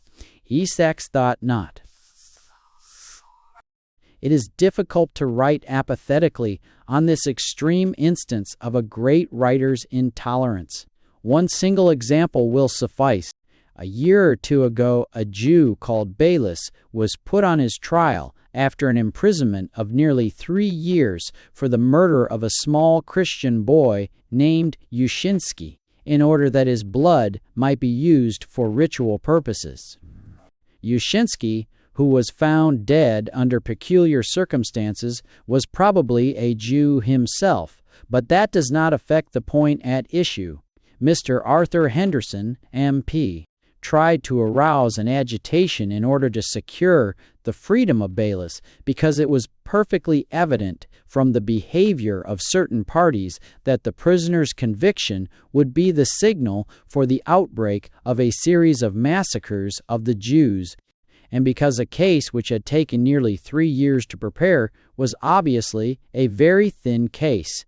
Chesterton wrote a ribald article in the Daily Herald on Mr. Henderson's attempt at intervention, saying, in effect, "How do you know that Baylis isn't guilty?" Now it is impossible to hold the belief that Baylis might be guilty and at the same time disbelieve that the Jews are capable of committing human sacrifice. When a leading Russian critic named Rozanov, also an anti-Semite, issued a pamphlet proclaiming that the Jews did in fact commit this loathsome crime, he was ignominiously ejected from a prominent Russian literary society. The comparison should appeal to Chesterton. The nadir of these antipathies is reached in The Flying Inn, a novel published a few months before the Great War broke out, and before we all made the discovery that, hold what prejudices we will, we are all immensely dependent on one another. In this book we are given a picture of England of the future, conquered by the Turk. As a concession to Islam, all intoxicating drink is prohibited in England. It is amusing to note that a few months after the publication of this silly prognostication, the greatest empire in Christendom prohibited drink within its frontiers in order to conquer the Turk and his allies. A Patrick Dalroy, an Irishman with red hair and of course a giant, has been performing Homeric feats against the conquering Turks. A Lord Ivywood, an abstraction bloodless to the point of albinism, is at the head of affairs in England. The Jews dominate everything. Dalroy and Humphrey Pump, an evicted innkeeper, discovering that drinks may still be sold where an inn sign may be found, start journeying around England loaded only with the signboard of the Green Man, a large cheese, and a keg of rum. They are, in fact, a peripatetic public house, and the only democratic institution of its kind left in England. Every other chapter, the new innkeepers run into Ivywood and his hangers-on. As the story wriggles its inconsequent length, the author curses through the mouths of his heroes.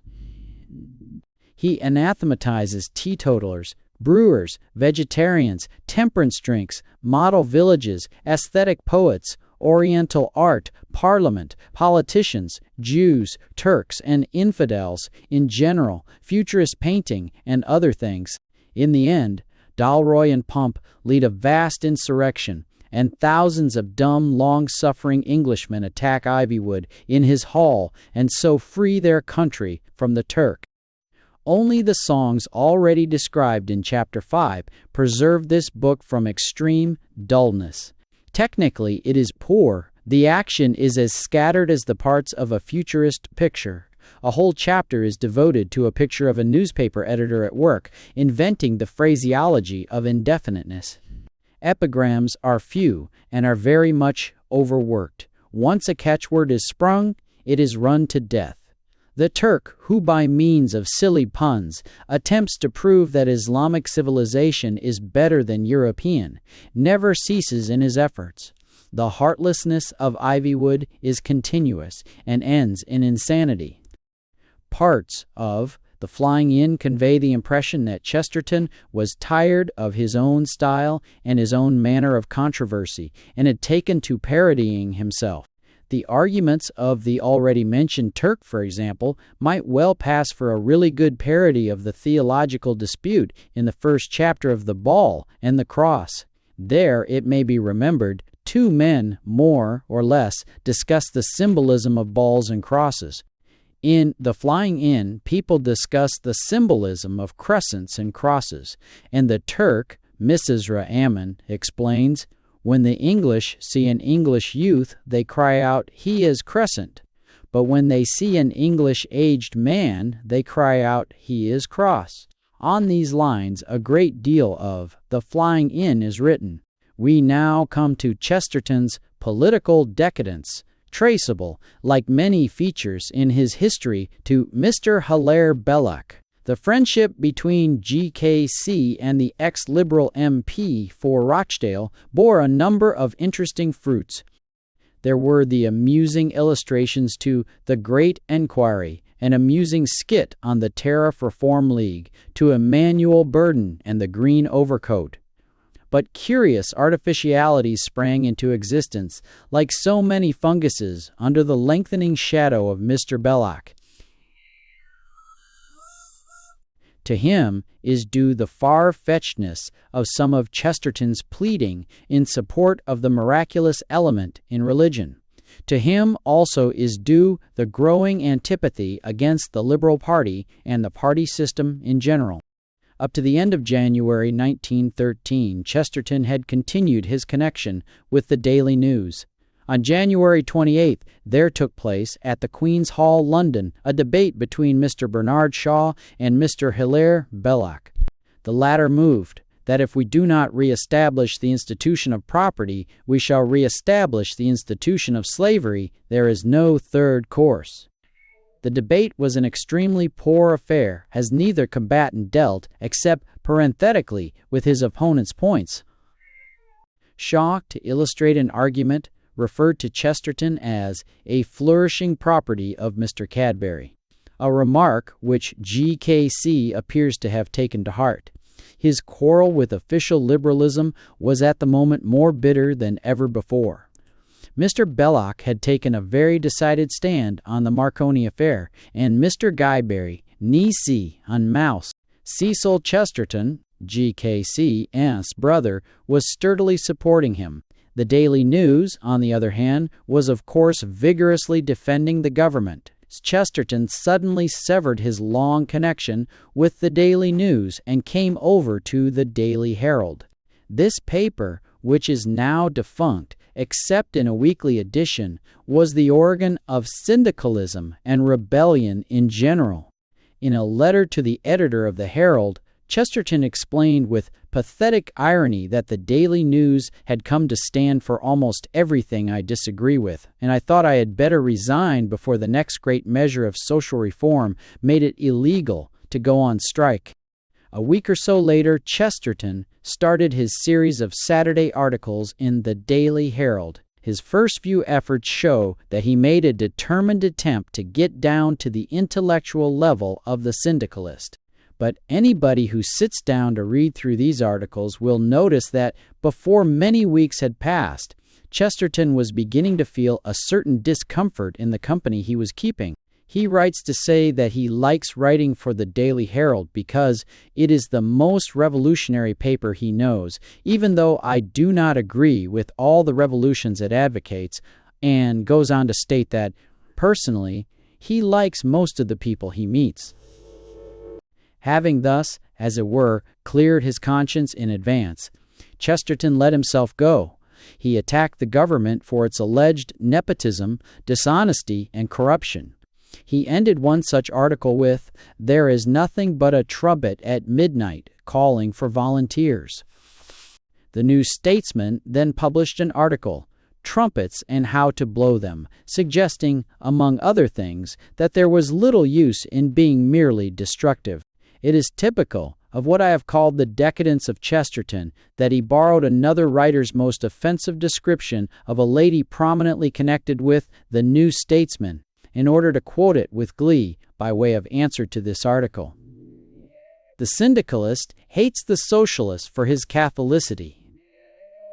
The socialist wishes to see the world a comfortable place. The syndicalist merely wishes to work in a comfortable factory. Chesterton sees the opportunity, being mildly rebuked by a socialist paper, to declare that the Fabians are constructing a man-trap. A little later on he writes, with reference to a controversialist's request, that he should explain why, after all, he was not a socialist. If he wants to know what the Marconi scandal has saved us from, I can tell him. It has saved us from socialism. My God, what socialism, and run by what sort of socialists? My God, what an escape. If we had transferred the simplest national systems to the state, as we wanted to do in our youth, it is to these men that we should have transferred them. There never was an example of more muddled thinking. Let us apply it to something definite, to that harmless, necessary article of diet. Milk, to be precise, cow's milk. Today, milk is made expensive by a multiplicity of men who have interest in keeping milk expensive.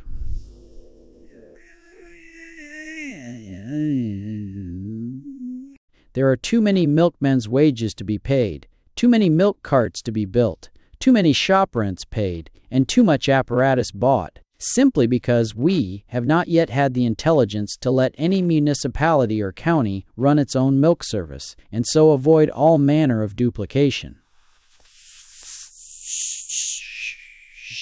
Chesterton's answer to this is, I used to think so, but what about Lord Murray, Mr. Lloyd George, and Mr. Godfrey Isaacs? It would be as relevant to say, what about Dr. Crippen, Jack Sheppard, and Ananias? Or, but what about Mr. Bernard Shaw, the Grand Duke Nicholas, and my brother? The week later, Chesterton addresses the Labour Party in these words, Comrades, I mean gentlemen, there is only one real result of anything you have done. You have justified the vulgar slander of the suburban conservatives that men from below are men who merely want to rise. It is a lie. No one knows so well as you that it was a lie, you who drove out Grayson and deserted Lansbury. Before you went into Parliament to represent the working classes were feared. Since you have represented the working classes, they are not even respected. Just when there was a hope of democracy, you have revived the notion that the demagogue was only the sycophant. Just when there had begun to be an English people to represent, you have been paid to misrepresent them. Get out of our path. Take your money. Go. Regarding which passage there is, only to be said that it is grossly unjust, both to the Labour Party and to the working classes. It was followed up in subsequent numbers by violent attacks on woman suffrage and the economic independence of women, a proceeding quite commendably amusing in a paper where the patron saint, surnamed Pankhurst. A promise to say no more about votes for women was followed by several more spirited references to it from the same point of view, after which Chesterton cooled off and wrote about detective stories, telephones, and worked himself down into an all-round fizzle of disgust at things as they are, to illustrate which I will not run into a paroxysm of citations again, as Milton said in the course of his epistle in 2 books on Reformation in England. The most unpleasant feature of the Daily Herald articles is the assumption of superiority over the British working man, expressing itself in the patronizing tone. The British working man, as Chesterton sees him, is a very different person from what he is. If the Middle Ages had been the peculiar period Chesterton appears to believe it was, then his working man would be merely a trifling anachronism of 5 centuries or so. But he is not even that. 5 centuries would be but a trifle compared with the difference between him and his real self. Chesterton's attitude towards the working man must resemble that of a certain chivalrous knight towards the distressed damsel he thought he had rescued. He observed, "Well, little one, aren't you going to show me any gratitude?" And the lady replied, "I wasn't playing Andromeda, fathead. I was looking for blackberries." Run away and play. The attitude of the middle-class suburbanite towards the working man and his wife is not exactly graceful, but the former, at any rate, does not pretend to love the latter, and to find all decency of feeling and righteousness of behavior in them.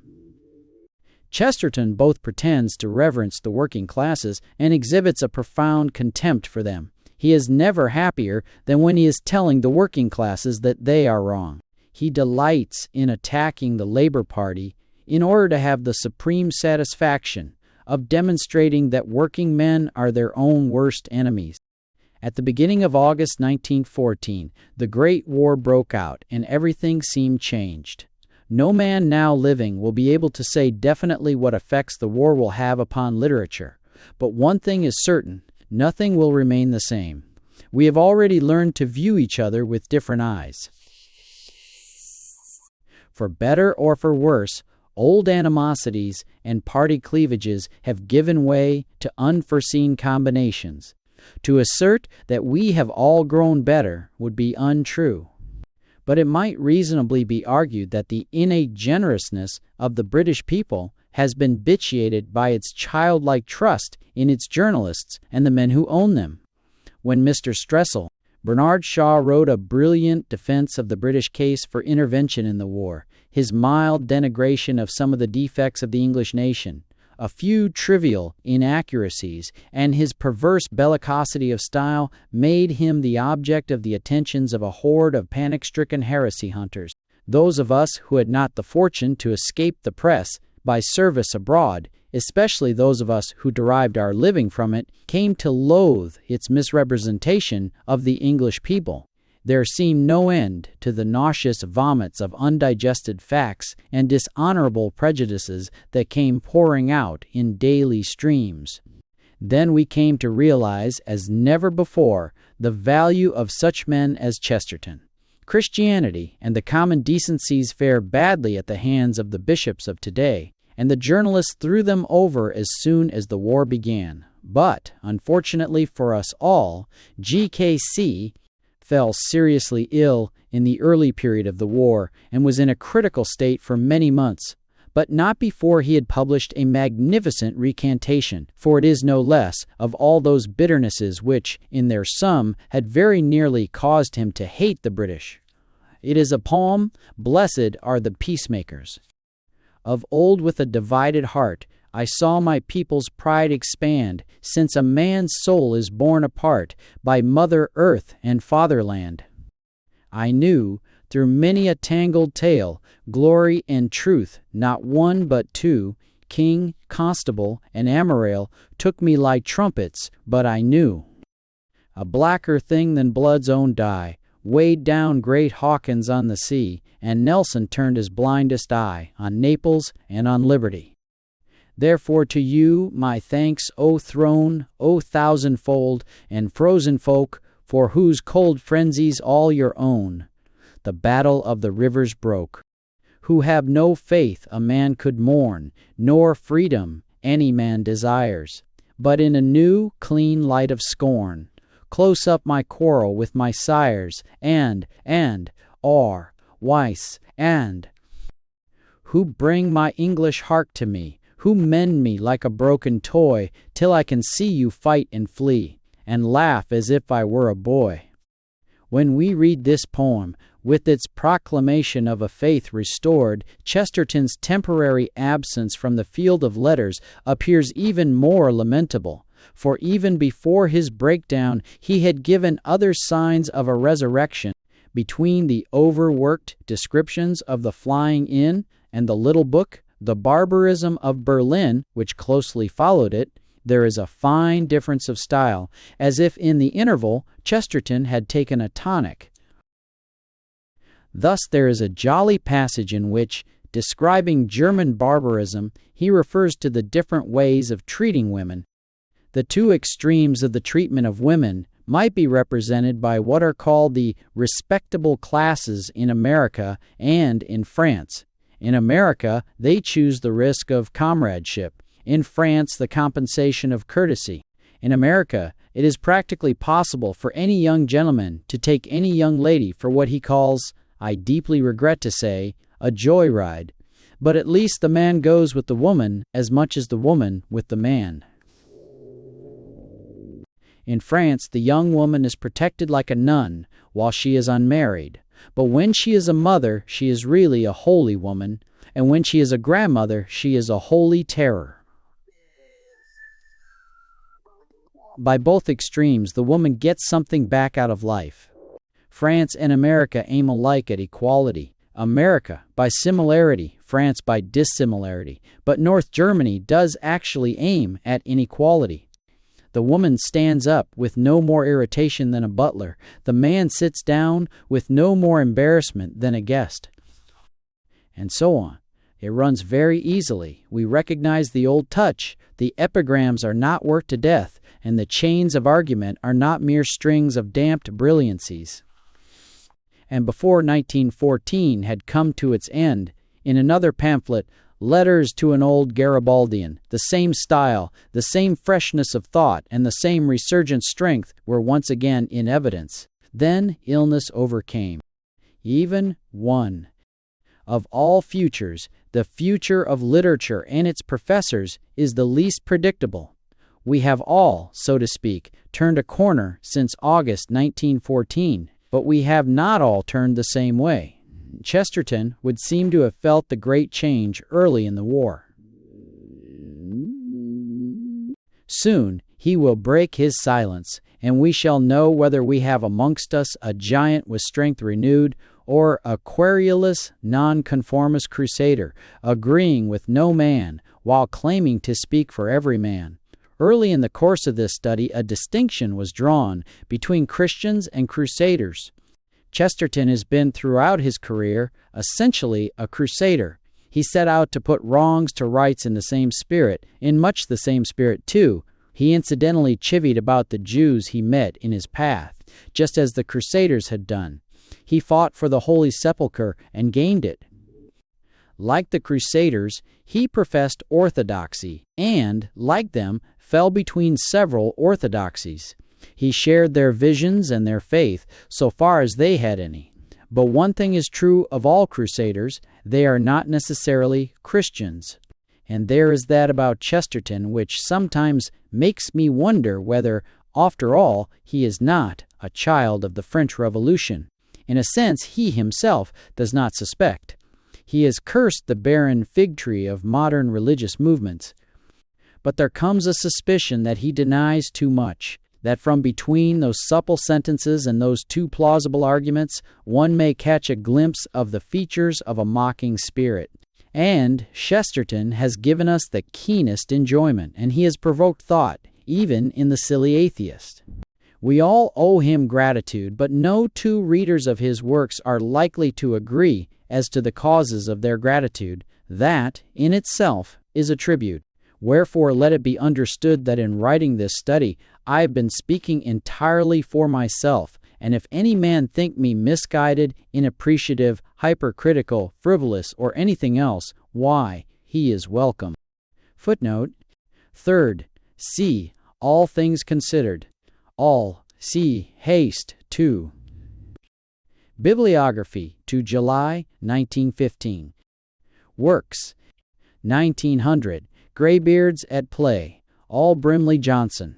Cheaper edition, 1902. The Wild Knight. Hawkrant Richards. Second edition, Brimley Johnson, 1905. Enlarged edition, Dent, 1914. 1901.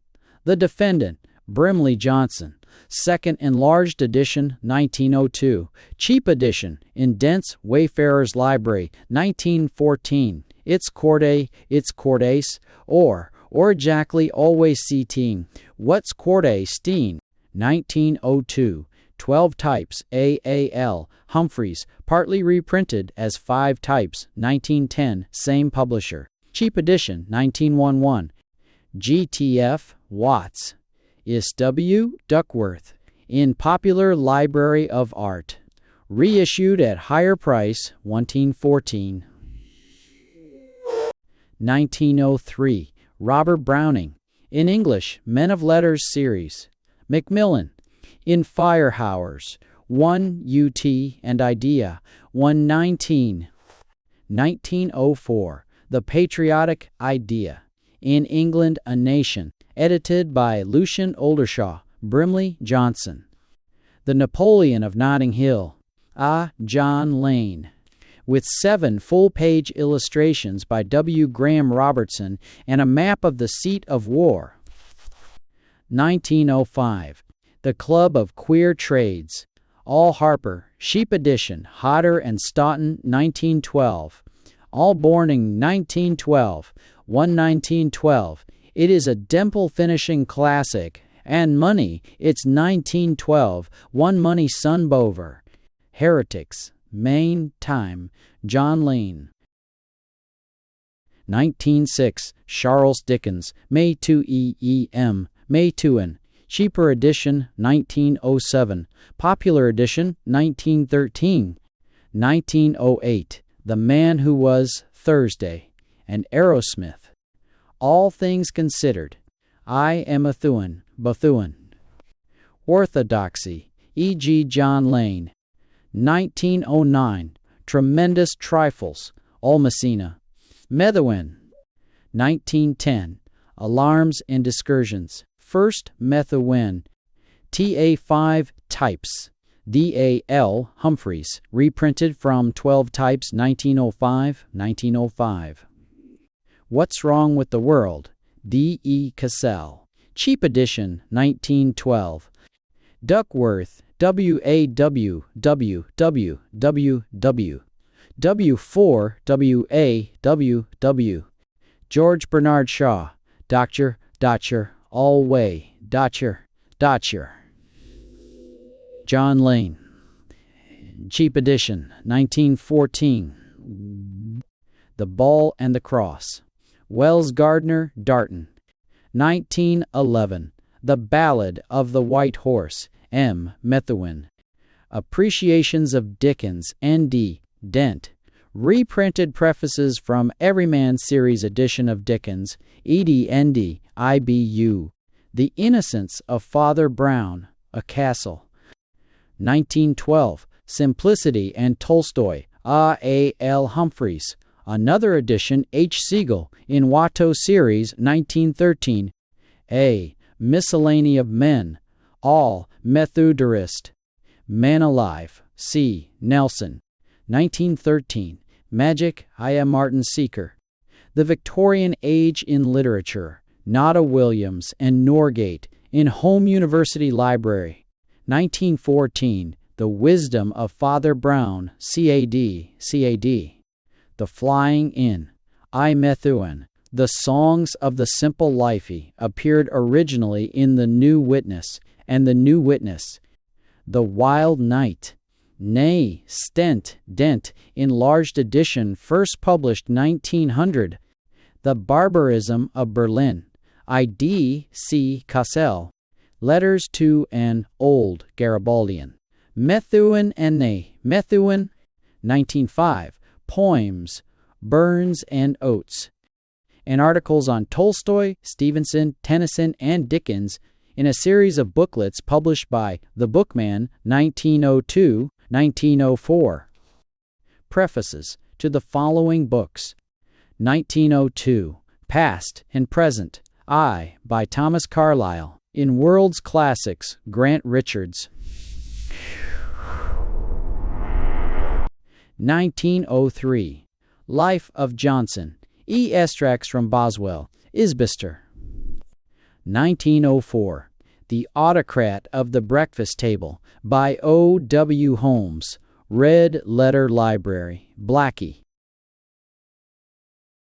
Sartor, Resartus, by Thomas Carlyle, Cassell's National Library. The Pilgrim's Progress, Numberation, by John Bunyan, Cassell's National Library. 1905, Creatures That Once Were Men, I. M. by Maxim Gorky, Rivers. 1906, etc. Works of Dickens, My N. Everyman Library, Dent, My N. 1906, E. Essays, by Matthew Arnold, in the Everyman Library, Dent. Literary, London, Exie, by Elsie M. Lang. Warner, Laurie. 1907, The Book of Job, Is, Wellwood Books. From Workhouse to Westminster, The Life Story of Will Crooks, MPP, by George Haw, Cassell. Cheaper edition, 1908. 1908, Poems 4, by John Ruskin, Muses Library, Routledge. The Cottage Homes of England, Napi by W. W. Crotch, Industrial Publishing Co. 1909, A Vision of Life. I.B. by Darrell Figgis, Lane. Meadows of Play by Margaret Arndt, Elkin Matthews, artist Elkin Matthews. 1910, Selections from Thackeray. Eyes of Youth, Eyes of Youth, a Han anthology, Herbert and Daniel.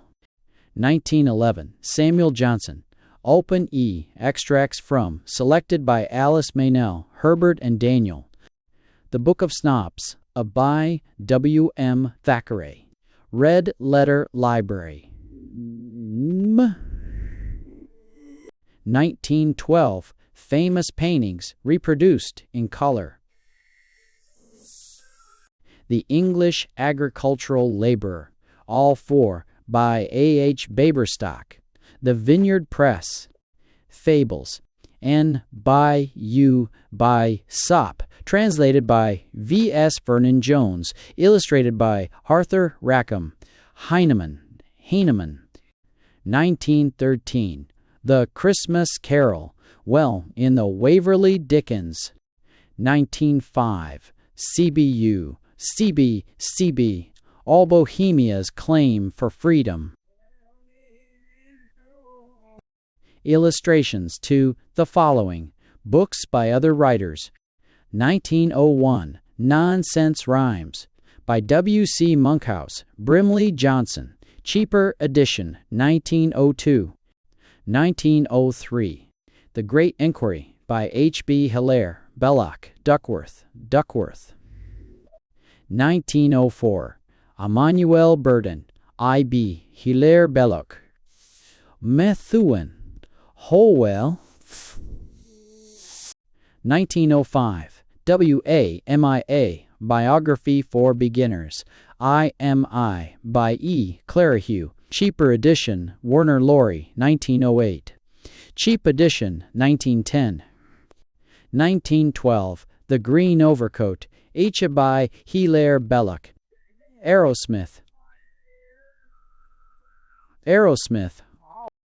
Contributions. 2 periodicals. Bookman, from 1898 onwards, Basim. The Speaker, afterwards, The Nation, from 1898 onwards. The Daily News, weekly article, 1900-1913, also occasional poems and reviews. The Daily Herald, Sea Dial, weekly article, 1913-1914. The Illustrated London News, that's 1905, that's 1914, 1915. The Eyewitness 6, afterwards. The New Witness. E. Way, first, here's first, raids, ferns. Also correspondence columns of the Tribune, 1906-1908, and the Clarion and the London Press in general. The Oxford and Cambridge Review, afterwards the British Review, articles 1911, etc. The Dublin Review, occasional articles. Contributions to official publications.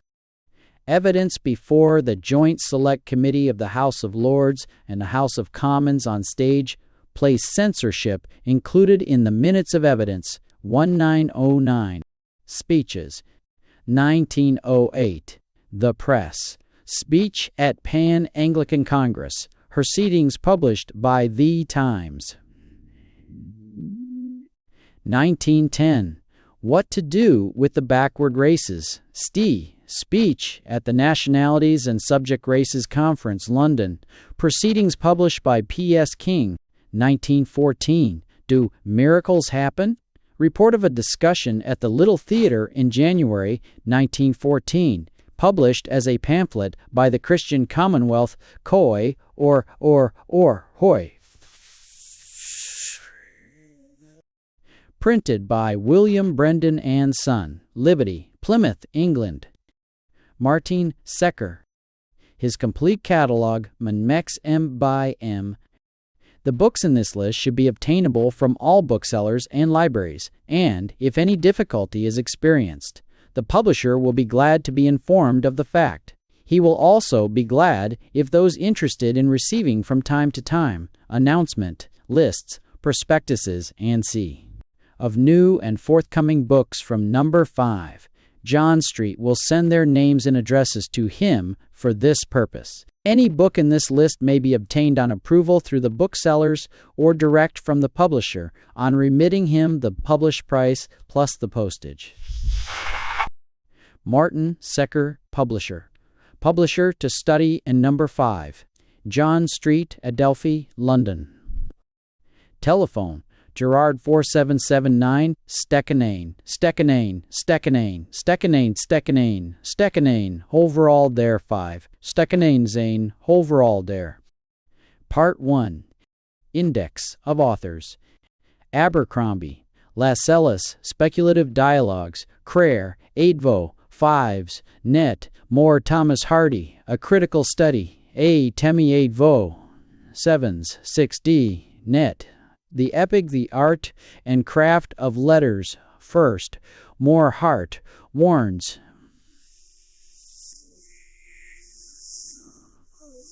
Aflalo, F.G., Behind the Ranges, Wide Demi, 8vo, Tens, 6D, Net, Regilding, The Crescent.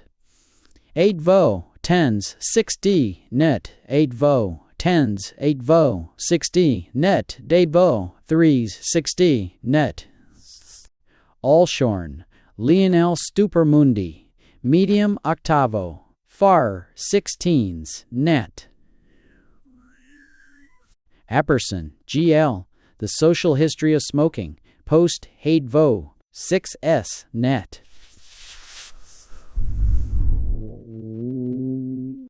Armstrong, Donald, The Marriage of Quixote, Crown 8 Voy, 6s. Artsibishef, Michael Sainin, Preface by Gilbert Cannon, Crown 8 Vo, 6s, Breaking Point, Crown 8 Vo, 6s, The Millionaire, Intro by the author, Kr 8 Vo, 6s, The Revolution, Kr 8 Vo, 6s, 6s. Barrington, Michael Graham, of Claverhouse, Imperial 8 Foy, Birdies, Net, Edition Deleuze 63s, Net. Bennett, Arnold, Those United States, Post 8 Vol, 2s, 6D, Net. Black, Clementina, The Linleys of Bath, Medium 8 Vo, Fixteens, Net. She, The Cumberland Letters, V, Med, She, V, V, We, V, She's, Farstime, Mead. Bulger, D.C., The Battle of the Boyne, Med, 8 Vo, 21s, Net, Take-O, TT. Bottom, Phyllis, The Common Chord, Crown 8 Vo, 6 Es, N. Brown, Ivor, Years of Plenty, Crown 8 Vo, 6s, Security, Crown 8 Vo, 6s, So 1. Burrow, C. Kennett, Carmina Varia, F. Cap 8 Vo, 2s, 6D, Net. Calderon, George with St. John Hankin Thompson, A Comedy, C, Net, Sue, Net. Cannon, Gilbert Round the Corner, Crown 8 Vo, 6s, Old Mole, Crown 8 Vo, 6s, Wait Young Ernest, Crown 8 Vo, 6s, Samuel Butler, A Critical Study, Demi 8 Vo, 760, Net, Windmills, A Book of Fables, Crown 8 Vo, 7z, Mean Mills, A Book of Fables, Scrar, 8 Vo, 5s, Net, C, Pheasant, Segar, NCC. Chesterton, G.K. Magic, A Fantastic Comedy, SQ, Faller 8 Vo, 2s, Net. Clayton, Joseph, The Underman, Crown 8 Vo, 6s, AGI, Leaders of the People, AG8I, Vo, 12s, 6D, Net. Robert Kett, AGDU, DGC AG, Full Wool, HS 6D net. Koch, Desmond, The Art of Silhouette. Demi 8 Vo 1 Best 6D net. My 8. Craven, A. Scott, The Fool's Tragedy. C. Crown 8 Vo 6S. Dawson, Warrington, The True Dimension. Crown 8 Vo 1 6S. De Selencourt, Basil Walt Whitman, A Critical Study. Demi 8 Vo 7s 6D net. Rhyme, The Art and Craft of Letters. Haiti F. Cap 8 Vo. Haiti F. Cap 8 Vo 1s Any Datey. Douglas, Lord Alfred the Wild Myth. DEEDED. ATVD, Poise I, 12s 6D net. Douglas, Norman Fountains, In the Sand. Y Demi 8 Vo 7s 6D net. Old Calabria, Demi 8 Vo 15s net and Z. 1. Draycott, G.M. Muhammad, Founder of Islam. Off Islam, Demi 8 Vo 112s 6D net. Drinkwater, John William Morris, A Critical Study. Demi 8 Vo 7s 6D net. D. G. Rossetti, A Critical Study. Bo, Demi 8 Vo, Domi 8 Vo 7s 6D net. The Lyric First, Domi Bo first, Jam Arm first net.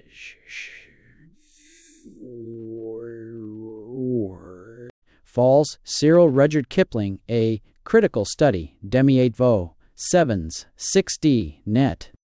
Faya, Allen, Old English Houses. ED 8 Vo 10s 6D net. Nooks and Corners of Old England. Fia 5s net. V. Real Captain Cleveland. WD VO V 8 V VO 8 C D net. W.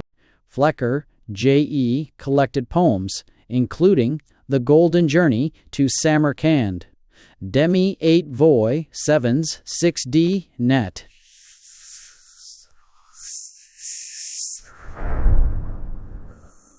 Francis, Renee, Egyptian Systetics. 4. Y Demi 80 Vo 7s 6D net. 7.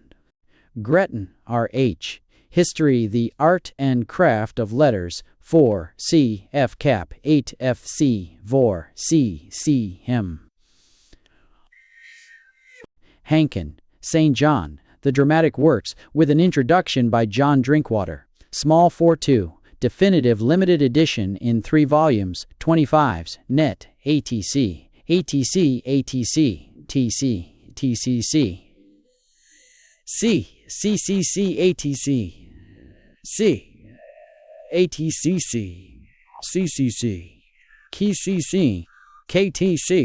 Hauptmann, Gerhardt, The Complete Dramatic Works, 6 vols, Crown 8 Vo, 5s, net per volume. Hewlett, William, Telling the Truth, Crown 8 Vo, 6s, Uncle's Advice, a Novel in Letters. First 4 8 Vo, 6s, S, The Child, At the Window. 6s, S, first 4s. Horsnell, Horace the Bankrupt, Crown 8 Vo, 6s, Sanks. Howe, P.P., The Repertory Theater, CAA, R8 Vo, 2s, 6D, net.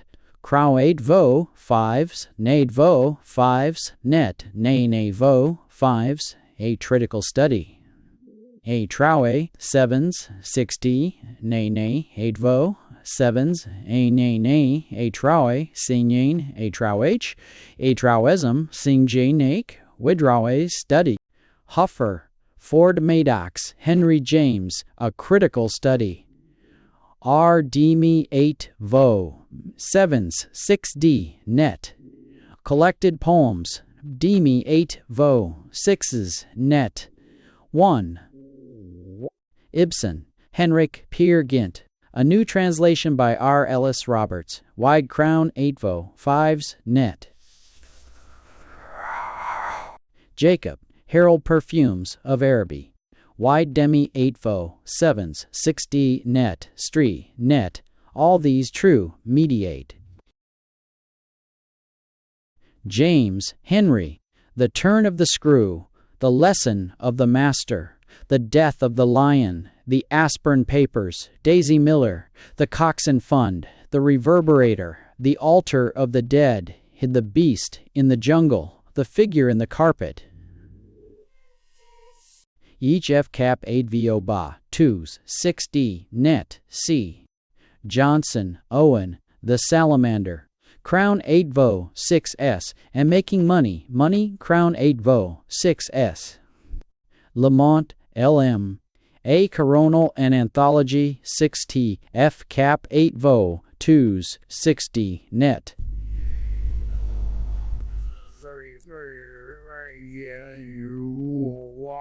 Lewison, L., The Modern Drama, crown 8 vo, 5s, net. Llewellyn, Richard, The Imperfect Branch, 8-4, 6s, 7s. Lowe, Ivy, The Questing Beast, crown 8 foy, 6s, w. Lynch, Bohun Unofficial, crown 8 vo, 6s. LSD, crown 8 vo, 6s. McFee, William Casuals of the Sea, crown 8 vo, 6s. Macon, Arthur Hieroglyphics, F cap 8 va, 2s, 6d, net. Mackenzie, Compton, The Passionate Allotment, CAG, 8 vo, CAs and 2s, net, CAG, Carnival, crown 8 vo, CAG, CAG, AG, CAGZ, AG, AG, CEs A, AGs, CSA, Street, Volume 1, crown 8 vo, CAs A, CEZ OSA, CSA, CSA, CEZ Guy N. McCower, SV, The Outward Appearance, crown 8 vo, 6s. Mavrogordato, John, Letter from Greece, F cap 8 vo, 2s, net, 2, Cassandra, in Troy, ni, small 4-2, 5s, ni, 2, Will. Melville, Lewis, Some Eccentrics and a Woman, D me 8 vo, 10s, 6d, net. Methley, Violet Camille Desmoulins, A Biography, D, 8 vo, 15s, net. Meynell, Viola, Lot, Barrow, 6s, SS, Modern Lovers, Ence S, Columbine, Ence crown 8 vo, 6s, count 8 vo, 6s, count 8 vo, 6s, count 8 vo. Murray, J. Middleton Dostoevsky, A Critical Study, Die, 8 vo, 7s, 6d, net. North, Lawrence Impatient Griselda, crown 8 vo, 6s, HKCs with KCs S, 8 vo, SOR, 8 vo, 6s, Cs S. Onions, Oliver Wittershins, crown 8 vo, 6s, in accordance with the evidence, ATCU 8 vo, 6s, 8 vo, 6s, Faro, The Debit Account, crown 8 vo, 6s, Faro, The Story of Louis, crown 8 vo, 6s. Payne, Barry 1, Kind and Another, Sexes, Bordium 1, Dolly B, Sexes Collected Tales, Volume 1, Bedium 8 vo, Sexes Collected Tales, Volume Wine, Medium 8 vo, Sexes, The Short Story, The Art and Craft of Letters, F cap 8 vo, 9, Dolly U. Palmer, John Peter Paragon, Crown 8 vo, 6 as, The King's Men, as N, 6 as, N's N, Bo, 6 as, Comedy, The Art and Craft of Letters, for Don Menti, Edon Men, for Don, net, Don. Perugini, Mark E., The Art of Ballet, Demi, A.T. vo, 12s, 6d, net. Phillips, Austin, Battles of Life. Osses, Crown 80 Vo, by 6S. Preston, Anna, The Record of a Silent Life. Crown 8 Vo, 6s. Reed, Forrest Yates, A Critical Study, DI, 8 Vo, 7s, 6D, net. Roberts, R. Ellis Ibsen, A Critical Study, DI, 8 VB, 7Z, 6D, net. Tolstoy, A Critical Study, DI, 8 VV, 7Z, 6D, net. BBB, 7Z, 6D, net. Peer Gynt, A New Translation. Key R, 8 VV, 5Z. 2. Bing. Sabatini, Raphael, The Seahawk.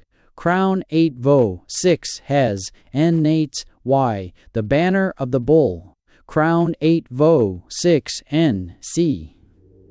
Sand, Maurice, The History of the Harlequinade, 2 volumes, all MN, 8 Vo, 25s, net the set, 2 bus. Scott James, R.A. Personality in Literature, Demi 8 Vo, 7s, 6D, net.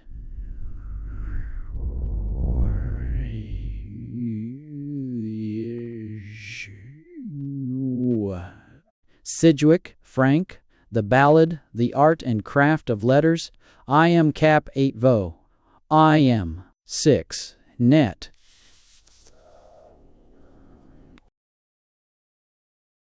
Sologub, Fyodor, The Old House, The C, Crown 8 Vo, CE, C, D, The Little Demon, D, Crown 8 Vo, CE, A, They, Created Legend, D, Gay, D, C, C, Gay, They, Vo, Sinks, East. Stone, Christopher, The Burnt House. Crown 8 Vo, 6S, high S, 8 Vo, The Art and Craft of Letters, high S, VP, 8 Vo, 1s, net. Aikvo. Strauss, Ralph Carriages and Coaches. Med, 8 Vol, Setter, 8 Vol, Setter, Setters and Setter. Net. Street GS People and Questions. Wide Car, 8 Vo, 5s, net, and W, C, W, C.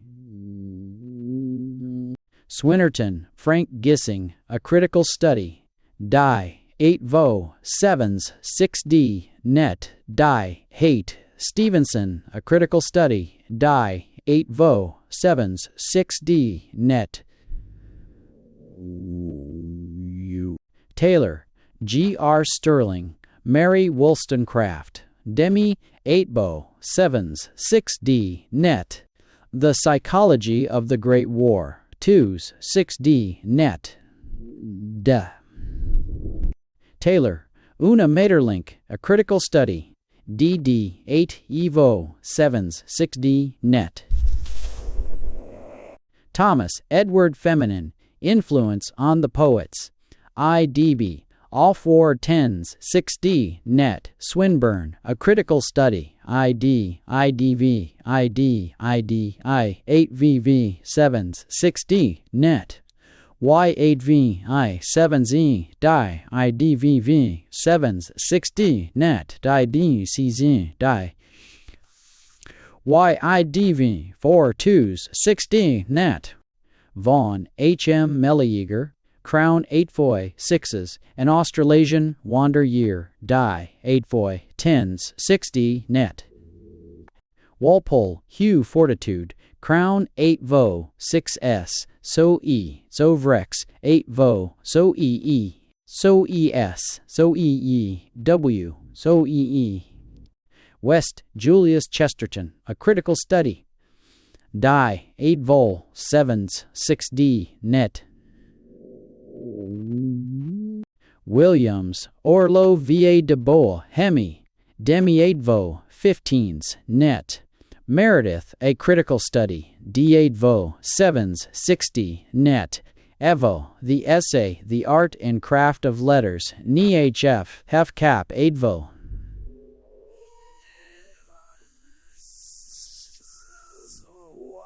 Young, Filson New Leaves. Wide Crown 8 Vo, 5s, Net, WA, A Christmas Card, WA 6 Mo, WA WWA WA, W8 WA, NWA, WA AWA, Falson New Leaves, The Art and Craft of Letters, Falson New Leaves, in number 1, WA, Cap 8 Vo, Sumba UF, Carp 8 Vo, Falson. Young, Francis Brett, Deep Sea, C, Crown 8 Vo, 6S, The Dark Tower, CS, The Box Tower, CS, The Iron Age, Crown 8 Vo, CS, The Buy, CS, The Buy, S, The Buy.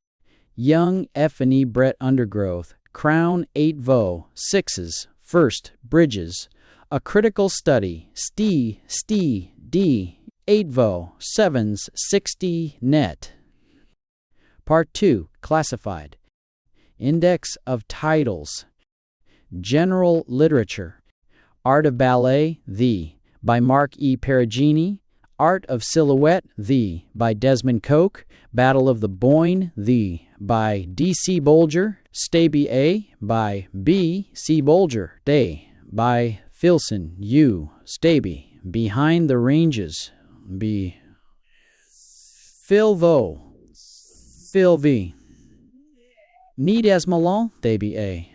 CCC, CCCCC, CCCCCCs, CCCCC, CCCs, ACCCs, Notagate Tomberlin Dana, Black, CCCCCs, CCCC, Serge Chamberlain, Influence on the Poets, Argai, by E. Thomas, First A. Graham of Claverhouse, First Pershing, Say Shoes Fiend, Search Kamer, Sing Shoes, Hire, by John Mavro Gordato, Linleys of Bath, by Clementina, Black, by G. M. Draycott, by G. M. Draycott, by G. R. Sterling Taylor, by G. R. Sterling Taylor, by Filson Young, versus W. M. B. versus A. B. B. B. versus Young, versus A. B. People and Questions, by G. S. Street, Tibble B. Personality, in Lip.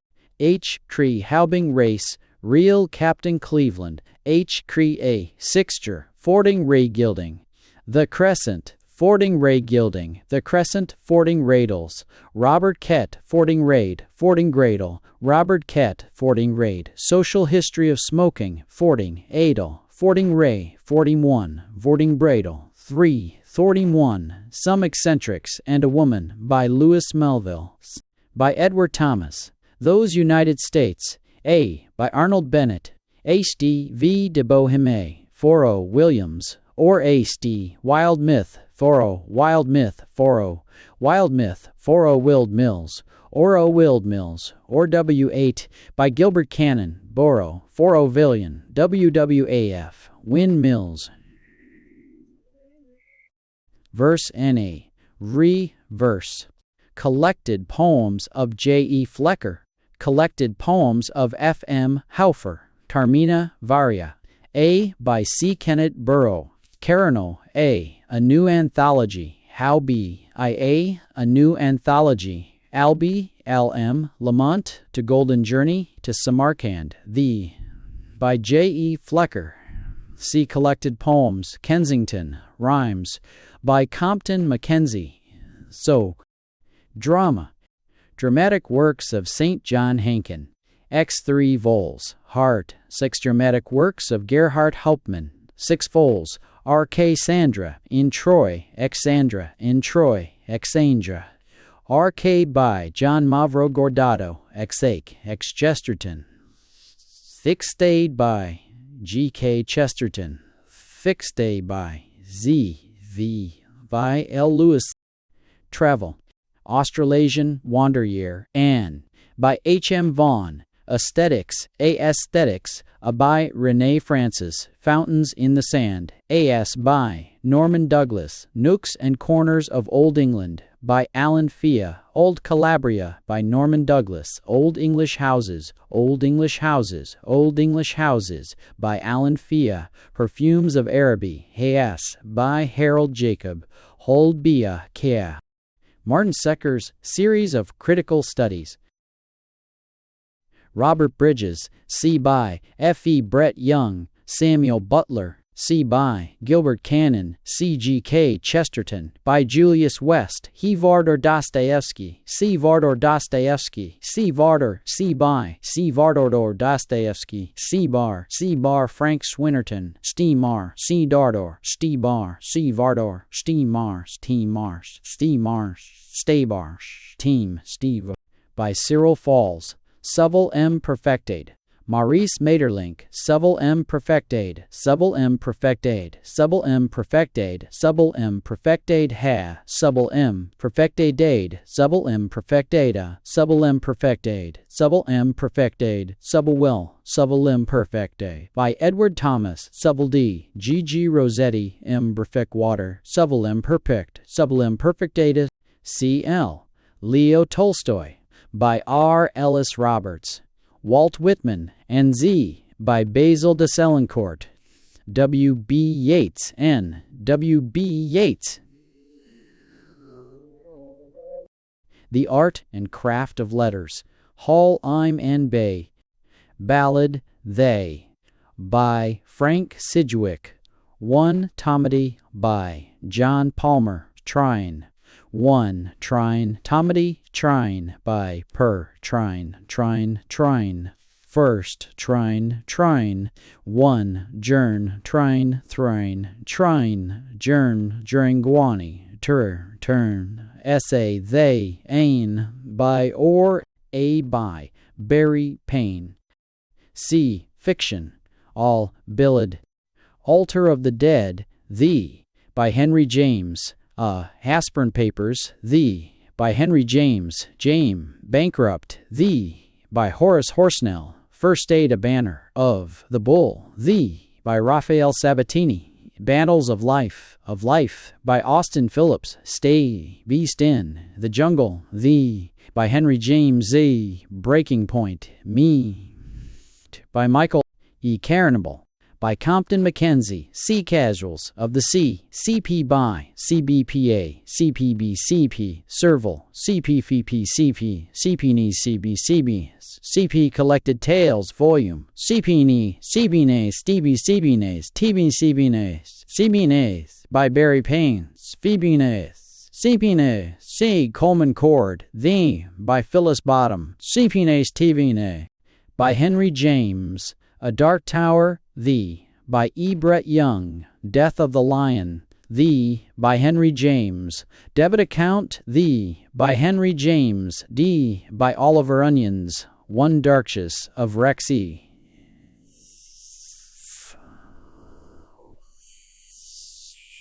Gay Glasses, CBA, by Henry James. One Packs, Go Lightly's, One Packs E. Iron Age, One Packs, Squatter, Gay, for mention.